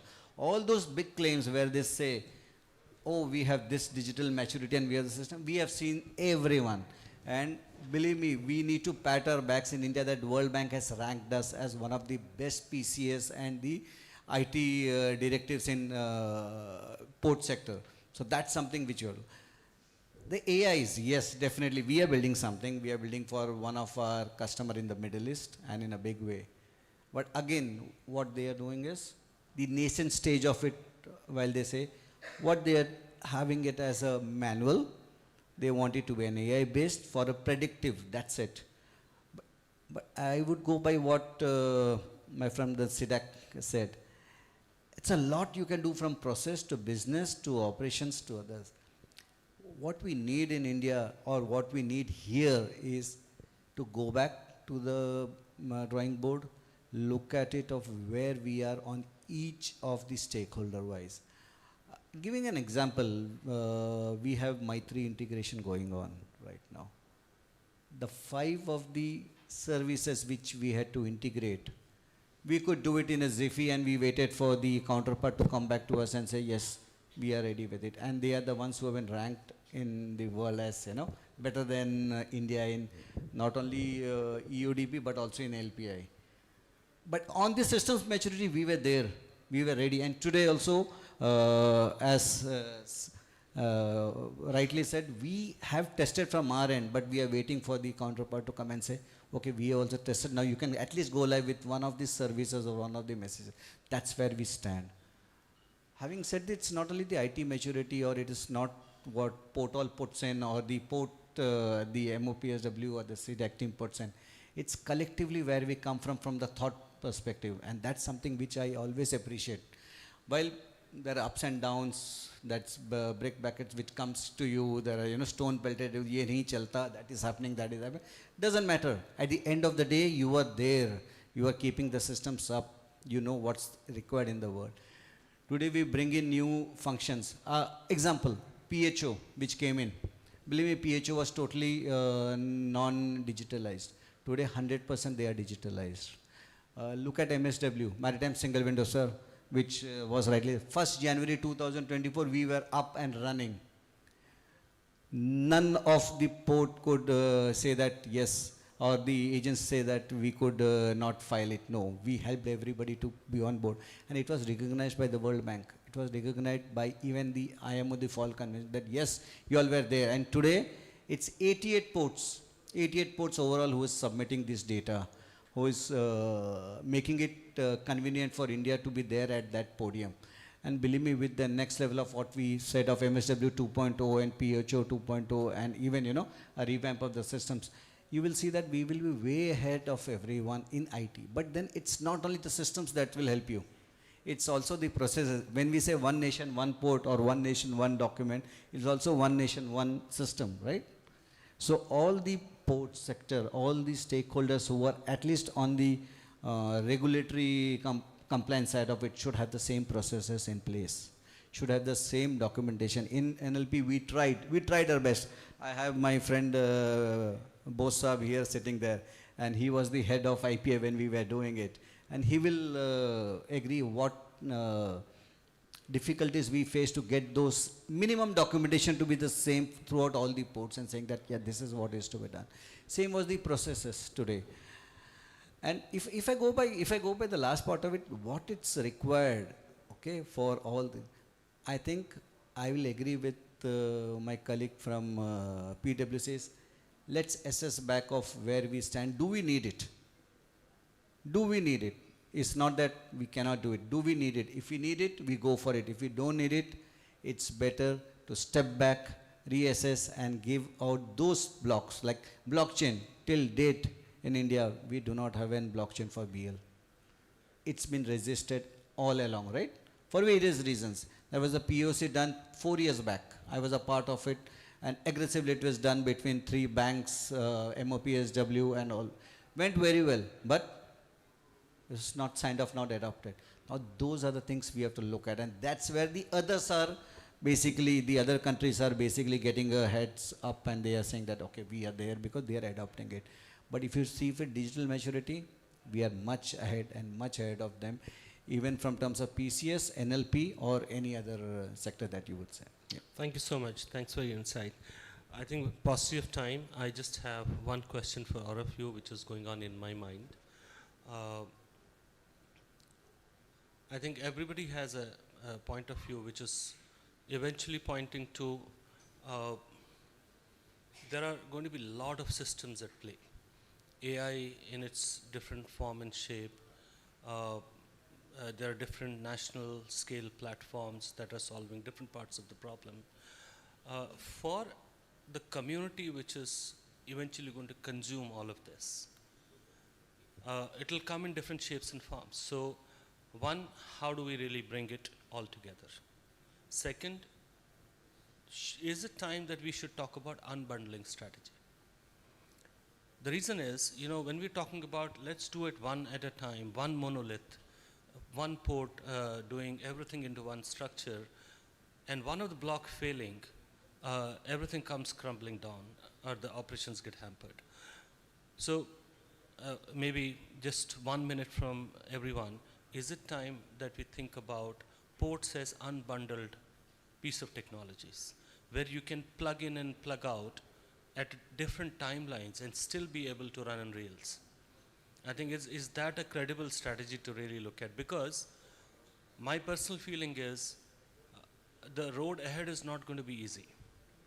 Our pressure to adopt technology, I think no doubt we are one of the best when it comes to implementing technology or the skills in technology. There's no doubt about that. But the way this technology is going to hit us and the global pressures to perform in that landscape, how do we insulate our systems to remain resilient? So is it a time to really look at unbundled strategy for ports? So I can start with you. So what you are saying, so we are already in alignment with your thought. I just want to give you an example of yesterday only. So yesterday only we have a meeting with the representative from the Antwerp port. So the Europe is also considered to be pioneer with regard to the digitization and IT integration and this community system and all those things. So they approached us. So what we had discussed, what you are saying exactly, and the other speaker has just told. So we have discussed that with regard to the implementation of the futuristic digitization and IT enabled technology. So what should be our strategy?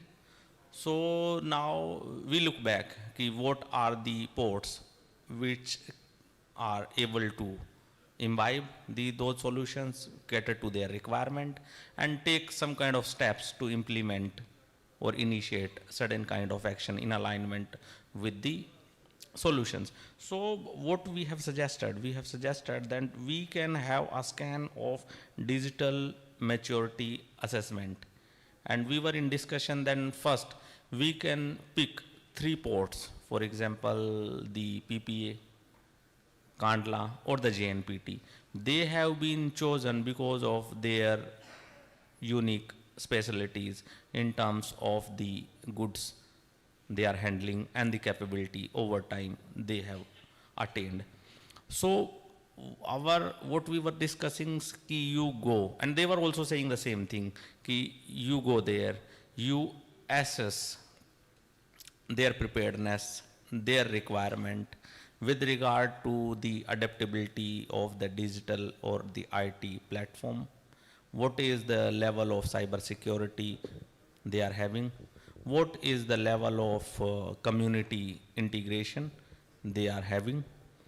And what can be the framework, what can be the guidelines, what can be the standard, and what can be the timeline. So this is what we have discussed. And the another example that I just want to give you.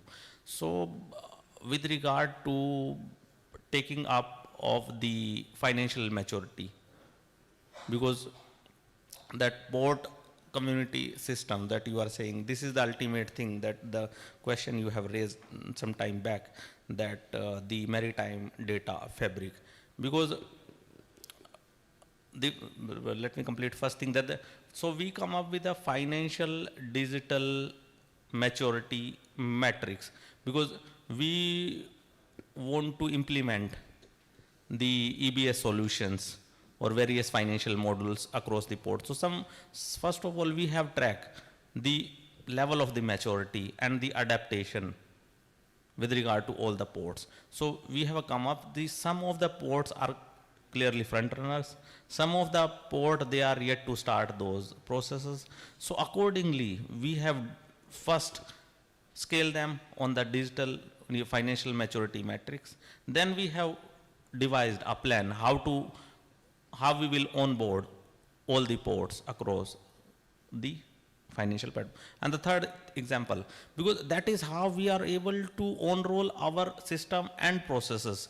We cannot implement each and everything blindly. So that is the learning that we have acquired over time. For example, with regard to the one port process and one port document.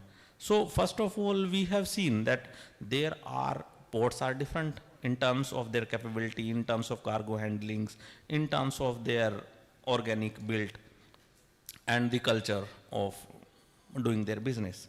So that's also a tedious task, because multiple processes are applicable to multiple commodities. So to implement this thing, we have taken a benchmark or the model port. We have taken that port as a benchmark, and we have mapped their process and their documentations. And that benchmark we have shown to other ports, that this is the benchmark that we have received from that port. So are you in agreement, or you want to add something because of your requirement, or you want to further suggest anything?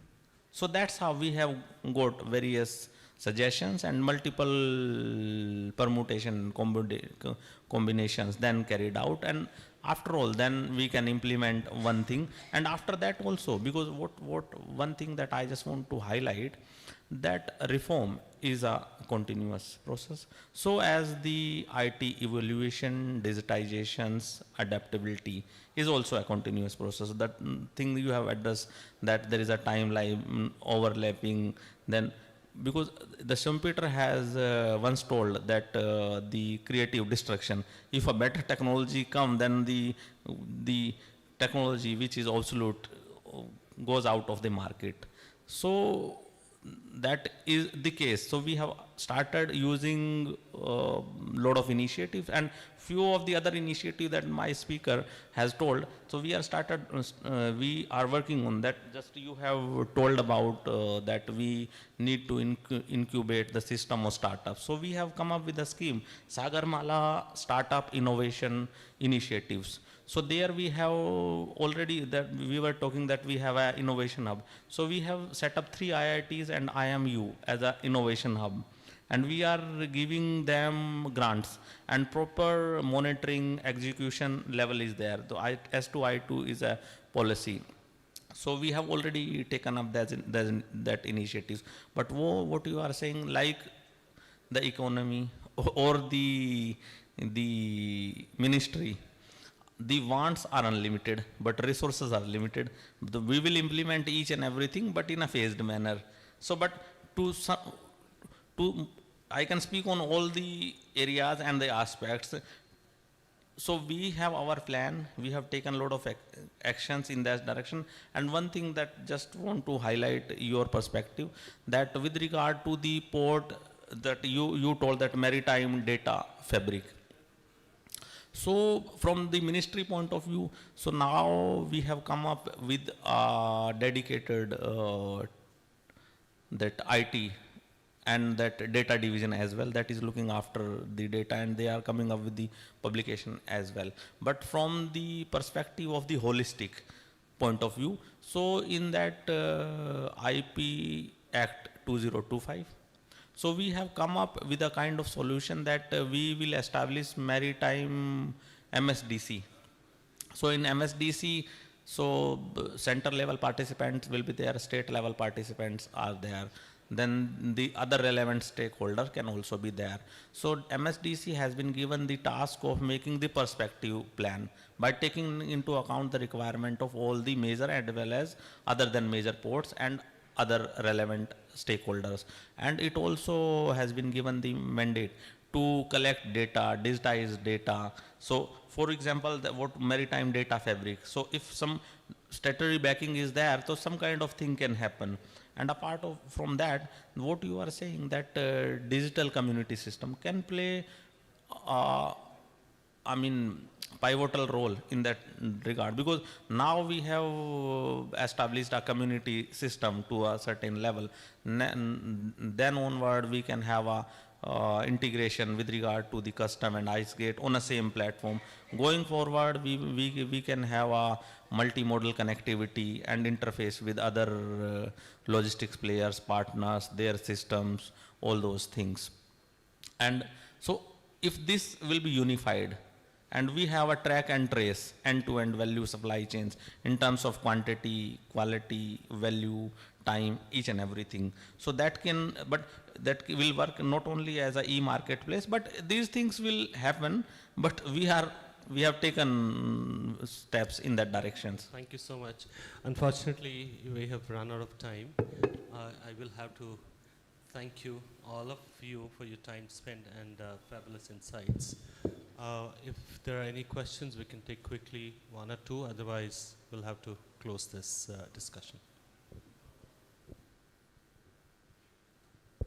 Doesn't seem like. Yeah. Thank you so much. Thanks for your time today. Thank you. Can we have a round of applause for the panel? And may I request from the host team, FNCE Shri Ashok Kumar Sahu, to please join us on stage and present tokens of gratitude to the moderator and the panelists. That was absolutely enlightening. I think smart ports definitely seems like a great idea going forward, and taking the dreams of the nation and our Honorable Prime Minister ahead. We would like to thank the panelists, Shri Dinesh Kumar, Director Ports, Shri Aditya Kumar Sinha, Center Head CDAC Mumbai, Shri Manoranjan Gupta, CTO Portal, JM Bakshi, and Shri Sumit Patni, Director PwC, and to our moderator, Shri Vivek Ogra, Partner EY Transport Consultancy. There was such a thoughtful thing to do, a session, a panel discussion on smart ports, technologies, future that seems absolutely bright, with the gentlemen sharing their thoughts and insights with us. And thank you so much, moderator, for so expertly handling this session, the pertinent questions. And thank you everyone for participating and making this day so far so bright and beautiful as an initiative. The host team feels overwhelmed to give you this platform that invites you all to IMW 2025. Hoping to see you all there. It's definitely an initiative nobody wants to miss. So thank you once again, panel. These are small tokens of gratitude with a piece of our art and heritage. Thanking you for your participation and presence.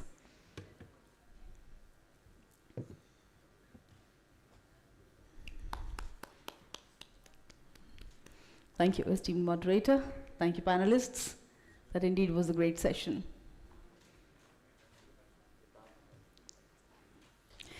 And thank you once again, everyone. With that, we wind up the roadshow. Looking forward to see you all at IMW 2025. Till then, namaskar, Jai Hind, Vande Utkal Janani.